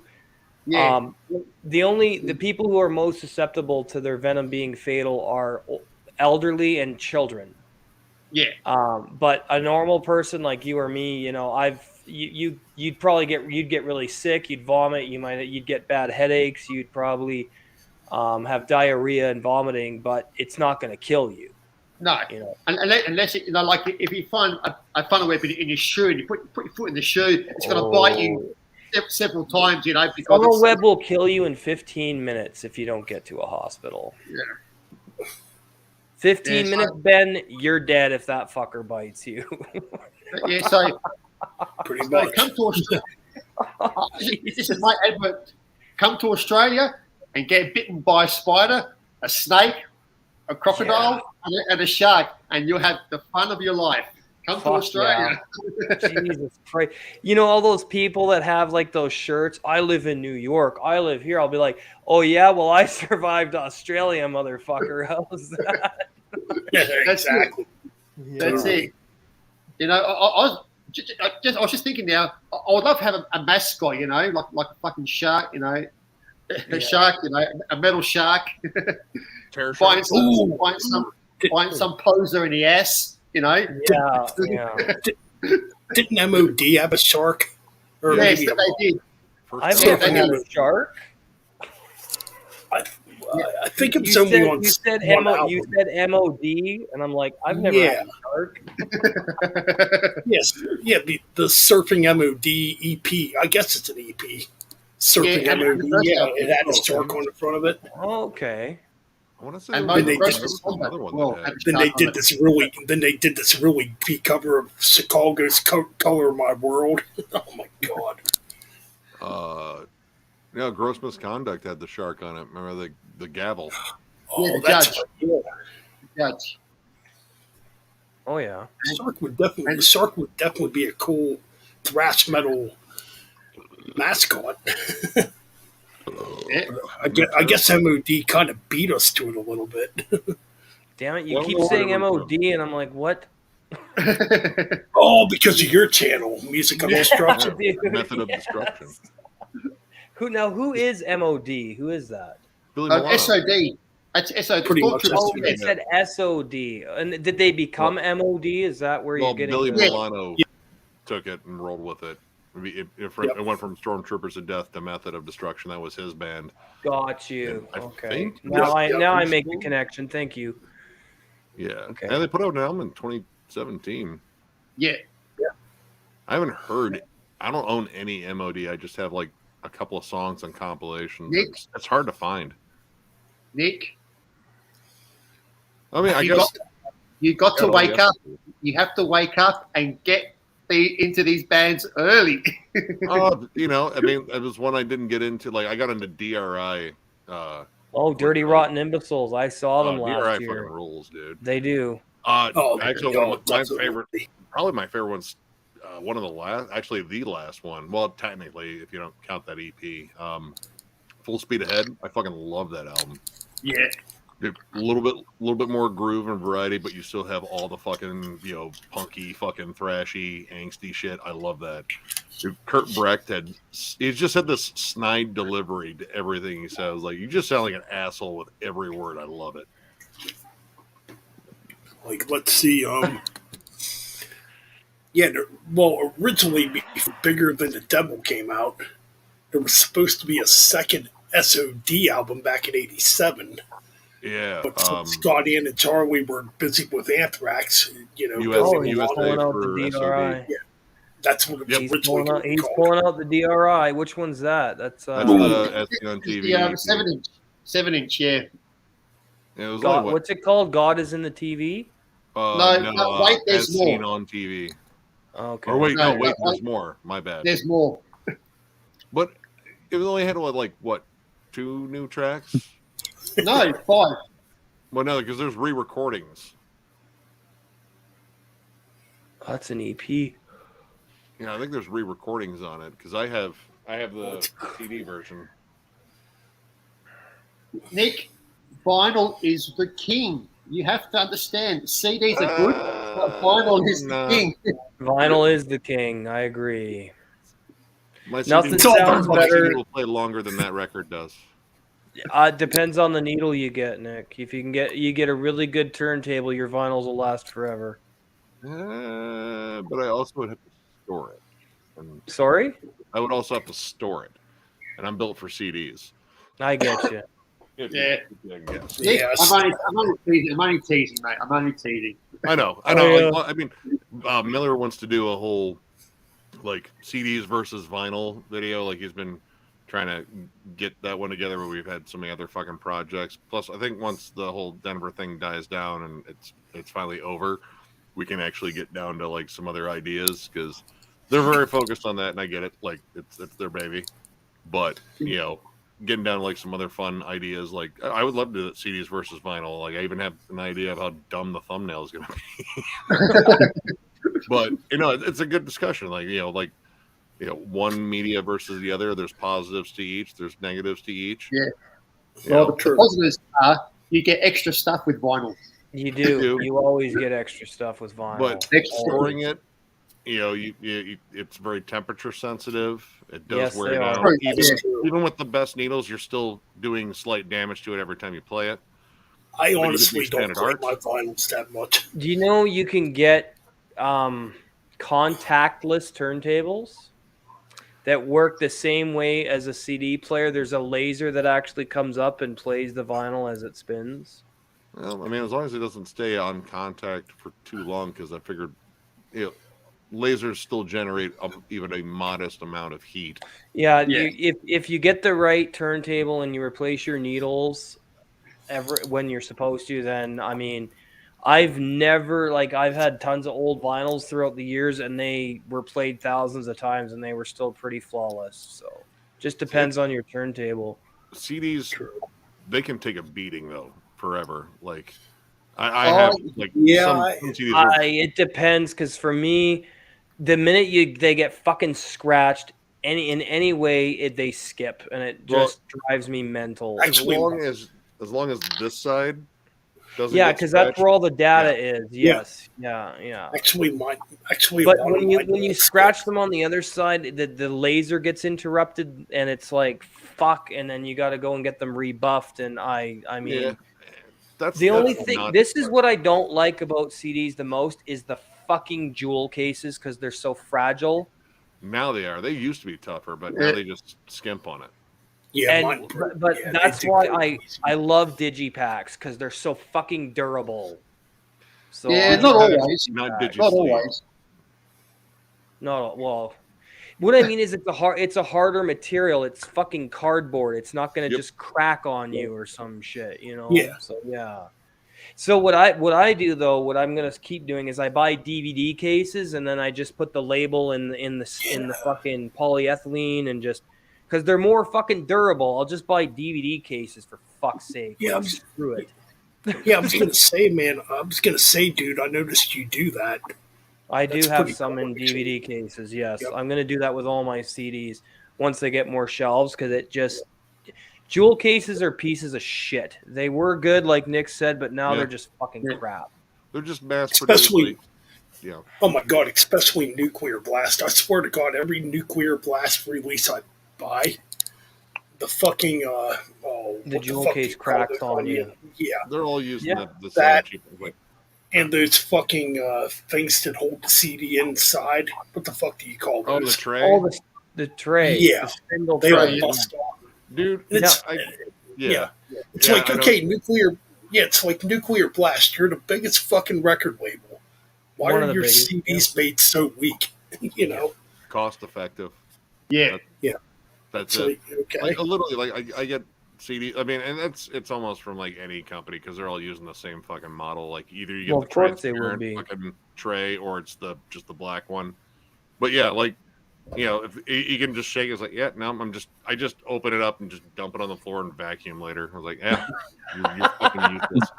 Pretty much. I have like a box and a half of just extra jewel cases in case some fucking break. Yeah, I got some too. I think the DVD case is a good idea. Just buy a bunch of those. It's actually a really good idea. Those are measured out just for CDs. Right. You'd have to expand your shelves, but yeah. Yeah, I mean, the only long box I got too is like. And the only shitty thing is you can't make the end labels for the side that faces out because I just put the artwork in both sides, front and back, and then I just fucking stack them, and I'm like, I'll just pull them out and look for something to play, and like whatever. Yeah, we're beyond that here. I need organization, otherwise I'll never fucking find anything. Oh god, yeah, I gotta organize my shit a little better. It's like everywhere, dude. Alphabetized in chronological order, like that's how I do it. I can't bring myself to alphabetize, man. I'm like, fuck, just put it in the shelf and just leave it. Like, look when you want to play something. I just look and I'm like, hey, where's this? Fucking Jesus Christ! And the vinyls I have on, it's easy, like on my ledge here, which is cool. So like the vinyls are easy to find. But I have to get a proper turntable because I used to have one of those 3-in-1 music centers you can buy from fucking Walmart. And I only played a couple of my vinyls like 2 or 3 times, and I noticed that the turntable was wobbling, and I'm like, okay, no, I'm not playing anything on this. And then I gave it to my niece because it's a radio and a CD player. And you can record to CDs. It's one of those 3-in-1 music centers where you can record vinyl and tape to CD. So I gave it to my niece. But I have to get a good turntable now. Totally. For sure. Yeah. Those are hard to find too. There's Wyatt. I was like, where the fuck's Wyatt at? he never says anything. He's not talking. No, he doesn't Wyatt talk. talks too much. Do you need a cracker, Wyatt? I'm fine. I'm just kidding, man. He's in mute. Anyway, yeah, like you can get good turntables for about $500. That's what I want to spend on one. Get a really good one for $500, and it'll be pretty much flawless if I take care of it, which I do. I got a really awesome double tape deck too.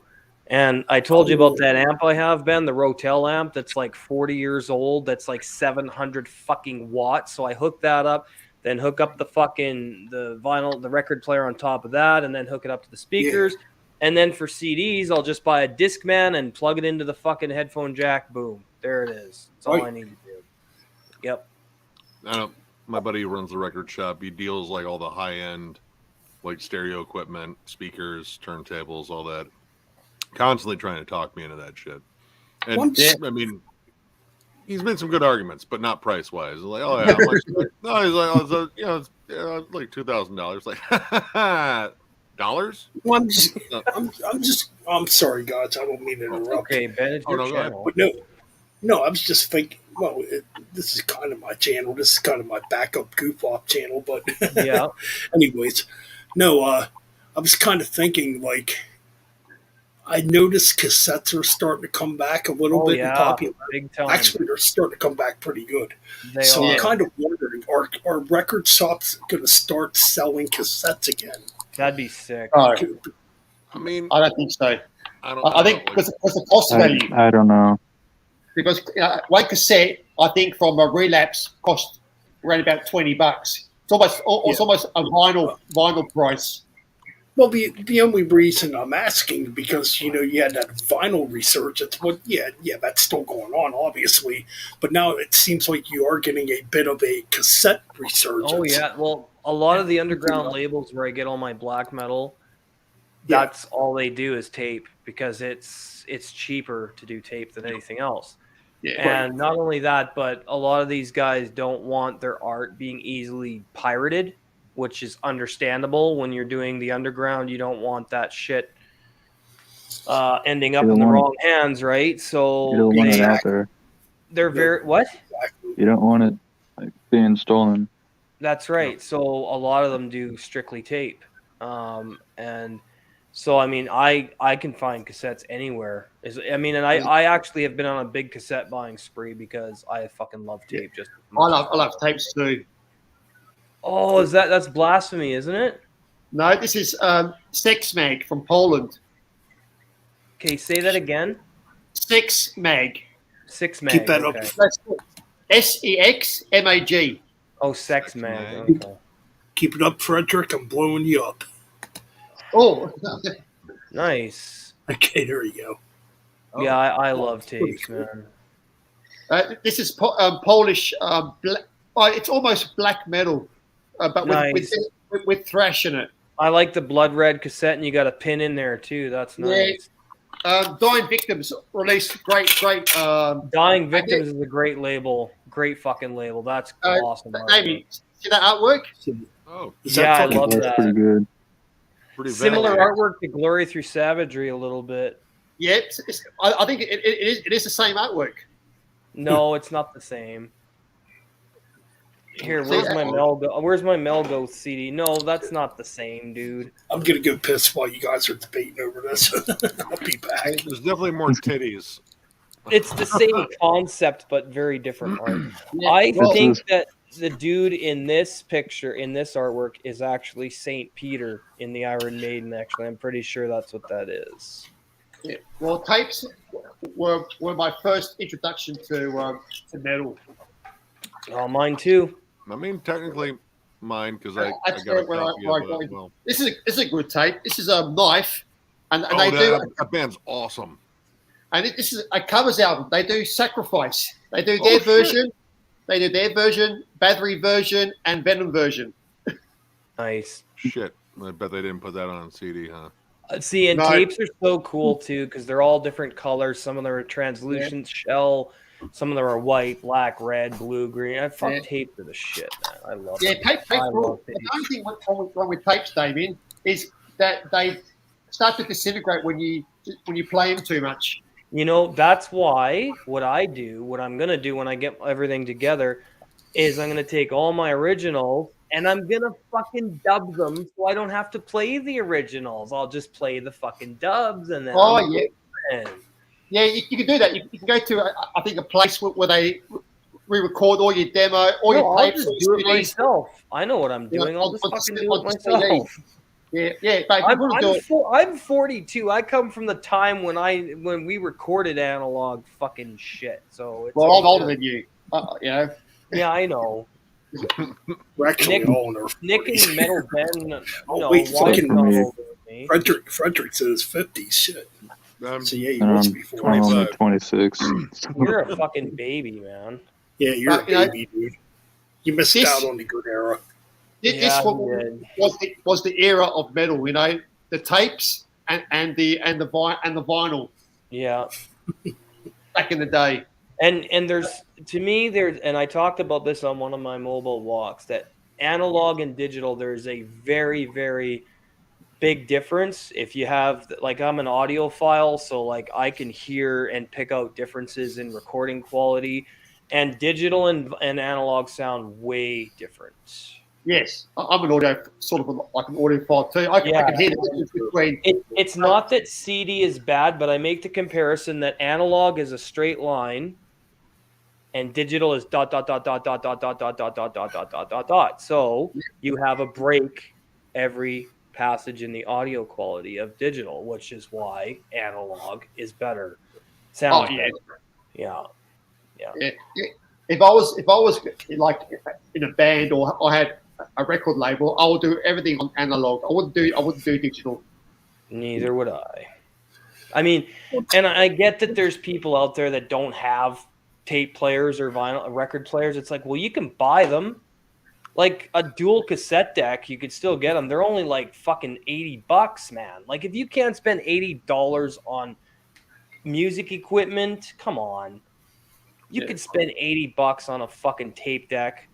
Go to, and get yourself a good amp, get yourself a fucking turntable and get some speakers, which obviously I'm going to do, but Okay, Nick. I don't know. I guess it's different when you grow up around all that and you see all the appreciation for the everything that goes into setting all that up. You see you know all the experiences you had going to the music stores and not knowing anything about any fucking band. You just went in there and you were looking through stuff. Hey, this looks fucking cool. I'm gonna go check this out.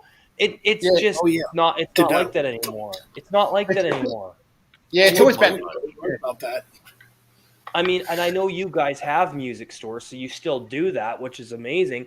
There is not one fucking music store in my city. Man. I know. So I have to buy everything online, which is fine. I'd rather support the labels directly and the artists directly, which I do. unless I can't get it from the label or the artist, then I have to go to eBay, because if there's something I really fucking want to own physically, I'll go to eBay. I don't give a shit. So. Yeah, well, I'm like that too. I have record shops, but I like to go online too, because sometimes your record shop doesn't carry the stuff that you want, because it's like independent. You know what though, Fred? I think there's a gap in the appreciation factor between when we all fucking grew up than now. Like it's like night and I agree. day. Yeah. I think that speaks volumes about, to me, like I talk about this all the time, what it means to be real as a metalhead, the connection to the music and everything about it, and really immersing yourself in it. And now it's like the TikTok generation of metal. And that's why so many of these new bands just fucking suck, and they have the same production value and they have the same fucking sound, and you can't tell one band from the other. And I mean, that's why I complain about it all the time, because back when we were growing up, every fucking band sounded different. It didn't matter if it was death metal or thrash metal or black metal. They all fucking sounded different. They all had their own sound, because they all produced their albums differently. They had different studios. They had different mixing people that mixed everything. And it just, it's such a good time. Yeah, that was just the best time. Oh, well, I mean, it's the same thing. It's with trends and cycles. Like when something catches on, everyone else wants to do it. Like that's how Scott Burns got pegged as the fucking death metal guy, because he makes some solid fucking albums, and now like we want to all sound like that. Yeah, and, I know. That's natural. Like you have the leaders. Andy Sneap. Look at Andy Sneap. Yeah, every album doesn't change the fucking settings on any of his mixes. No, that's true. It's all Yeah, sounds the same style, the same sort of Yeah. Although the last Judas Priest album is pretty good, I thought. I mean, That's why I love the Mayhem patch. No fun, no core, no mosh, no trends. It's got a picture of Scott Burns with a cancel sign, because that's what black metal was pissed off about. That's exactly what they were pissed off about. Yeah. So, especially Euronymous, because he hated the what he thought was going to happen to death metal and black metal. He wanted to keep it underground and raw and brutal, then when he died, that all went up to Schitt's Creek, and everybody went. The problem I have with Euronymous is, yes, he had the right idea, but a lot of it was theatrical. He wasn't as real as Varg or the rest of them, for sure. And he played this archetype of this black metal godfather, but he didn't really have much extremity to him, other than when he was in Mayhem, right? So it's hard to say. I wasn't there. I don't know them personally, but from the stories I've heard Varg tell about him, he was a complete pussy in a lot of ways. But then you hear Necrobutcher talk about Euronymous and Dead, and I love Dead. He'll always be my favorite black metal vocalist. Yeah. But, I don't think Euronymous was as big of a poser as Varg's making him out to be. Maybe he just didn't want to do as many extreme things. However, I do, like I said, I really appreciate what Norway stands for and what they stood for with extreme music. And that fucking documentary, Until the Light Takes Us, is one of the best documentaries I ever seen on Norwegian black metal. And the seriousness of all those guys, it's there. I mean, except for Above. Yeah, but I don't like Immortal anyway. I love Immortal. Immortal was one of my early loves in terms of black metal. But now, I get it. Like, it almost took like the whole punk ethos. Like, all right, this is the establishment. Fuck the establishment. We're going to do something different. And sometimes you had some absolutely classic stuff in there too that sounded really good. But sometimes you got something just like, well, we're going so hard line on this side that we need to make it sound absolutely horrible. And that's where like the raw side of black metal kind of loses me. But like you can still be raw and well produced. And with anything that becomes remotely popular, there becomes a sea of people that want that sound. Like that's pretty much just how human nature works. So yeah, like Black. Yeah, Rabbit but being then popular, yeah. at that point you're losing everything that makes you unique when you're catering to what people want you to do rather than what you started making metal for in the first place. And I think that's where a lot of my complaints come from. That's where a lot of my elitism mentality comes from. Is it's like, look, it's supposed to be this way and only this way, and fuck everything else. Because I love the raw, the better for me, because I really have to be in tune with it. And there's a band called Vasav that I played on my radio show from. I don't even know where they're from, but their album's called "The Maelstrom of Adversarial Clairvoyance," and it's some of the most it's like some of the most inhospitable, hostile raw black metal I've ever heard. But you could still hear everything.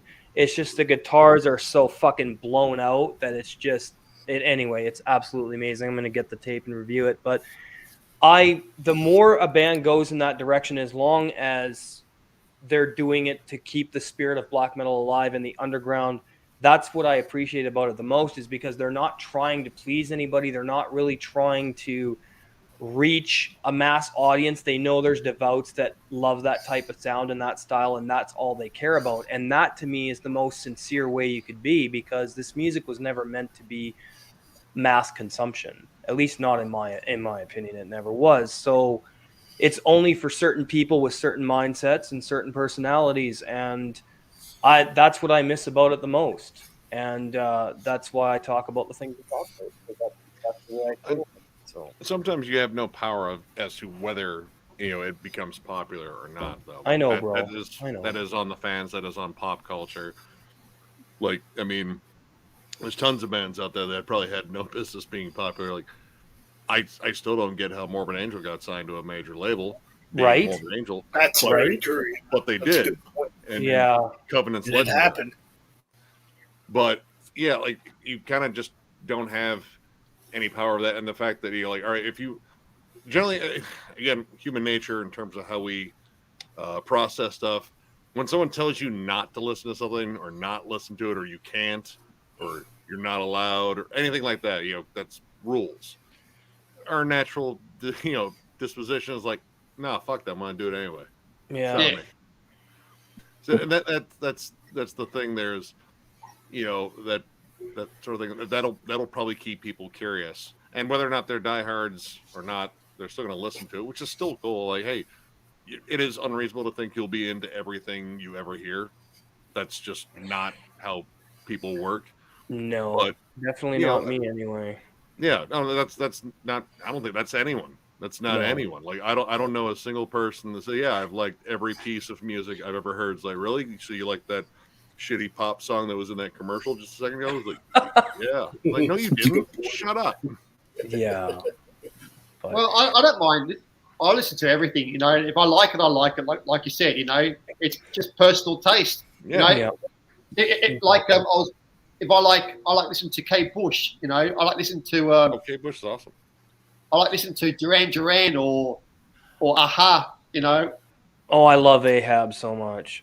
No, not Ahab. Aha. Aha. Oh, Aha. Sorry. It's hard to understand you, Fred. I'm sorry, buddy. You're Australian. I got to get used to your accent, man. I'm sorry. Sorry, I can't understand you, Damien. It's your Canadian accent. I can't understand you. I know you can't understand me, asshole. I went to an antique store. It's kind of like a giant flea market. Just because they had cheap CDs there, I ended up walking out of there with a copy of the Talking Heads, their last album. Talking Heads, you said, Nick? Oh, Talking Heads rule. It's a good fucking band. Dude, David Byrne, I think, Did you say Shocking Heads or Talking Heads? Talking. Okay. Yeah, True Story is their last album. The one with Wild Wild Life on it. Oh, I've never. Now, is Talking Heads a punk band or is that a metal band? New wave. So kind of like 80s music. Poppy. Yeah. The Buggles. Who's the band that wrote fucking Blue Monday originally? Oh, New Order. New Order. So it's along that line type stuff. Okay. Less gothy, more quirky, like Burning Down the House. That's Burning Down the House. That's Talking Heads. That's a great song. I love that song. Psycho Killer. Yeah, good song. I like New Order, man. That fucking record was just Oh, dude, I so love Joy good. Division too. There's I a got Dire lot of great Straits, music from the era. Dire Straits, the Brothers in Arms. I love Yes. Dire Ooh. Straits. Dire Straits. Grew up The with that. Police. The And, Police, dude, the yeah, Police were man. awesome. Police are good. See, And now what we're was the other talking one I about liked classic with? rock. Sorry, Nick. Oh, yeah, man. Genesis, Duke. Yes, Genesis is great with Phil Collins. Fuck Yep. yeah. Yeah, Yeah, 1981. I mean, it's got Misunderstanding on it. It's got, I mean, like probably one of my favorite songs by them. God damn it, Turn It On Again. That song is instantly infectious. Yes. Yep. Good stuff. But yeah, like that comes from just what my mom played for me and what I got into in the MTV generation. Like those early MTV memories still stick in me. Like seeing like a Me Peter too. Gabriel video for the first Yeah, time. that's man. That's the stuff I grew up on too. I mean, Yeah. we're all around the same age too. I mean, so we MTV definitely was grew up in great. that era. MTV was great in the 90s, man. Like fuck was it awesome in the 90s. Oh, You- you because back in- you back in had the you had you had the Watching well, these yeah, the 80s, but you had in the 90s you had the punk show, which and in Canada the punk show came on Thursday nights. Then you had the Friday night, they had the hardcore stuff, Headbangers Ball, which did play metal, but they also played a lot of fucking punk and hardcore on there too. But Loud and Headbangers Ball, I was like, that's where I really that's where I discovered so many fucking bands was on Headbangers Ball. Yeah. God, White Zombie. God, who else did I see on there? They were, like towards the end, before Alternative Nation kind of took over, like they were playing stuff by Helmet. Helmet's a good band. Meantime, Quicksand. oh, what a great album! Milk Toast. That's a great. Yeah, dude, Milk Toast. Dude, in the meantime, though, that song, in the meantime, Helmet's such a great band too. Like, oh, I love Helmet. Like, yeah, dude. Those first 3 albums. Well, Yeah, EP good and then stuff. 2 albums. They were on the Crow soundtrack. Yep, Milk Toast. Yeah, man. Yep. They were on the Jerky Boys soundtrack with the cover of Symptom of the Universe too. They actually were in the movie. Do you know a band called My Life with Thrill Kill Cult, Nick? I own a bunch of their albums. There you go. So. Yeah. No, it did, dude. After the Flesh was what got me the song on the Crow soundtrack. Yeah, dude. What a band. Yeah, what was it?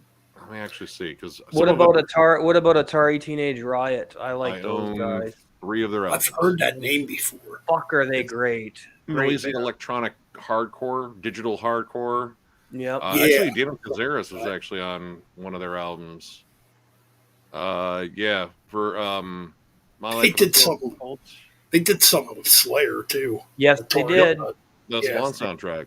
Yeah, I have Confessions of a Knife, Crime for All Seasons, Cooler Than Jesus, and Sexplosion. Nice. That's all the shit I have for My Life. And then Atari Teenage Riot. God, I don't know if I have the debut.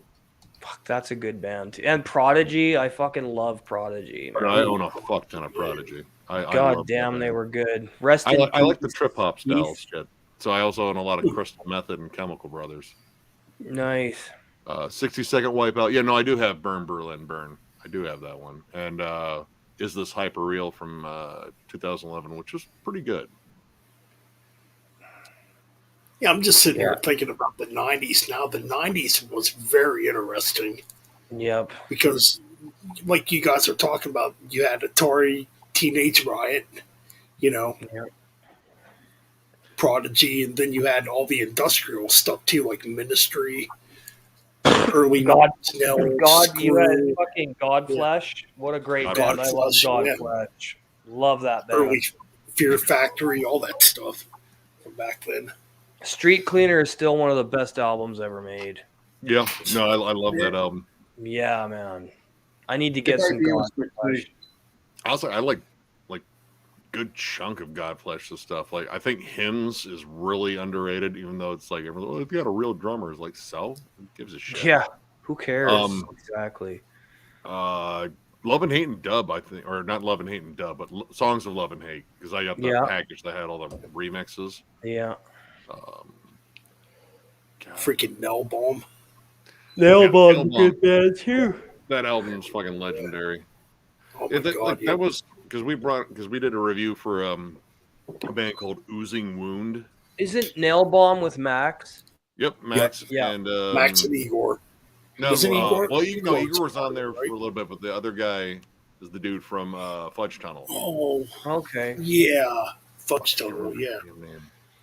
Fuck. Newton? No. Newton? Not Newton. Fuck. Hold on. Broderick, isn't it? Nick Broderick. Broderick. No, that's Godflesh. We're talking about Alex Newport.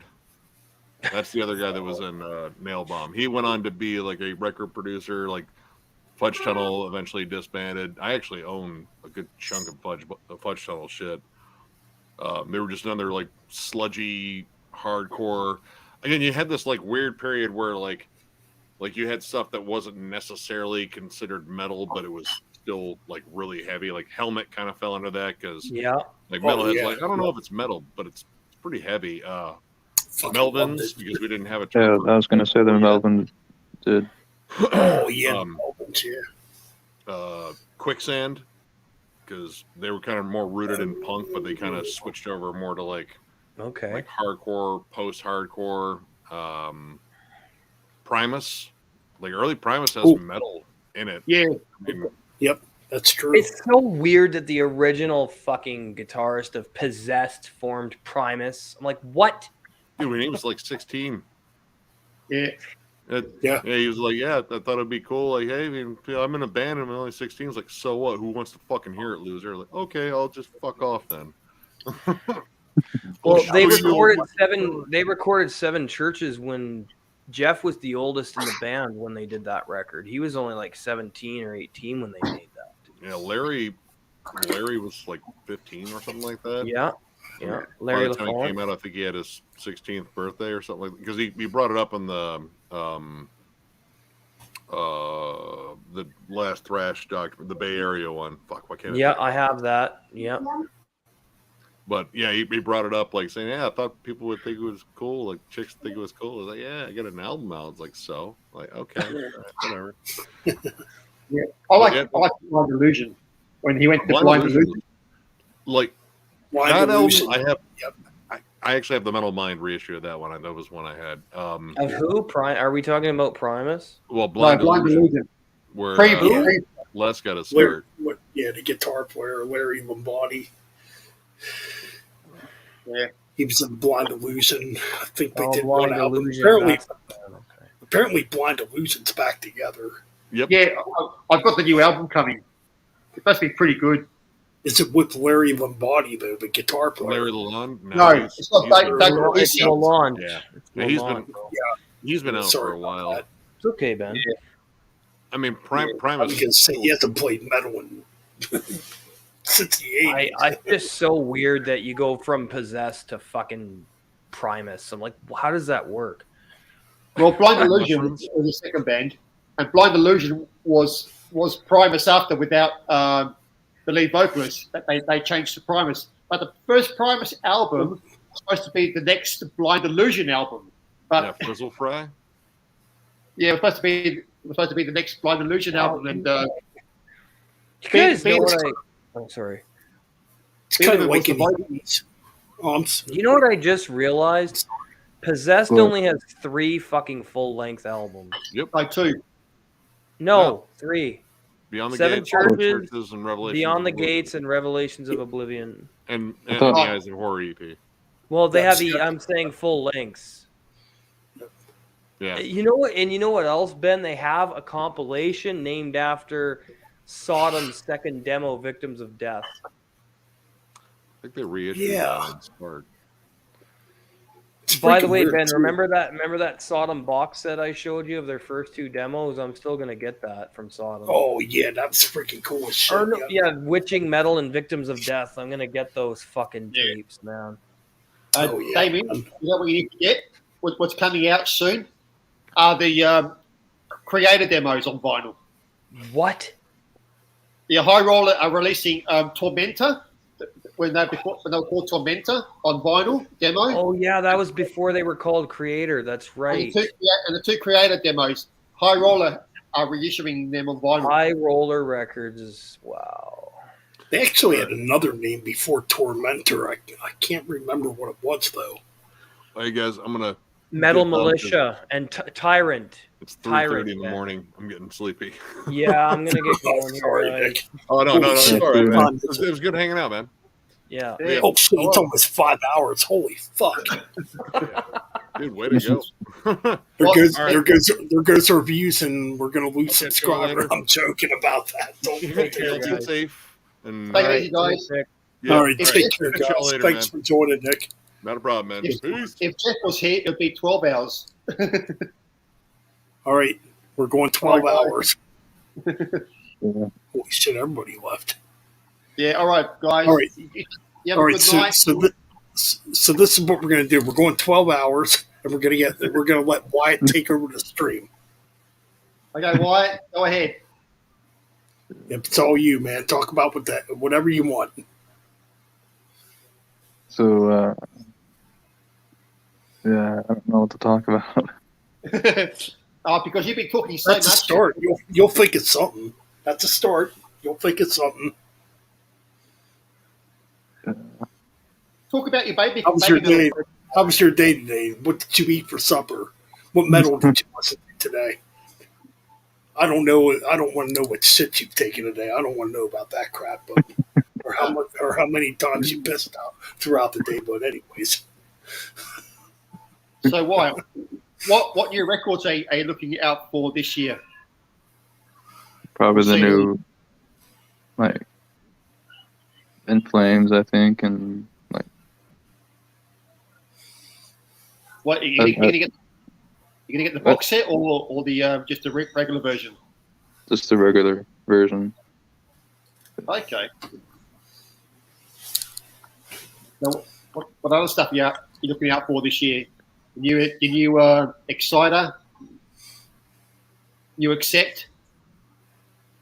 Does Accept have a new album coming out? Coming out this year yet? I don't know if they do or not. I haven't heard that one. I It's might get probably that one out. It's probably going to be a new UDO album coming out probably in early 2024. I'm guessing. Oh yeah, definitely. A good album. An album that I just ordered was the new Leather Leone album. We Came for You All. Oh, You know Leather Leone from yeah, Chastain. I'm friends with her on Facebook. Yeah, so am I. she's a cool vocalist. Yeah, she seems Have you really heard- cool. Yeah. Still Have kicking you heard ass too. Have you heard of Leone? What? From Any what? Chastain. Leather Leone. Have you heard her music? She's freaking awesome, dude. I've heard of her, but I haven't heard. Oh, check it Yeah, out. You'll like it. You know, it's a mix of speed metal, heavy metal, power metal. Yep. Yeah. Yep, all the real shit. Yeah, shredding guitars. Because you're a guitar player, you love shredding guitars. Oh yeah. Yeah, I mean, I like pretty much anything guitar. I say you like baby metal then as well. Oh, get the fuck Okay. out of here, Mobius, if you like that shit. Now it's bedtime, you motherfuckers. Fuck baby metal. Stream over. That's blasphemous on this fucking. Yeah, stream over. Stream over, motherfuckers. Yeah, I'm surprised John didn't show up tonight. Yeah, no. I wonder if he's okay. No, I wonder if he's. Hopefully. You know who I haven't seen lately? Damos. I haven't seen Damos J around lately. It's a good question. I was actually just thinking about it the other day. I'm like, man, Damus don't show up no more. No, I don't. I haven't seen him since last year. Yeah, when I'm trying to think. You know what? You're probably right. Probably around September, October, somewhere around there. I kind of remember him coming in here. Yeah, Damus, where are you? Hope you're still alive, dude. I hope he's okay. Yeah, because he always used to comment on my videos. So Yeah, Yeah, he turned me on to that one band. Fuck. Shit, if I can remember what that fucking band was called from the 70s now. God damn it. Oh, They were from the UK. We only had one album out. It came out in 75. ooh, 70. Fuck. Ooh. Was it hard rock? Dirty Trick, I think it was called. Okay. I'm pretty Dirty sure Tricks. that's what it's called. Dirty Tricks. I'm pretty sure that's what it's called. Yeah, Because I they haven't kind of had like a heavier Led Zeppelin vibe to them. Okay, yeah. And also, I haven't seen Karen lately either. Haven't seen Karen much as well. She's still around on the other channel, the main channel, Metal. You know what? Maybe I should take these live streams back over there, and they'll all show up. Yeah. And they And all show up. I haven't seen Snaggletooth very much either. I haven't seen Levi around much as well. Yeah, I mean, I thought that was he doesn't Xavier. come on- Yeah, Exactly. he doesn't come Exactly. on either. Maybe he's busy with Yeah, his that's good. recording. He Maybe. pops up in the chat every once in a while. Yeah, no, I haven't seen him come in on chat and that as well. Yeah, he doesn't pop up. Yeah, he doesn't pop up as much as he used to. No. Oh, who else do we have? Oh, fuck. Snowy. Which Snowy is still around. Yeah. Speed King's here. Hey, we got Speed King here right now. Yeah, Oh. Speaking's always here. I was on Jeff's stream not long ago, and he's doing good, I guess. Yeah. Because I haven't it's, seen Wyatt lately. He's been very Yeah, quiet. where's Wyatt at? yeah. I'm Wyatt's behind the not- screen. Yeah, no, there's a few old heads that haven't been around for a while. Hopefully they're all okay and they're not. Shadow. What's the other dude? Shadow Man? Oh, yeah, Shadow Man. I think he's from your country too, Australia. I think so too. Yeah. I'm not sure what part of Australia he's from, but he is from Australia. Maybe it's from the East Coast, I think. Man, holy fuck! We used to get like 50 people in here at one time. Yeah, I know. But Got to get back to that, man. yeah, I think Yeah. it's because it's the time difference over there as well. Everywhere in every country difference. People working next day and Yep. as well. And we Yeah, don't but want to think about we don't want to think about the worst of maybe some, kind Yeah. of maybe, I don't even want to mention that word, but medical problems or health problems and like that. Yeah. something I don't want to think about. I'd rather think No. about us all while we're breathing, alive, kicking ass in hell, doing our thing. That's it. Well, I hope you guys are watching. Hopefully you're all doing well out there, and Yep. hope to see you Come back back. in the chat. Yeah, come back. We miss you guys. We miss your comments, and we miss you. The chatter. Yep. Yeah. Come back. Hell, man. Yeah. We're almost on 5 fucking hours. Wonder Yeah, I where know. Mike is. Probably It gonna kind end of this sucks, soon, really. Like, actually. all these fucking different time differences. We live in the same world, but every part of the world has got different time differences. Exactly, man. Look Different like time. yeah, like in America, you're behind and I'm in the future. That's You very lucky true. bastard. You guys are a day ahead of us. Yeah, I'm in the future. You're in the past. But now you're in the future now because it's All right, if I'm in the past, I want to go back to the 80s, man. the 80s. What a good year for music. Oh, What a good the 80s fun. for music. Yeah, I swear I 70s. could have been. The 70s was were fucking No, I'd go back to the 70s. Fuck yeah. Because 70s. I didn't get to see the 70s. Well, I did, but I didn't. You know what I mean? Because I was born in '69, so I grew up in the You're a '70s. 69er. Yeah, 69, I'm born the year Woodstock happened. you know, Shit, and could like, you imagine could you imagine us fuckers at Woodstock back in '69? Jesus Christ. oh, I swear I could have been born then. We would have invented heavy metal or extreme metal in Woodstock that year. We'd be like up on stage, dun, dum, dum, dum, or something. I don't know. Something outrageous. imagine thrash metal beginning in the '60s and '70s. Metallica. If Metallica on they acid. would have formed in 1967 or something, playing a And Woodstock. they put out Kill 'Em All in 1967. Holy shit, that would Metallica. have fucking scared. Metallica on acid. I mean, Pink Floyd and all that shit was scary enough, but Jesus Christ. And take Kill 'Em All and put it back to 1967, people would be fucking losing their goddamn heads. I mean, they were back in '83, but, you know. Can you imagine Kill 'Em All if they were on acid? Oh no, the Antichrist is here in this fucking band, no. I mean, Can they you pretty imagine? much done that with all the other bands. Can you imagine Kill 'Em All if they were on acid? Psychedelic thrash metal. Oh Christ, man! I don't know. Dude,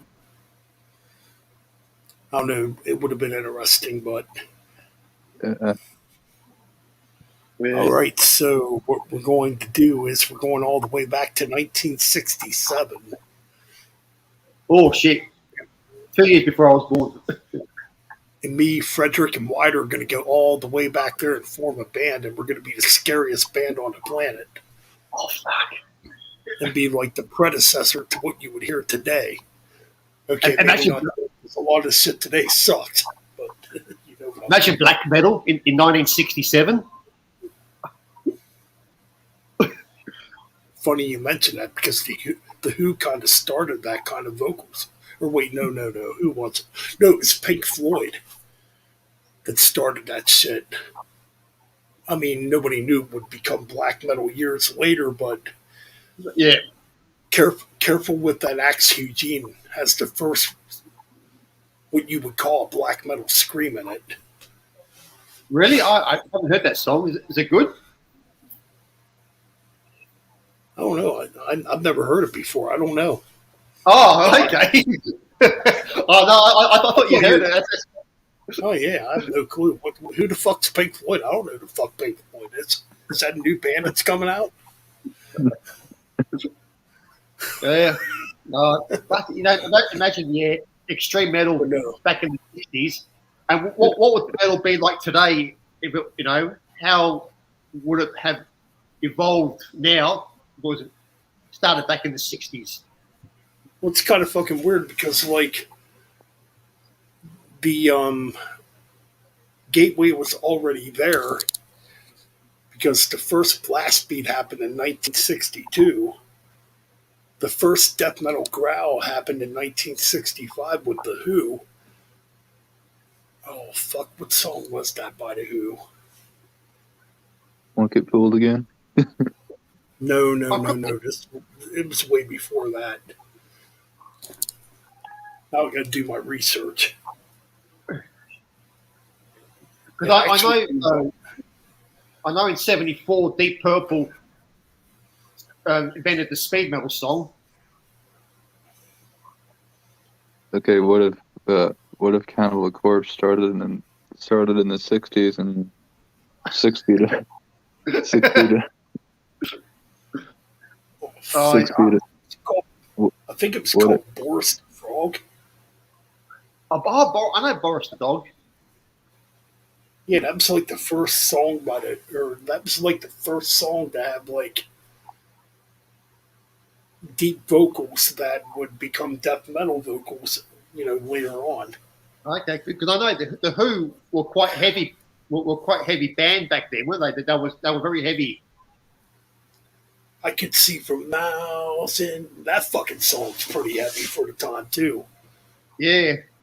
I could see for miles, and I'm doing my bad singing. I'm actually not even fucking trying, but you know the song I'm talking about. Yeah. That came out in '7 too.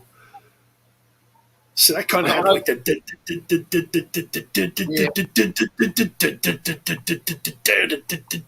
kind of ripping like that for '67. And in oh yeah, the black metal shit. Oh yeah, it would have been Pink Floyd with "Careful of That Axe Eugene," which came out in '68. Okay. Yeah, the first occult metal band. Yep. Oh, Coven. Coven. The first Coven, sort of almost black metal-y themes. You know, the occult, the satanic themes. So anybody that's here over us being here for 4 hours, you're getting educated right now about where it all came from. Yeah. It all started with Black Sabbath. No, before Black Sabbath. They were before Sabbath. You got to think about the roots that led to that. You know what I'm saying? Look, Blue Cheer. Blue Cheer were one of the heaviest bands in the '60s. Oh yeah, definitely. Some of that early Hendrix stuff. Hendrix, yep. Because Sabbath were a blues band. They were originally a blues band. Yep. Cold Earth. Yep. Yep. Yeah. And then Sharon Osbourne. And Sharon fucked it up. Now, when we combine that all together, yes, Black Sabbath did create heavy metal, but there was roots leading to heavy metal before that. Yeah, there were bands like Steppenwolf and Steppenwolf. Steppenwolf termed the phrase heavy metal, heavy metal thunder. Steppenwolf. Oh yeah, yep, exactly. And you got bands like oh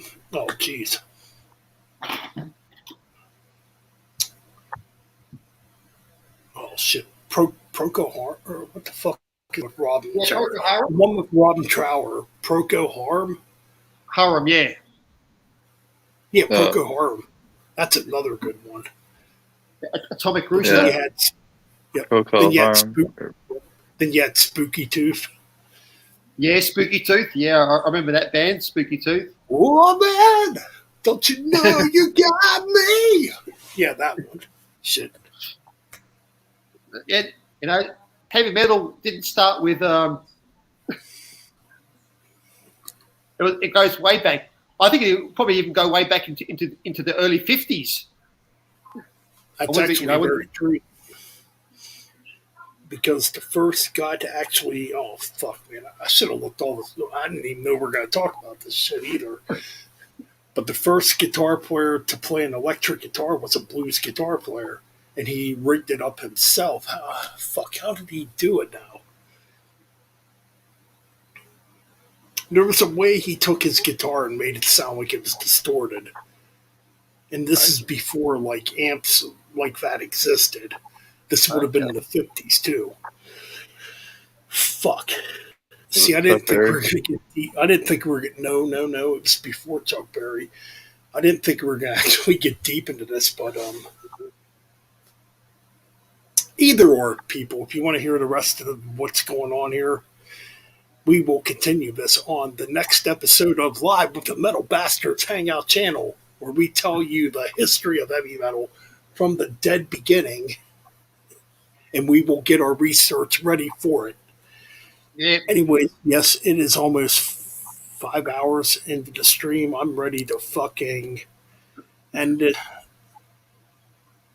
Hope I'm not sound like a dick, like I'm trying to kick you out. No. It's been 4 hours. I'm just really ready to fucking end it, man. We're all dicks. It's been a good stream anyway. It's been a good talk. It's been a fun stream. I mean, the stream went all over the fucking place, dude. Yeah.